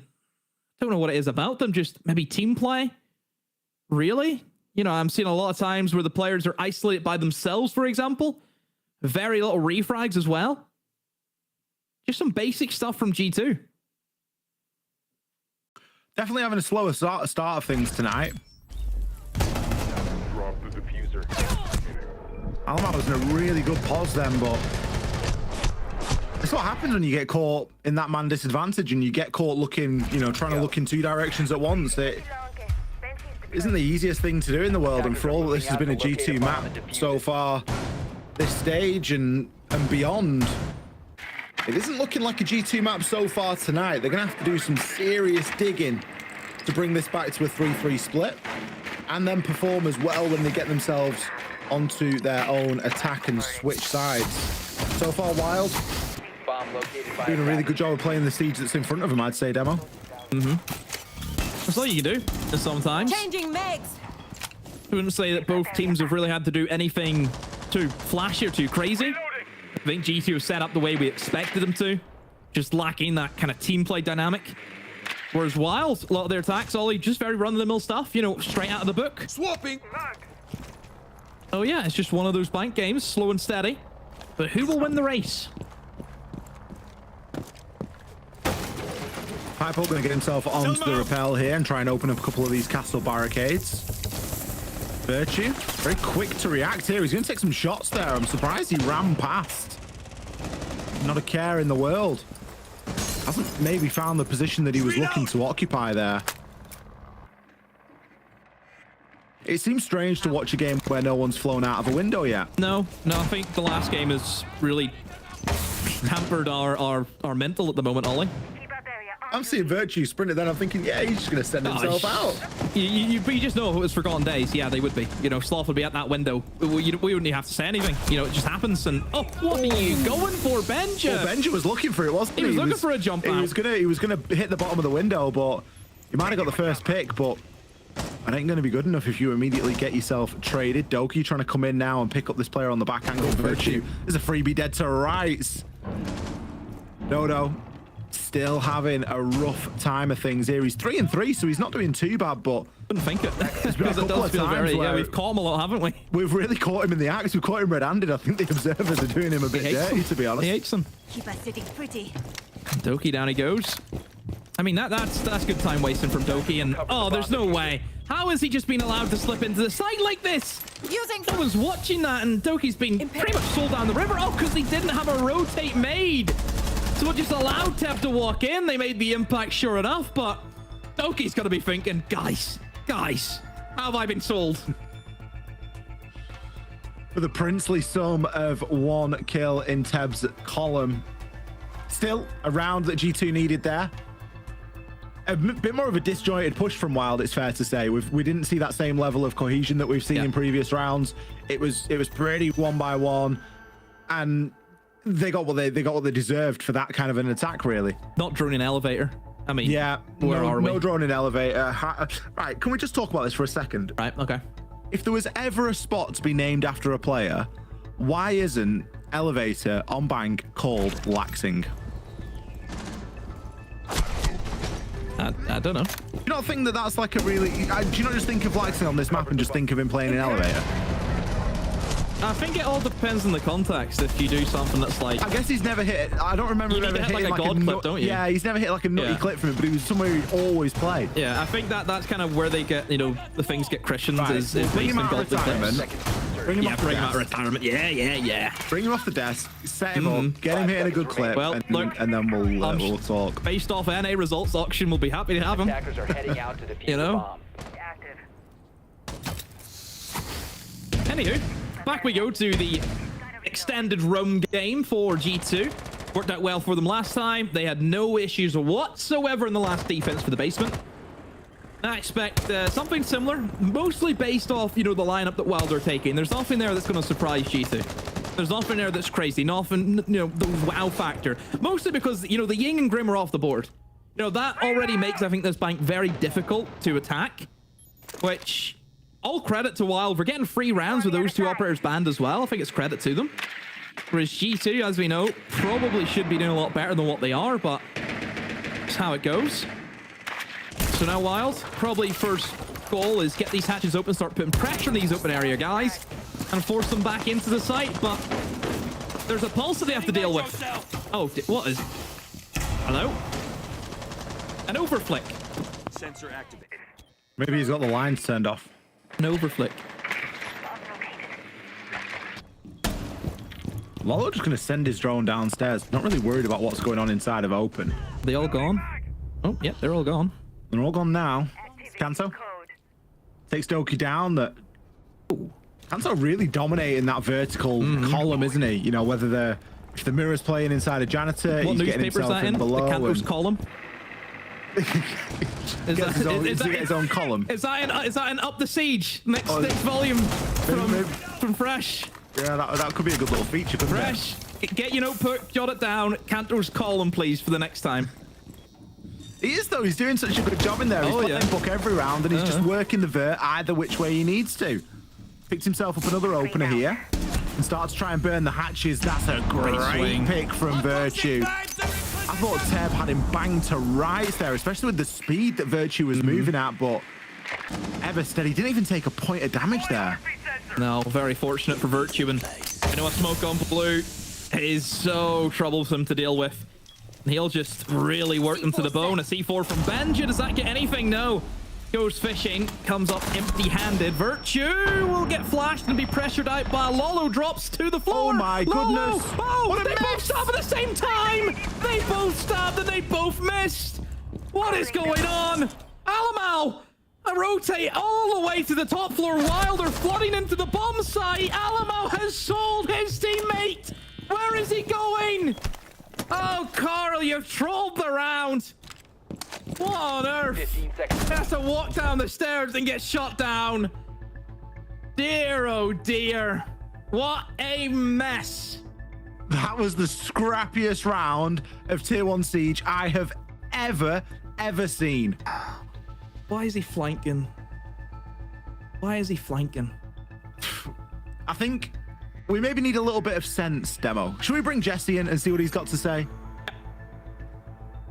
Hello, Ollie and Demo. Listen, I wanted to jump in and bring you in a little bit on the conversation that's been happening in the green room between Alfama and I. We've been noticing Benja's been playing really aggressively. He's not been fragging too hard for his teammates, currently bottom fragging the server and having a tough time finding some of that impact, which is very odd for Benja on Bank, because many people will be aware Benja's had a bit of a rough stage. His KD's not been the best, but on Bank, Benja has an overall KD of 35 and 25, plus 10, some of the best of any map in the pool. Yet on maps other than Bank, he's minus 21, 60 and 81 overall KD. So this should be Benja's map. Historically, he pops off on Bank. The fact that he has not popped off so far, the fact that he's had such a weak game thus far for G2, I think is a big reason why they've been struggling and have not been able to put up the previous Bank performances that we know G2 so well for. Jesse, thank you very much indeed. You bring up a good point. You look across over at the scoreboard and you don't really see anyone aside from Virtue stepping up for the roster. It kind of reminds me of a graphic that Fresh and Fabian did a couple of weeks ago on the desk, where they were showing the performances of G2 players on a line chart, and it was, as you would imagine, it was like looking at the Himalayas. It was very up and down, and no one was having consistent performances week through week, and there wasn't really any two players that were popping off at the same time. So that has been the trend so far for G2. We've seen Doki tweet about it, how they're struggling to find that level of consistency, and some of the theory that they're trying to implement isn't translating onto game days. But I'm still stunned from the previous round, though. I'll be honest with you. I'm still stunned from the mess that we've seen. I think we move on from that because there'll probably be more to come. But look, you made a great point about Benja. Probably one of the worst seasons Benja's had since probably Heroic, and that was, his last season with Heroic. So it is, you have to look at Benja and think, if he's not gunning, which is his job is to gun, then you do worry, and you need him to have a good game here today. I think for this team to get into the LCQs, it's vital that Benja plays well. It is, in my opinion, anyway. Well, it becomes vital for them all to play well to some degree as well. You've got to have that full team performance. But Benja can carry the 11 days out of that team. Look what he did at Invite. That was... Yeah, that's just why I always view that team. Benja's got them up to that hammer. I know they obviously had played really well in the latter stages, but in the little games like this, where you're not playing against the big, heavy hitting oppositions, that's where Benja comes alive. A lot of focus so far in the start of this round from G2 at getting rid of a lot of those Vulcan canisters.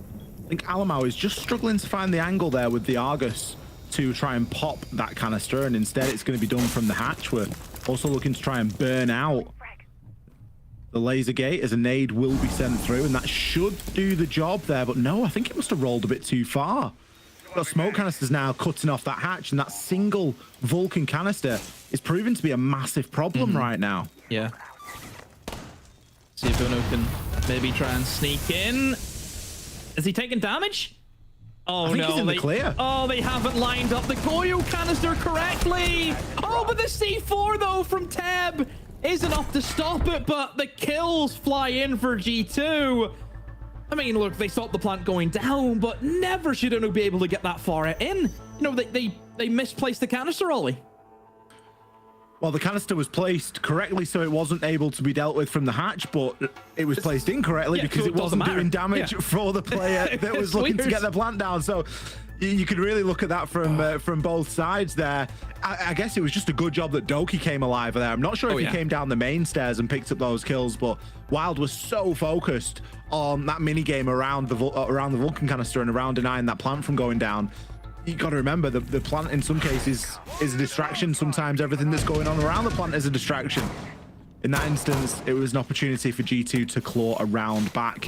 And 4-3 starts to look like a reasonable scoreline here. Not letting Wild gain too much of a lead here on Bank. Whew. This game is going to be a long game, isn't it? That's going to be a long series. I got that feeling. Honestly, I think OT could certainly be on the cards. I have faith that Wild will probably get 2 more defenses out of this. I have faith that G2 will probably get 3 more attacks out of this. So I think we could see a 6-6 very easily, unless You'd probably have to see some individual just absolutely pop off and light up the scoreboard. Yeah, I think for that to change, I'll be honest. Because at the moment, it does feel very back and forth. Nobody really taking a big advantage against one another. I think each team's just doing what they can do, isn't it? You know, we're seeing, for example, the cap cans are getting set up. We're seeing a lot of denial coming through in that regard. Great opening pick from Benja. That's the sort of impact that we need off Benja. We sort of eyeing up Dodo there as well. And now inside of Tellers. Alamar's actually going to be in the side. Oh, he's on the Twitch. He's on the Twitch. Through the cab cam, picks himself up a kill. Might find a second here if he can land the shot. Drops the prone. Doki next in the firing line. The plan going down. This is a 3-2-1. If ever you've seen it, G2, all they needed was an opportunity. Benja opened up the round. Alamar crouch walked through the window. And Kanto left in a 1 versus 5. A flawless round here for G2. They're starting to warm up now, Demo. I'm so sad we didn't realize that he was on the Twitch. We know whenever he's on the Twitch, something's going to happen. Every time this guy's on the Twitch, he will appear out of nowhere. He's like a phantom walker. Just goes through walls. And he opens up the bomb site. Honestly, every time that guy's on Twitch, I see him do it all the time. And that's where I think G2 are very different to all the other EU teams. You know, that's the string to their bow that I don't think any other team has, is you've got someone like Alamau.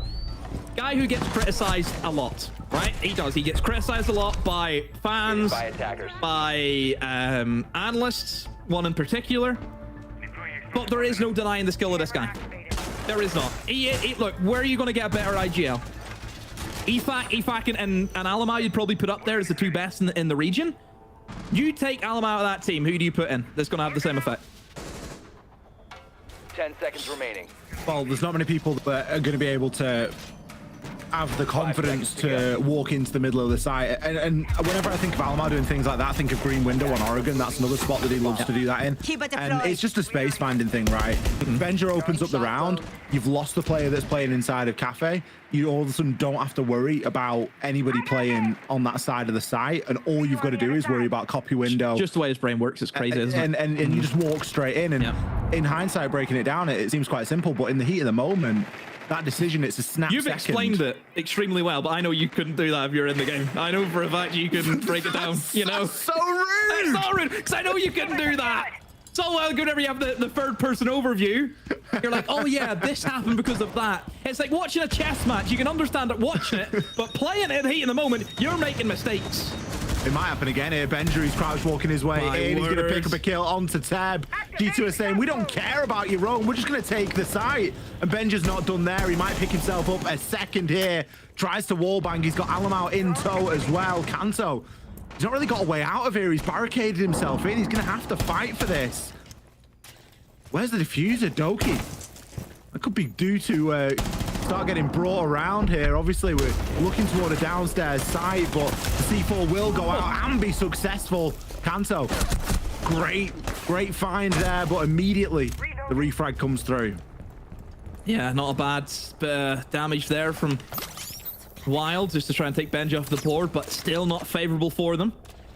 Lolo will now also get drones, so they know another person's off site. They could maybe just try and go quick and just flood the players, and it looks as though they're trying to do so as Uno has been felled, but there's Alamau. They all drop in. Again, great decision making, it has to be said, from G2. Realizing Lolo is away from the bomb site, they can drop in, overwhelm the remaining defenders, and get that plant inside of B. And also, they kind of skipped the steps. They've skipped all the Goyo canisters, going through the echo cameras. They skipped that step because of that play.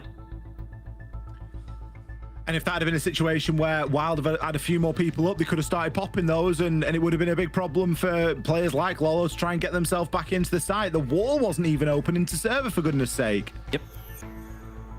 This is where G2 become dangerous, because this is where they start to implement that play style where all they're doing is gap finding. As soon as they find a gap, bang, they're filling it, they're taking that ground, they're picking up an opening kill, they're looking for more, and then immediately players are coming to one another's aid. Benja took open area there solo.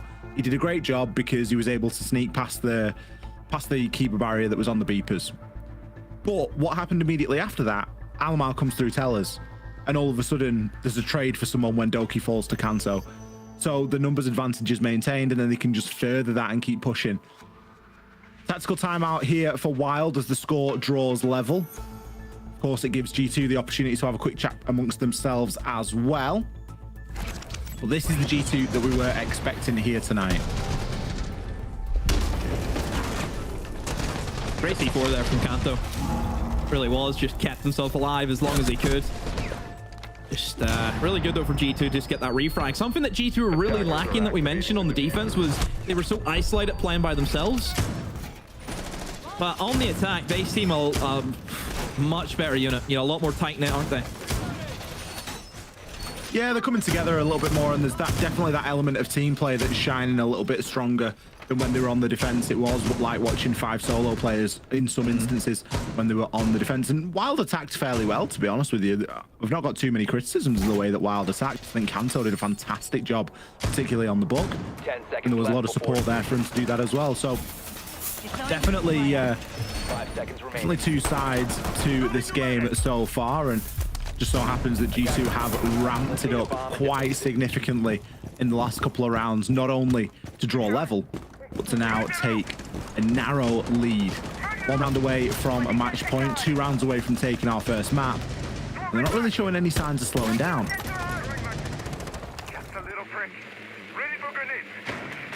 Good bit of momentum for G2. Everyone seems to have woken up in the kill department. Everyone's sitting above 6 kills. I mean, Wild aren't doing too bad either, though. A very even game all across the board. Nobody running away in the kills. Every round is going to be a good contest, as it has been. And G2, see how they want to approach this top floor, and it is going to be quick again. Look at Doki already right in towards the heart of it, right beside the janitor's door. And Alamau has crept all the way up in through Spiral. Doki finds his kill using that Doki call. The great efficiency. And Tab, top of main stairs, trying to hold on to that player. He could be inside of the office. Seems to be a kill happen on to Banja. But Doki inside a meeting now. Uno has the diffuser in hand. He can start trying to get the plant down, but he just needs someone to come over and help him. Virtue has rotated over and see if he can revive Banja as Doki just ever so slightly moves up. I think they moved Tab downstairs, Ollie, with the scanner to see if they can deny the plant as it goes down. They have. He is downstairs, but he's actually tried to chase for the kill in open area. Oh, what a kill from Doki. What a swing. And another one. Oh, my word. Doki, the hero this round for G2. And Wild looks as though they're going to be mudded again. I've got 1 kill back in their favor. But look at the time. Because G2 went so quick, all it gives them this massive buffer just to secure that plant. Ted from below can try, and he's going to at least get Uno off the plant for the time being. But Uno has a couple of different options here. He's going to get peppered through the floor. Maybe can try and hop himself up onto the desk inside a CEO, and it looks like that's where he might try to go. Teb is going to get taken out there from Benja. G2 know that he is below there. He's telegraphed his position. What a play from Doki, and what a play from Alamau as well. I think he's done a big part inside of that round and died straight away, but his impact was felt throughout because we've got Doki and Alamau pushing at the same time from 2 different sides. You can see the head shake there from Teb. He knows, like, what do we do? We're going up against one of the best here. That's just written all over his face. Alamau sure gets 1 kill and gets immediately traded from the elevator. But at that point, it almost doesn't matter because of how much ground Doki was able to take. And the patience from Doki there. He was on the other side of the wall to Lolo. He knows that Lolo's on the other side of the wall. You're going to hear him shuffling. Waits for the lion scan to come through. That's a good bit of audio cover for him. And then he can start to try and work it. That's the kill from Alamau there. That comes in at exactly the same time as Doki pushes into Janice's. This swing right now from Doki was second to none. And the second kill as well, fantastic.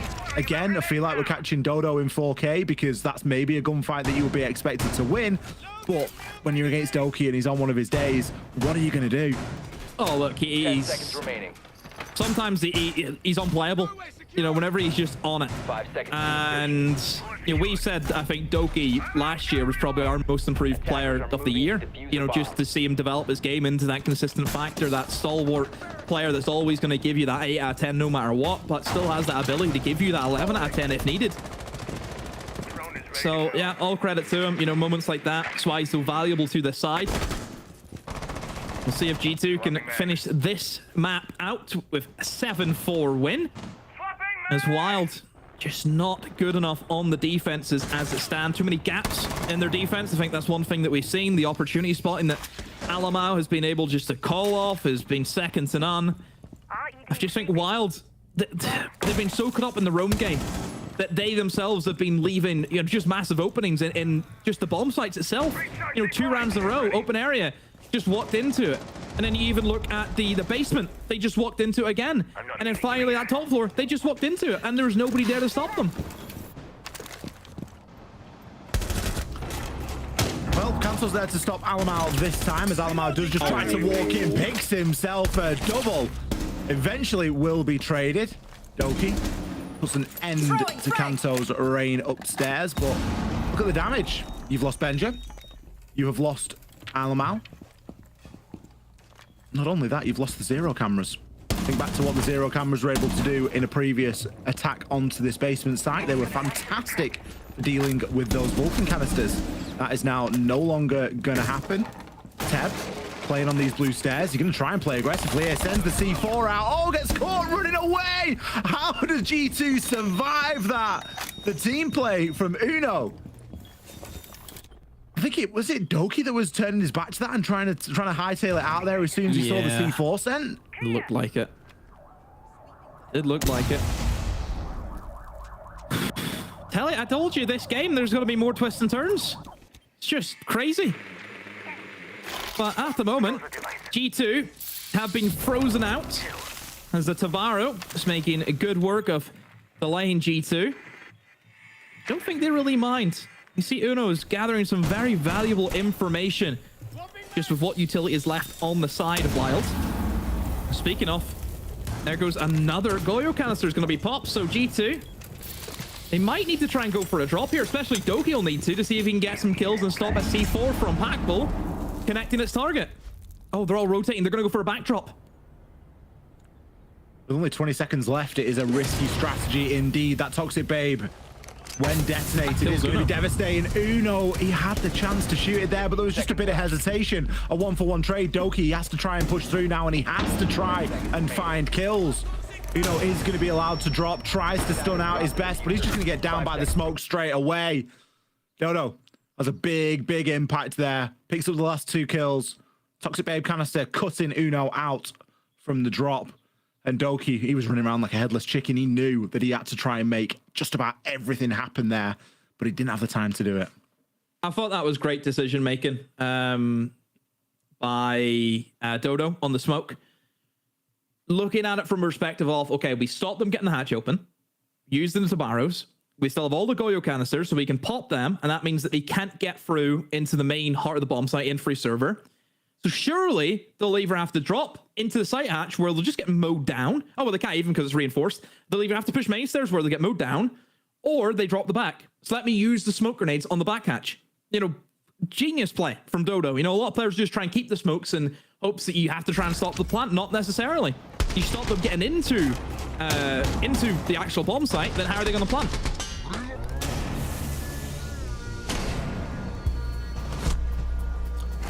It's difficult to say if it was the right decision from G2 to switch things up there and to push the backside. Obviously, with hindsight, it looks like it was a bad decision at this point, but there was a chance where they get away with that, especially if Uno was able to shoot out that first canister, and if Doki gets himself into gold a little bit quicker and has a bit of information to go off. So not a bad attempt, but it does put us perilously close to an overtime here. G2 6, Wild 5. A win for Wild here on the defense would see us sent into an additional 3 rounds. However, G2 could still lock it out here and now.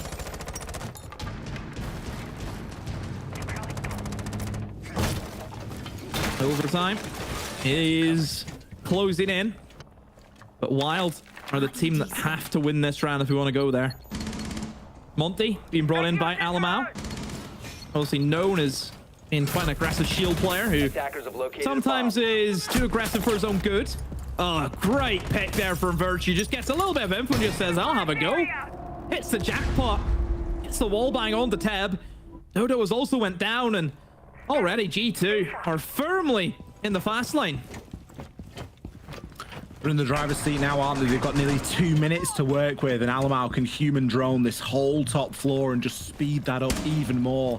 Kanto, he's going to get droned here, going to try and hop himself over the top rope, and does manage to scurry away back down to site. Packbull, just going to see if he can prep there for an impact trick. Does have a couple of impacts in hand, and well, there's 5. The whole of Wild remaining. Packbull, not going to try and trick that. Knows it's probably beyond the reach of what he has already gotten set up. You also have Lolo below. It's going to be something to consider here. Diffuser now starts to get juggled around as G2 still have 4 drones to try and gather some info and make this happen. But they do want a little bit more vert before they go for that. I think G2 just take their very slow time, and oh no, what is going on there from G2? Uno has just dropped to his death. Alamau on shields, but still advantage for G2 as Benja has found 2 kills. Lolo has rotated above.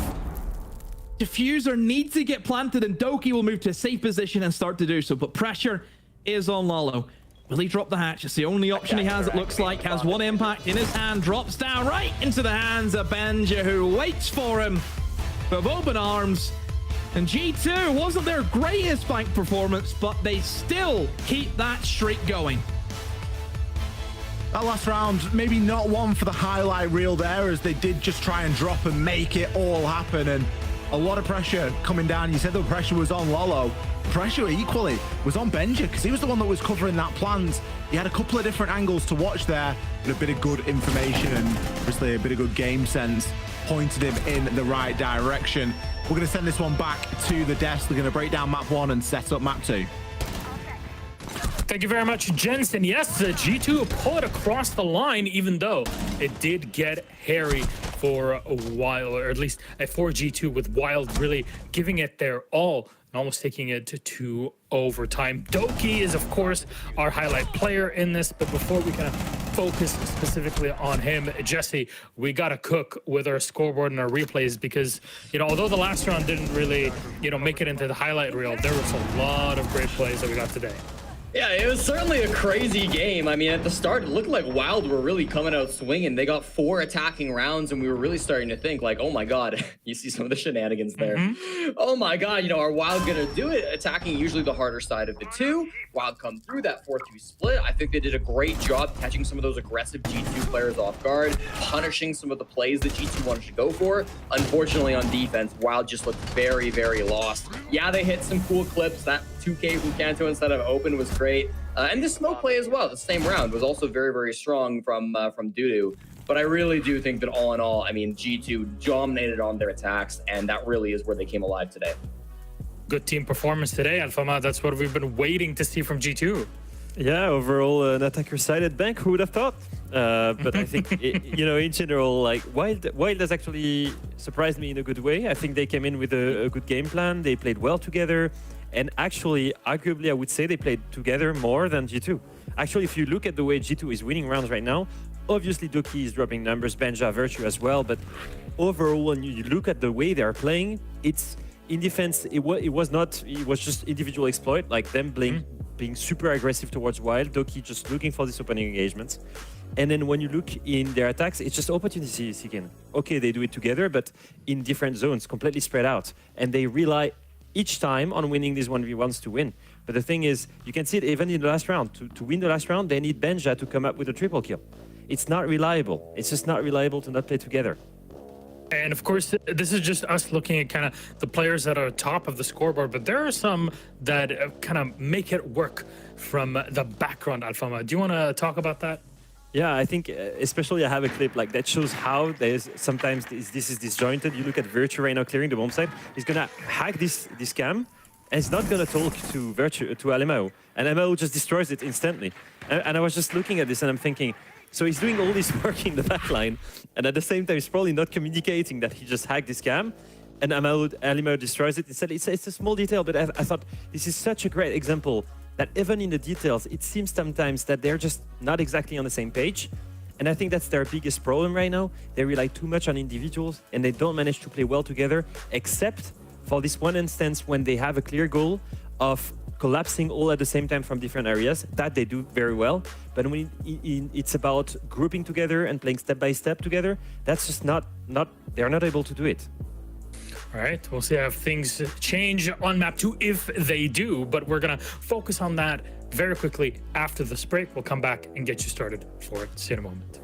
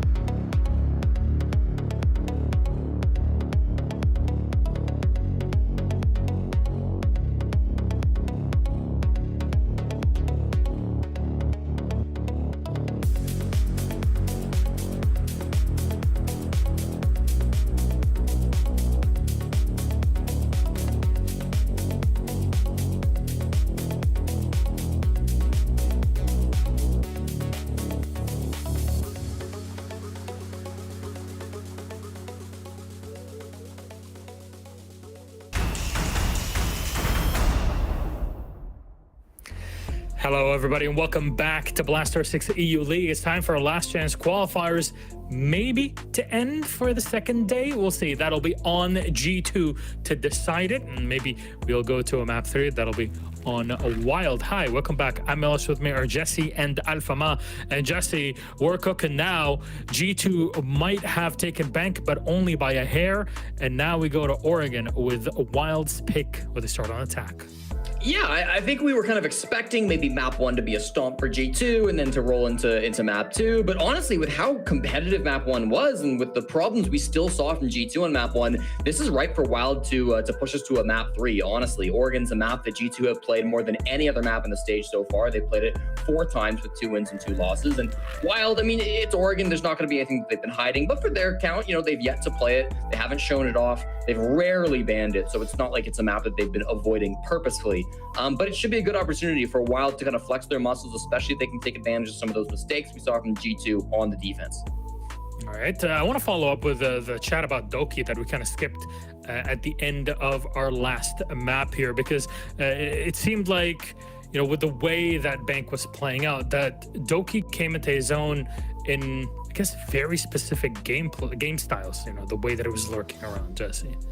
Yeah, I think for Doki, obviously popped off, had a fantastic map overall. I believe he finished 13-7. But we talked about how he always goes down and plays aggressive on the defense. I believe he was 4-6 after the first half, dying every single round. And that is testament to how good he was on the attack. But when you look at him on the defense, he really is a player that is consistently going down. And that's part of the game plan for G2, right? They expect Doki to be out and aggressive. They expect him to not be around when the late round happens. But I do think that him consistently putting G2 into a man disadvantage on defense is a problem, and it's something that I want G2 to try to fix. Maybe rein in a little bit on Oregon and see if they can not go into some of those later rounds with a bit more of a man count. And Fama, what is exactly that he does in that role? Because it seems like as the metagame in Siege changes, it gets more complicated to put people in a role and a name. Yeah, I think the thing is quite clear for him is he's extending the setup. He's trying to lurk. He's trying to gain information by extending way further from the setup and then burn time and peel off all the way back. The problem is most of them right now, actually, Wild is playing pretty well to catch him. They're playing together, they're running him, and they have a cutoff to pick him basically every time. I think looking into Oregon, like Jesse said, right now G2 is starting in defense, so they want to put as many rounds on their side as much as possible, right? So what do you do against a Wild that's picking your roamer? Maybe you just cool off a little bit. You go back to site. You abuse Oregon as a natural crossfire map again.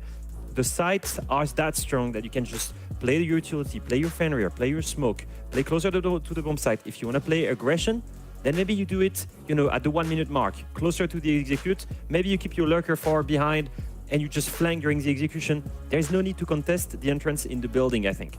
To win right now, G2, all they need is to play in the late round execute. Let's see if G2 will live up to at least the way that you're explaining it here, Alfama. Thank you very much. Also, both of you. We'll send it to our casters for map 2, Oregon, between G2 and Wild. Ollie, demo, take it away. Thank you very much, Milosh, Alphamat, and Jesse. Great to have you on the cast here, or on the desk, should I say, Jesse, as our North American guest here for tonight. We do feel very... really? No, we do. I feel very honoured to have him come across. And obviously you can see how some proper sieges played. Let's get ourselves into map number 2 now. We're going to be heading over to Oregon. Of course, we have G2, we have Wild, and we have a spot in the semi-finals of the LCQ yet to fill. Who is going to be going up against? Make your later on in the... Is it tomorrow that they play demo? Yeah, we have 3 games tomorrow. Whenever you kind of break it down, and look, there's still a long way to go for all the teams. Don't forget, you know, Wolves and Ents play tomorrow. Obviously, Forgotten Days, they play tomorrow to the winner of this match. So Wolves and Ents, they had the break day. You know, they had a break day today, whereas G2 and Forgotten Days, they have to go straight again tomorrow. And then once you play your semi-final, then you still have the grand final as well to go to. So plenty of siege still to come tomorrow. 3 best of 3s to kick things off. Before we get too excited about that, we have to get through Oregon here. Are G2 going to get it done in 2, or are Wild going to bounce back here? We've got a Ying and a Grim ban, nothing changing there. Azami and a Cade will be removed as well. I feel like the Azami and Grim ban is very targeted from Wild. G2 love playing Grim. And of course, they love playing Azami as well. It's, I think it was a very weird bank just based off no Ying and no Grim, which was very strange to see. So you do think, you know, what's it going to be like going into Oregon with, you know, the bans and the way that they'll set up without those two again?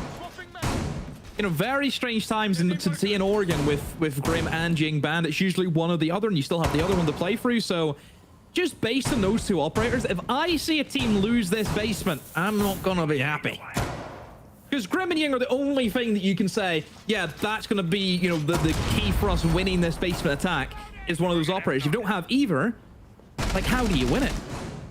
10 seconds left.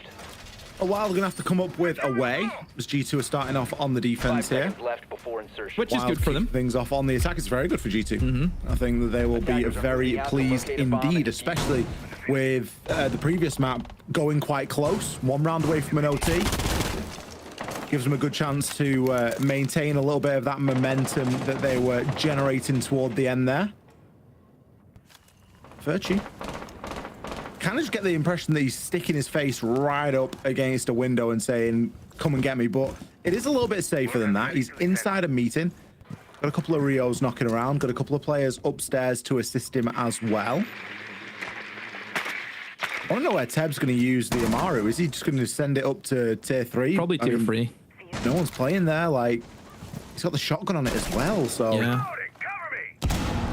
And this is pretty standard from G2. The way that they like to hold their basement is that they will do that extension in towards meeting. They will have the hatch open so they can fall back into the site if they do get pushed. But at the moment, G2 are doing a great job at just wasting time. The shotgun knocking at the door. Uno will now move back. Doki also looks as though he has dropped down as well.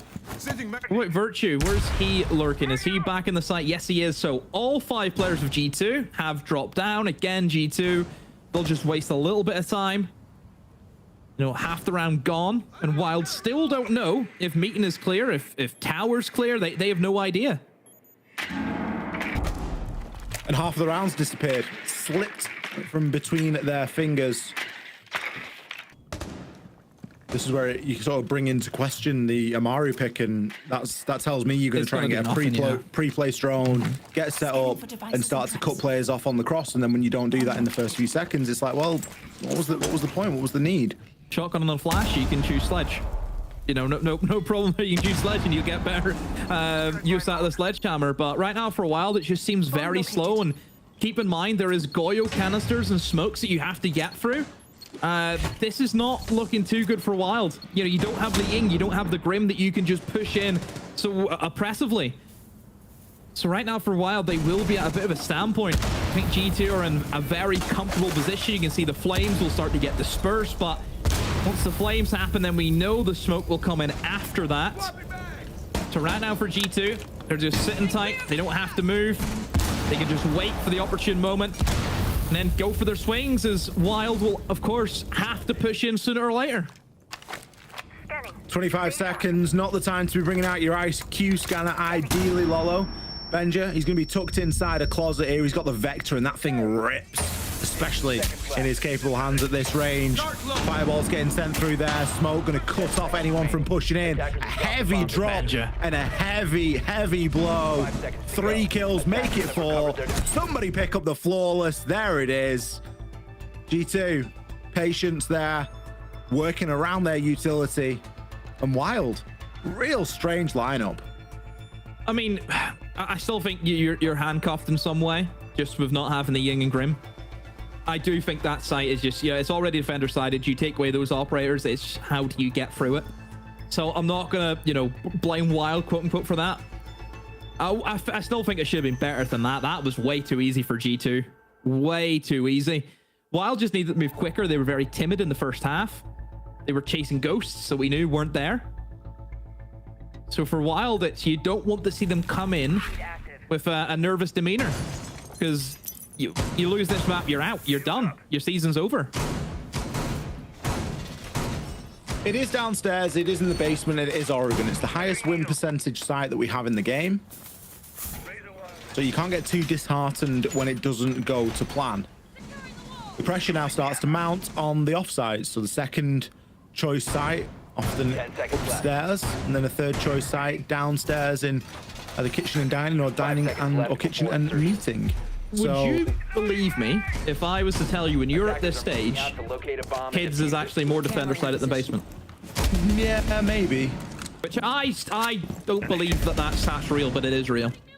Because it does feel quite weird, but I can't help but feel that a lot of the times where attackers win the basement, it's down to the defenders misplaying, i.e. roaming and losing 2 kills right off the rip. Too heavy of a roam, yeah. That's what it feels like a lot of the time for those situations. Ooh, good clear. Ooh.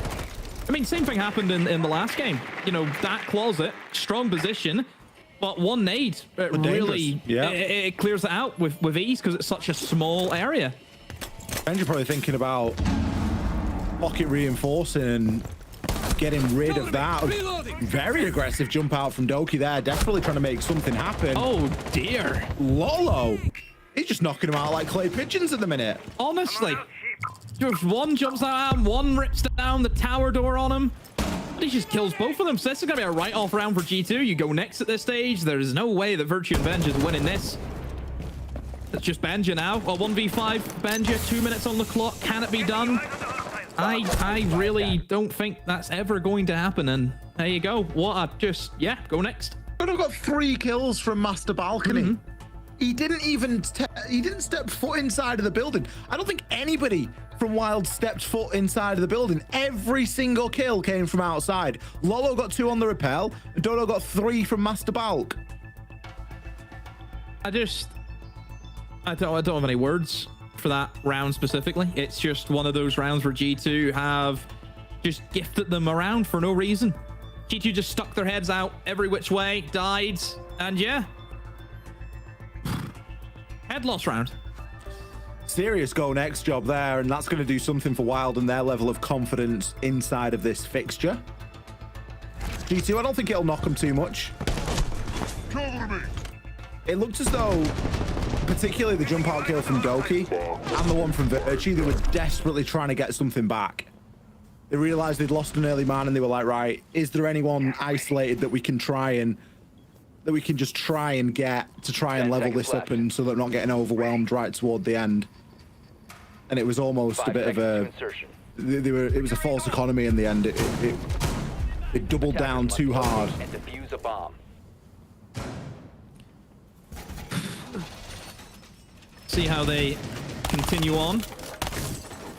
As G2 will have another chance to defend the top floor, and let's see if they will just throw themselves at the mercy of Wild.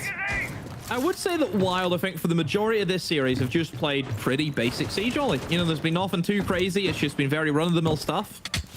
And the only issue I would have is you're against a team like G2, where I think you need to kind of go a little bit flashy almost to kind of like ruin G2 in a sense. You know, if you just play base against G2, I think 9 times out of 10 they'll probably beat you. But it's probably kind of what happened in Bank.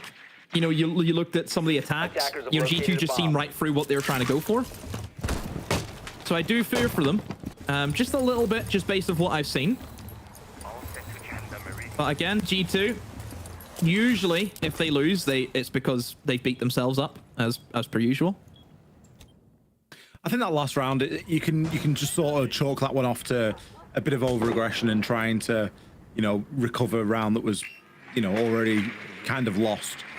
So already it's seeming quite different. We're not seeing players throw themselves out of windows. We're not seeing people try and hold Master Closet. It's much more reserved this time. The biggest threat, of course, is going to be this vertical play.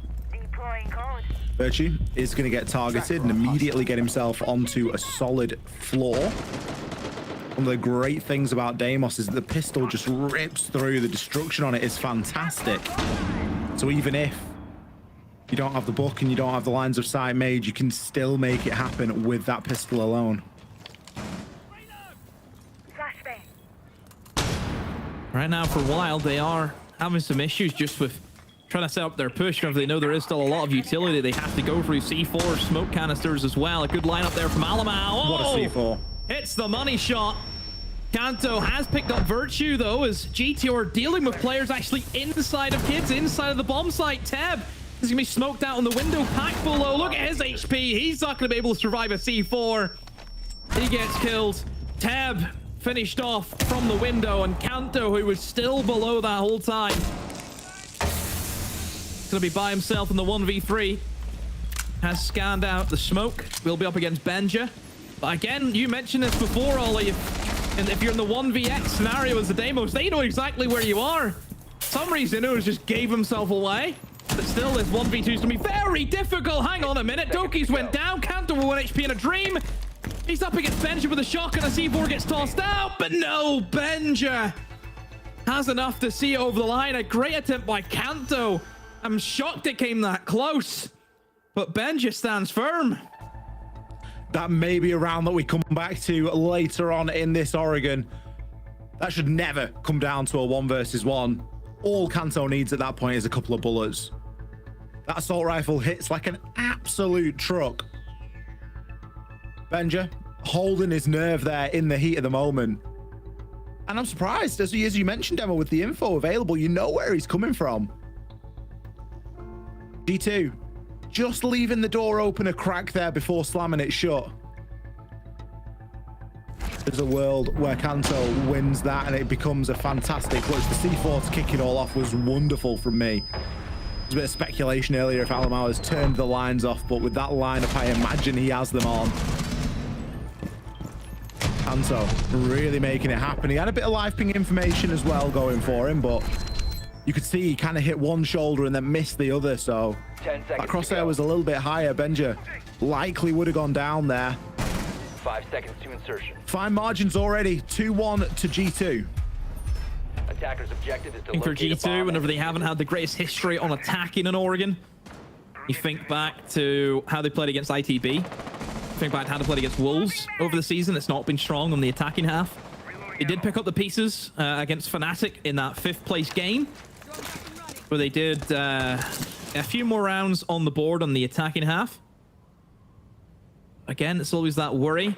Will the old habits come in to bite them in the behind? You do think.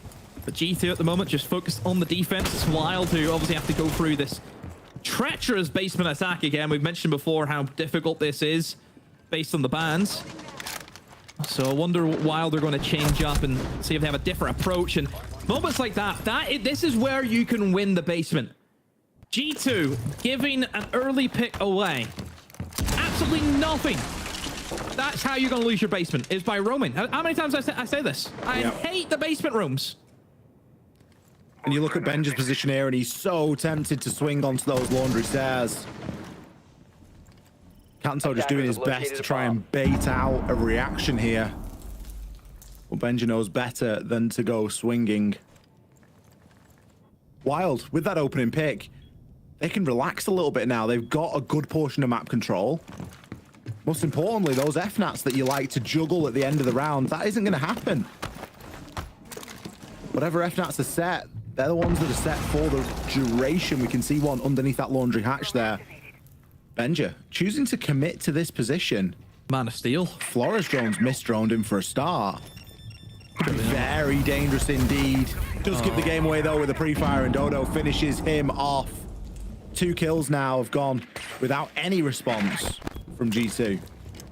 Yeah, surely this is set up for a wild win. Just based off the man advantage, you can flood one part of the site and just trade kills back and forth, back and forth. Still the smokes that they have to go through, which at your bottom dollar, he'll probably be looking towards that main laundry door, so Freezer's probably going to be the best option for a while, but I don't know if the Goyo canister has been popped, and it has been. There's going to be a smoke, though, placed over towards Freezer to try and give some form of support in towards Virtue, but this is just very difficult for G2 to try and overcome just based on the man count. Virtue is in a good position. He's just going to overexpose for a moment there, but still, Dodo waiting for these Toxic Babe canisters to dissipate.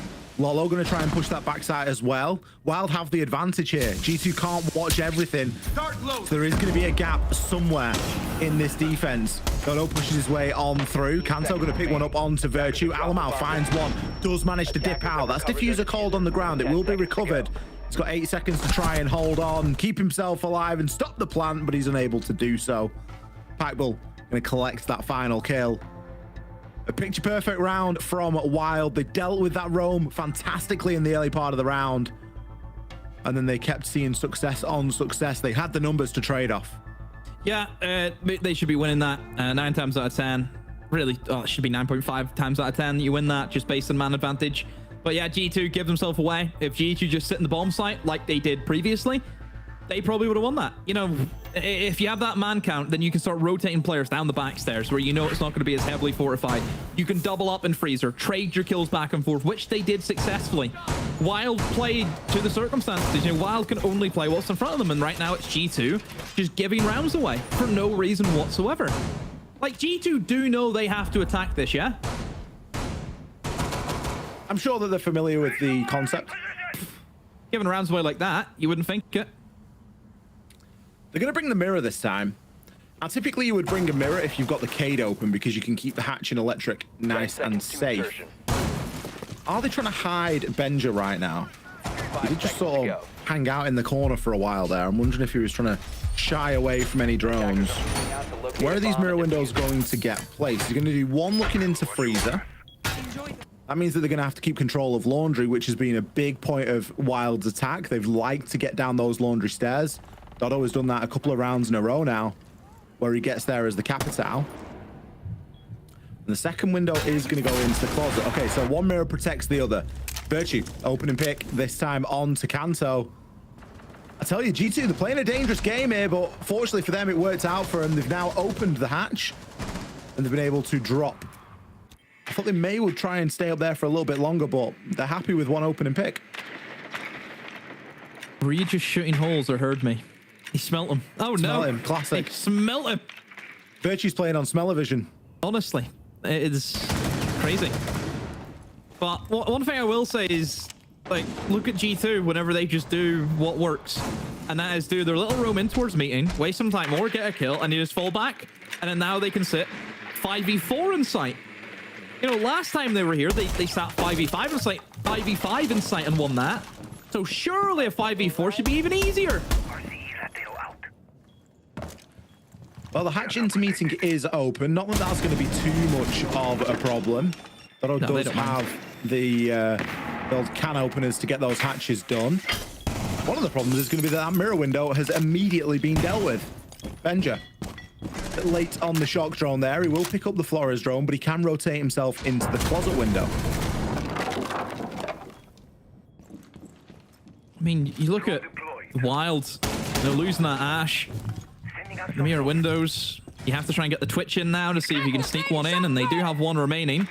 But, you know, mirror windows in this day and age still as difficult as ever. Some really strong power positions that you can gain from the mirror windows. You know, Exhibit A right here, you can't push into, you know, the main entrance into the bomb site. If that mirror window is looking dead at you, straight into the face, they have fired them off. Oh, Tebs and somebody scurry across. Virtue whips out the goggles, sees man dancing on the sinks. And Wild struggling now to try and get themselves into the site. Fierce opposition, but it is going to be a 2 versus 2. Diffuser still needs to get planted. And Uno on the swing, though, but no! Teb rips him apart, and Doki by himself now. The 1v2, a great pre-fire. All he has to do is take his time. Teb on 1 HP, pulls out the pistol. Doki cleans up. My goodness. An extremely close round, but Doki to the rescue. The Keratos to finish there for Doki. Again, that came down to a very fine margin. I'm reminded of that site that we played only 3 rounds ago upstairs, where it was a 3 versus 1 and it came down to a 1 versus 1, and it was down to Benja to clutch against Kanto. This time, not quite the same situation. 3 versus 3, 2 versus 2, but still coming down to a player to pull off a clutch, and it just so happened that it was Doki. I don't think he'd had too much involvement in the round up until that point, in all honesty, not to discredit him and what he's achieved there, but he was really hanging deep toward that backside, just watching those rear stairs, and I think Wild maybe got himself a little bit flustered there. You'd think Benji would win that engagement there onto Dodo, but Doki got a couple of points of damage in, but it isn't really going to matter if he catches Lolo looking the wrong way like that right toward the bitter end. Still chance for a 4-2 split here for G2. Yeah, it's what they need. Really is. I mean, their attacks on Blank look pretty good today, has to be said, though, so maybe it is just a good day for G2 to get the attacks in, but I don't know. Still not convinced after the displays I've seen in this season from G2 on Oregon attacks. So Wild, see how they want to deal with that top floor. I mean, last time they went for this this top floor attack, they just kind of, or not the top floor attack, the meeting attack, is that just G2, I think, you look at them as a side and they will just play that roam game, especially like those extensions that you have, you know, extension in toward Big Tower, extensions in towards showers, for example.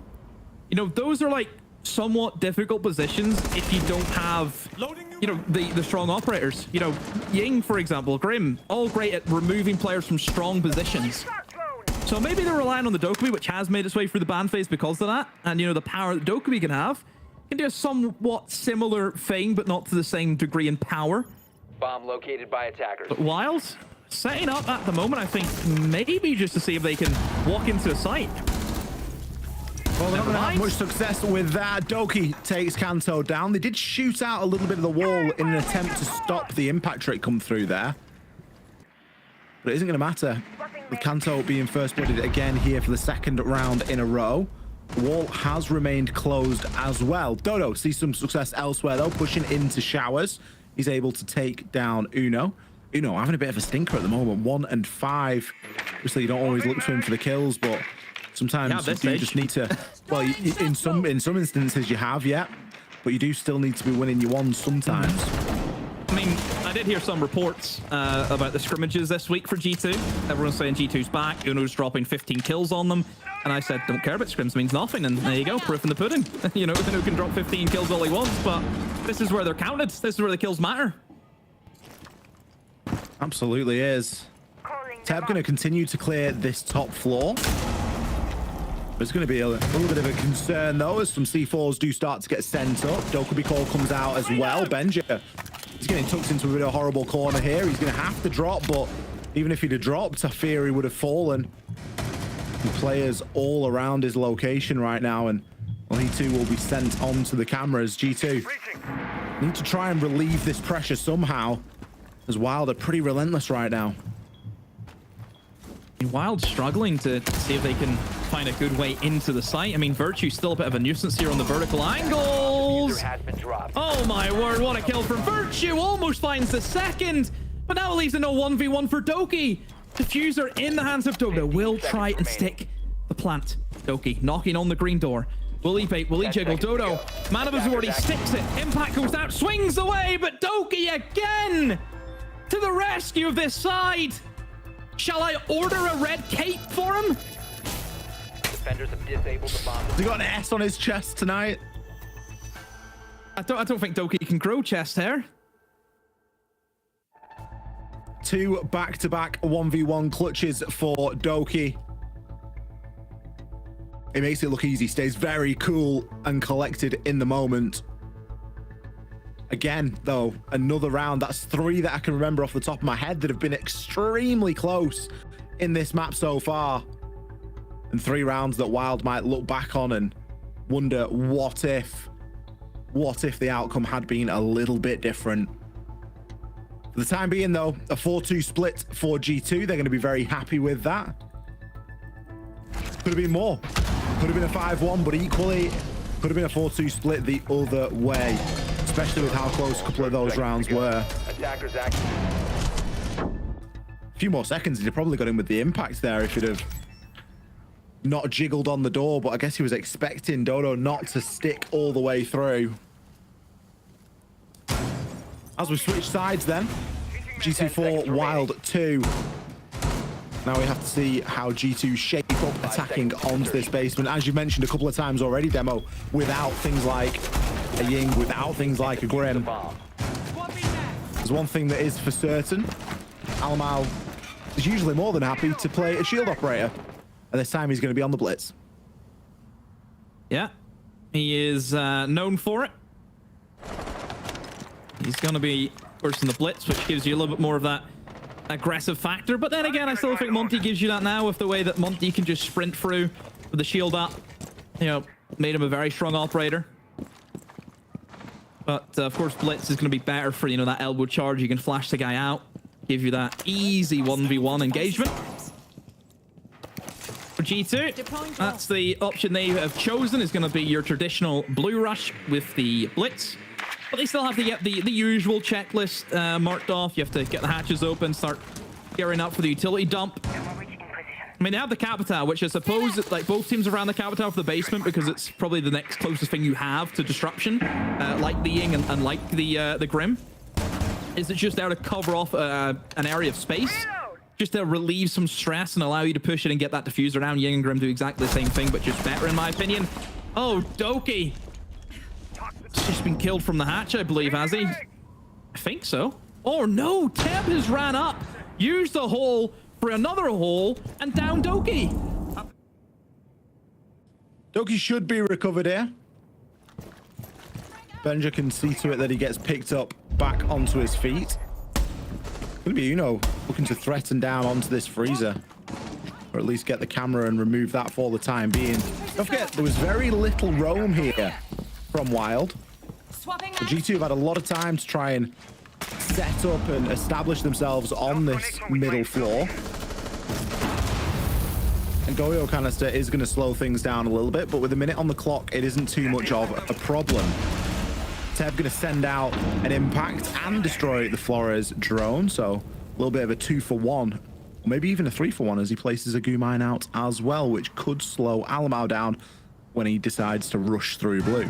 I wonder if they know that the blitz is up. I wonder if Alamau has exposed themselves in any way, but this could be a surprise. There's going to be 2 people doubled up, and Doki has dropped in alongside Habana, but they've all been slaughtered.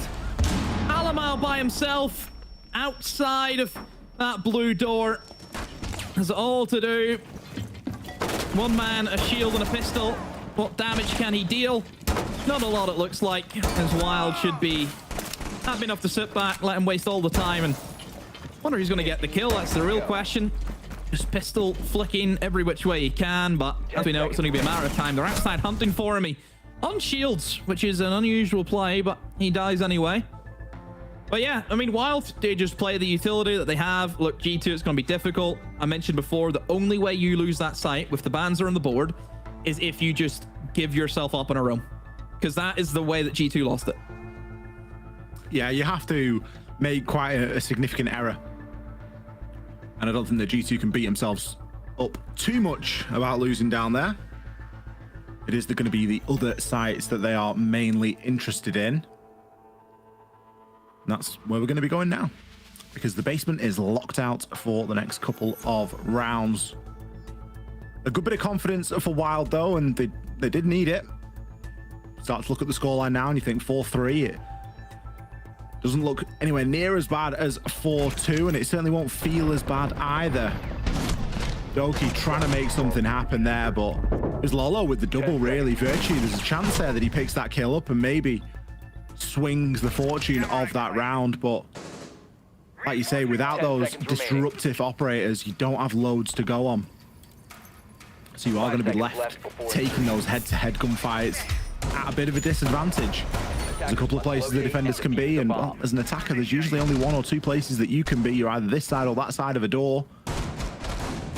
Wild, happy to take those odds. They're going to take us upstairs now for their second choice site here. I thought Doki was just going to send it there into tower for a little second, but we do, of course, have Lolo playing inside of tier 3. Is on the Fenrir, so can keep himself relatively safe up here. Who did we see on? Was it Interrogation? Was it something like that? Earlier in the night, yeah. Who was that? Was it G2 ITB? Or no? Who am I thinking of? It was the earlier game, wasn't it? No, it wasn't today. I'm talking about it happened the other week. I forget who it was that we I cast. can't remember. Was it Wolves Fnatic? It might be Wolves Fnatic I'm thinking of. I think there was something that happened there. I did a poem about it. So it's always a worry. The Mari just goes in, no drone work, it just gets killed right off the rip. It happens. Yeah. But thankfully for G2, nothing to worry about in that regards. But there is a Lolo downstairs on the Fen. If he can work the flanks, and Uno is right above him. Is there any form of flank denial? Benja has all 3 of the air jabs in his pocket, so I'm going to say no. This could be a tricky one for G2, just how they deal with Lolo. He's the danger man in my eyes. Well, you got Lolo as the danger man, and then you've got Dodo trying to, and probably the most successful hold we've seen tonight of that little closet. Typically, we're seeing players die in there, but he's managed to survive for a little bit until Doki has something to say and picks himself up a quick 2. Doki's got himself into sight now. He grabs that third one, full white flashed. Benja joins the party, and Lolo left on his own. The diffuser cold, but it is not going to matter. Doki bringing the heat there in that round. Yeah, Doki, again, he's been the player of the series for me. 100% he is the player of the series. Same thing as Bank. G2 just walking in. Just strolling in, seeing an opening. Wild, no response. So the same things happen in the Wild as what it did in Bank, where they're leaving the site way too open. Just probably too many roamers. I think they had 2 roamers in that round.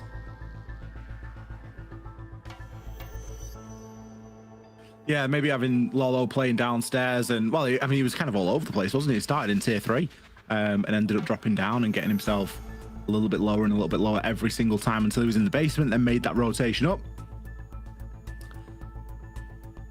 Certainly an aggressive round from G2, and that's what they're capable of when they have tools at their disposal. Doki, you can see there that he was very comfortable in landing those shots. Fantastic last shot as well. I think it was from Benja. Those kind of rounds that pump you up as well when you're inside of a best of 3, and obviously these players, they're used to playing best of 3s, best of 5s. It isn't that big of a deal, but you'll happily take that little bit of a pump up when it comes. 5-3 now, G2. They extend that gap by 2 rounds yet again.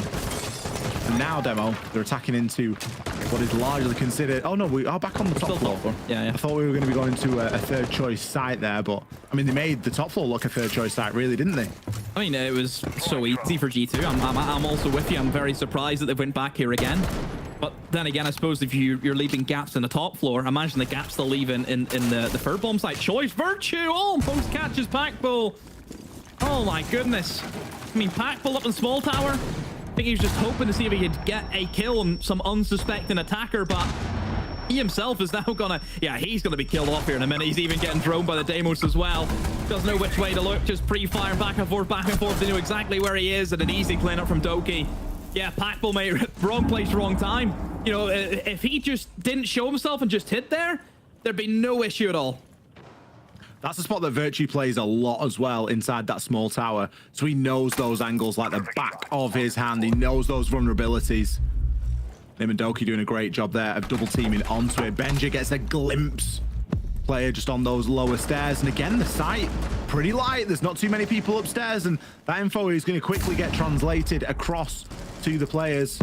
Benja, he's going to be downstairs inside of the freezer, picks himself up 1. Can he grab the second? He knows he's there. Great second onto Teb. The roam once again has been decimated. And G2 now with a 2-man advantage going into the final minute 20. And we'll see how they deal with picking off the remaining 2 players. But G2, as long as they can take their time and just work together, get themselves set up in the correct positions, and they should have no trouble at all. Attic is going to be reinforced, so it does separate both players. But now they have been able to move back into sight. C4 from Dodo catches both of them. Oh, what a lineup, and that has put a bit of an issue into the G2 attack. Oh no, just swing! Finds Dodo. Lolo in the very deep corners of the kid's bedroom is where he will wait, and they know exactly where he is, and Virtue gets it. Oh boy, almost for Wilds. Sheesh, what do you say? Well, the C4 that nearly was, right, Dodo? He got the lineup perfect. But because of everything that had gone on at the start of the round, it really didn't matter. It just neutralized things back. It just made things equal once again. And with the positions that G2 had already found themselves in, look at Uno's position inside of Pit and Virtue outside on the double window, it was always going to be an easier job of things from that point onwards. Wild, taking their tactical timeout now. Is this a little bit too late, Demo? G2 are now on a map and series point, and you're going to give them the opportunity to just calm themselves before they go into it? I think I would have liked to have seen this timeout a couple of rounds ago, I'm going to be honest. It does feel very late. Of course it does. That's 2 top floor attacks just being swept through from G2. I mean, the good news is, Ollie, they get the basement. So again, you would expect Wild will win the basement. They should, as long as they just sit in the bomb site and don't give themselves up. So it's still not over yet, but G2 certainly looking like the more favored team right now. Great C4, but just had no idea Uno. Uno was so passive that entire round, wasn't he? He does a really good job at that, though, in those sort of more passive roles, but still delivering that big impact. Look at where he found himself, you know, and we're laughing at him because we've got the overhead view. We're calling for him to swing and stuff, but he's got no idea. You know, it's chaos at this point. He just lost 2 people to a C4, and that information's trying to get relayed. So it was a fantastic job of space finding. You know, I throw him in a very similar category to some of the other space finders that we've got in the game, and certainly inside of Europe. 5 seconds left before insertion. Okay, so let's just look at this now for what we've got. Attackers are moving to We've got Wild. They've got the defense, and yet they are going to take us on a wild and wonderful castle strategy on that top floor. Have they not learned, Demo? Roaming on this site is not required. It is a sin. You can just play loose and then return back. I'm just starting to get just really frustrated. Like, it's so easy, you know? Let's proceed. Heyo, what are you gonna do? We can't stop them. But honestly, it's good time management from G2 already, being able to eliminate the Goyo canister and pop a mirror window. Not too bad in the grand scheme of things. This looks like a very minimalistic take from G2. It looks to me maybe just blue into tower stairs into meeting hatch, and that is it.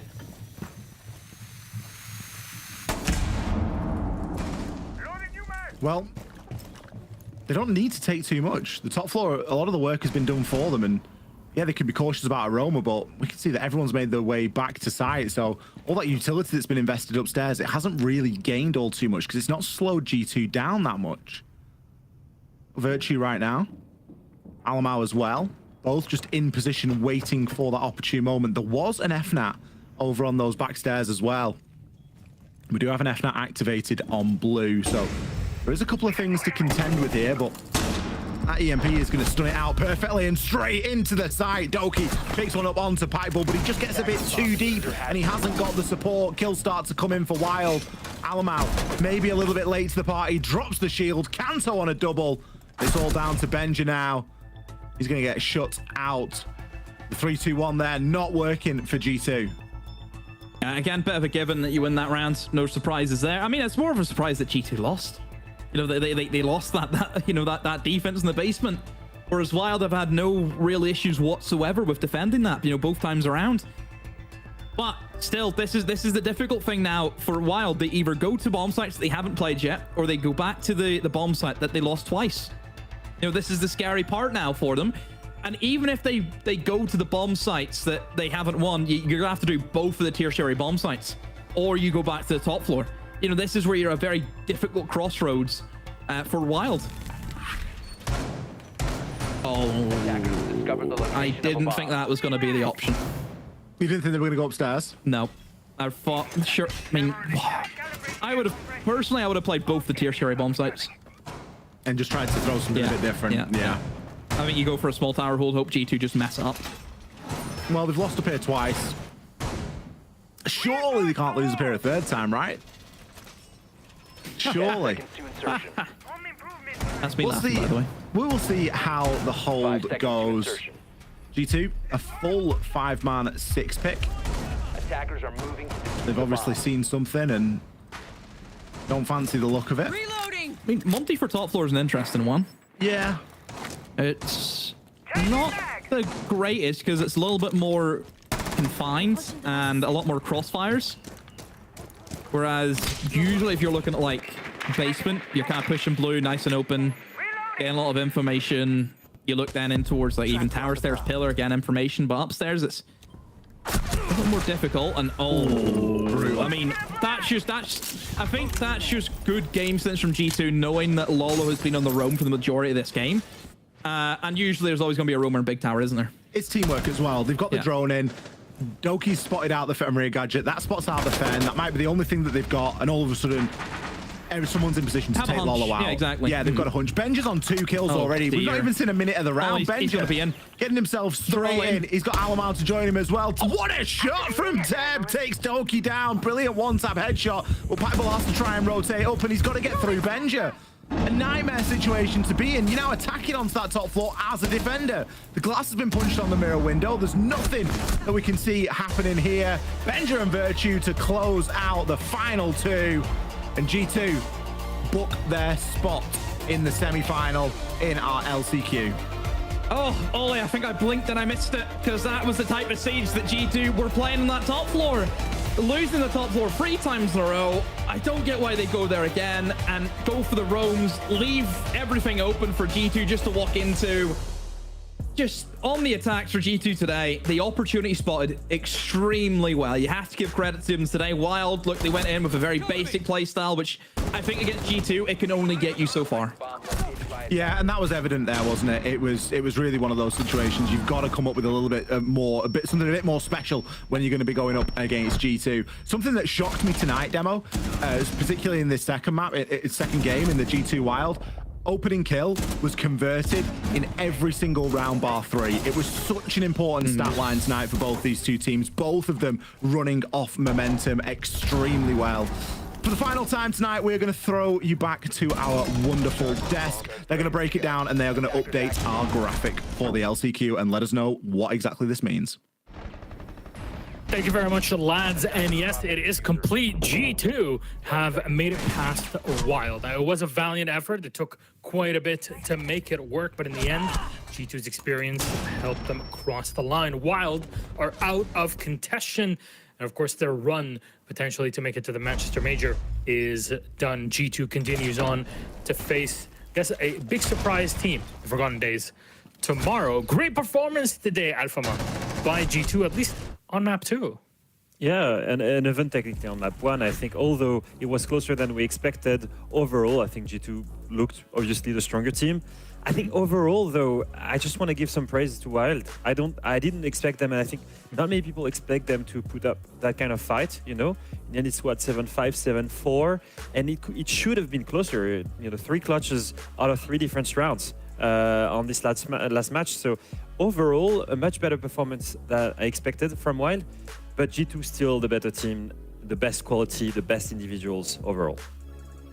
Jesse, what are your thoughts on this here? Because, you know, G2 ostensibly, they could bring it back. Yeah, I mean, I think this game was really decided on those Dorms attacks. I mean, Demo and Ollie hit it pretty much nail on the head. I will say G2 won more Oregon Dorms attacks this map than the rest of the stage combined. 3 Oregon top floor attacks today. They played Oregon 4 times before today, and they had only won Oregon attacks twice on the top floor. So maybe an explanation as to why Wild continues to try to go there every single time, but clearly G2 have fixed their issues attacking on that bomb site. Actually, let's talk about Doki in this matchup. Overall, incredible performance. We highlighted him before we got into this matchup. And Super Doki, there he is. I don't know if we're allowed to show the logo because of copyright or something, but that's not for me to worry about.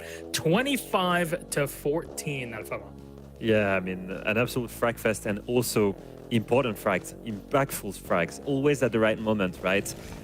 He was looking for this opening engagement in the defensive bank, and it didn't work out too well for him. But at least he was trying. He was the main proactive guy and the main reason for the success of G2 in everything he was doing.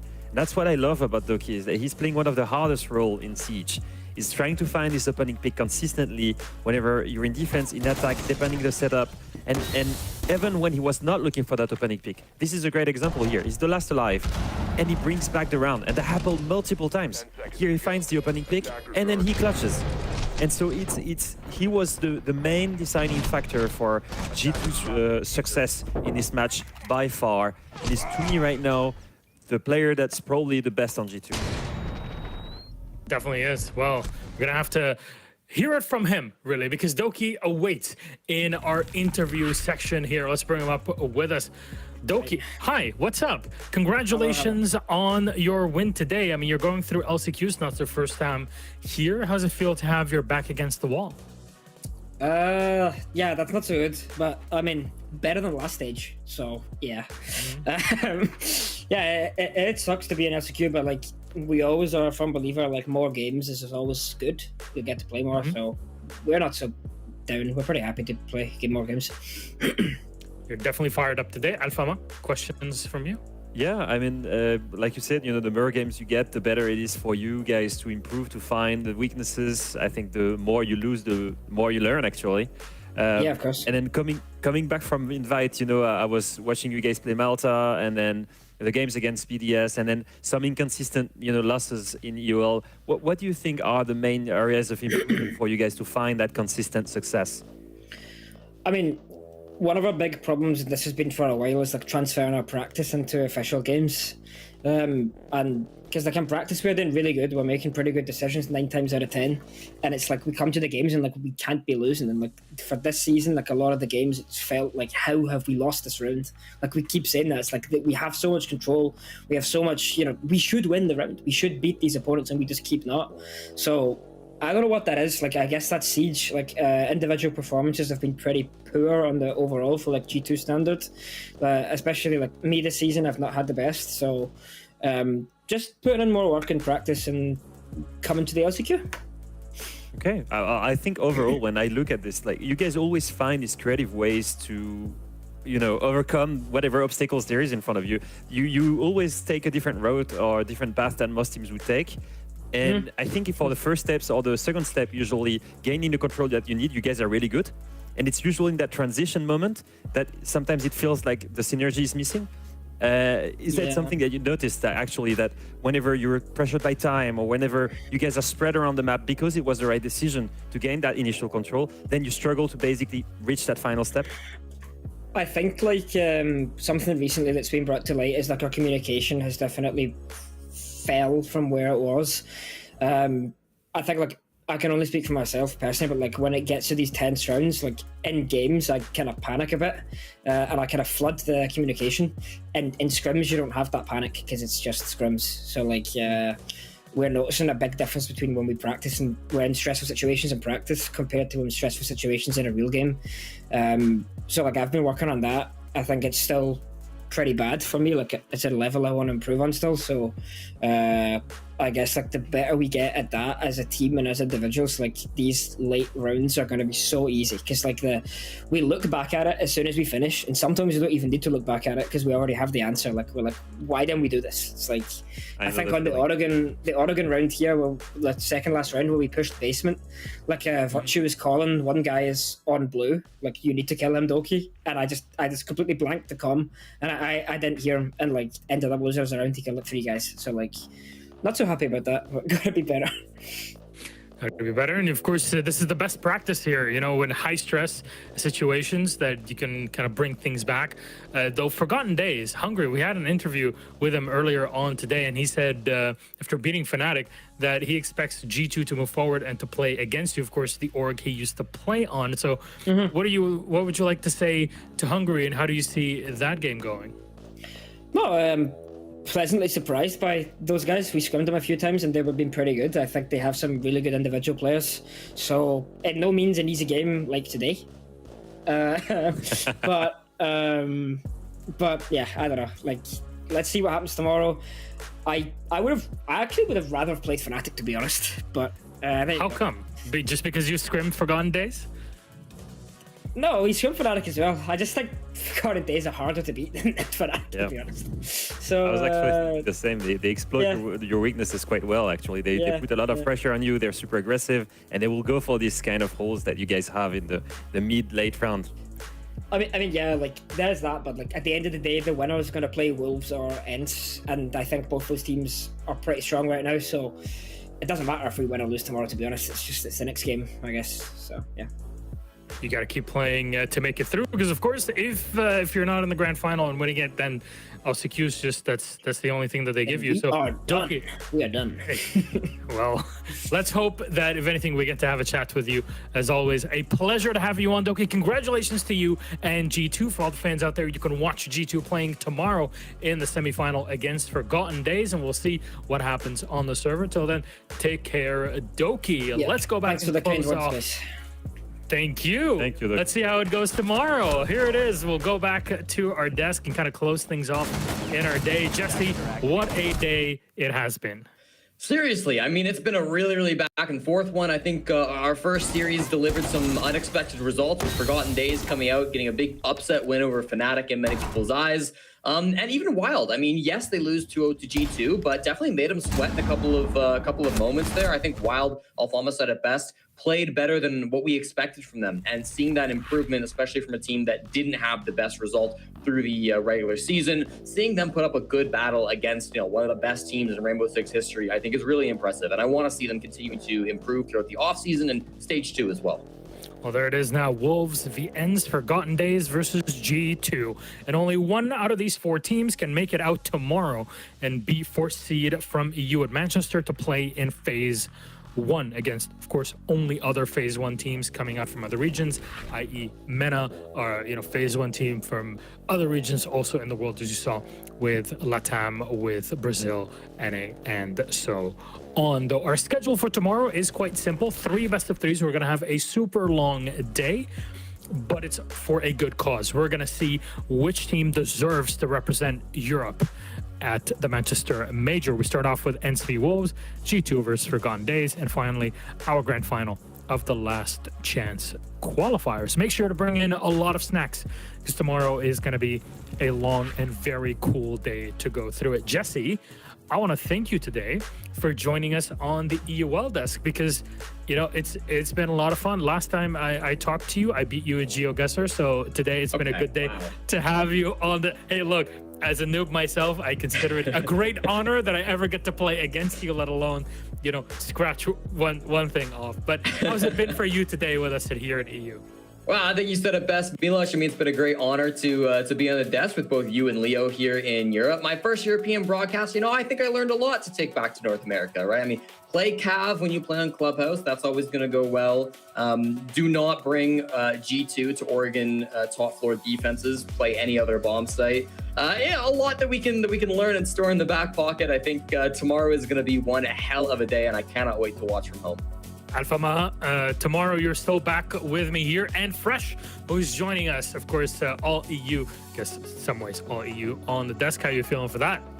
Feeling super excited. I actually think that whoever wins this LCQ will probably be, in my opinion, the second best seed coming from Europe, because it's the team that's going to have the best momentum. I think ITB and Secret still have a lot of experience they need to learn in STR events. In my opinion, we're looking at a grand final between Wolves and G2, and whoever wins that will, in my opinion, be better at the Major than ITB and Secret. We'll see, but that's my theory. All right, then that's a theory, a game theory, as some would say. We'll have to explore tomorrow on the broadcast. Alpha Majesty, thank you very much for today. We'll see you all tomorrow for our 3 best of 3s with Fresh joining us on the desk. From all of us here, the analysts, casters, and of course our production team all the way in Copenhagen, we will see you tomorrow. Till then, take care. We love you. Good night. Bye-bye.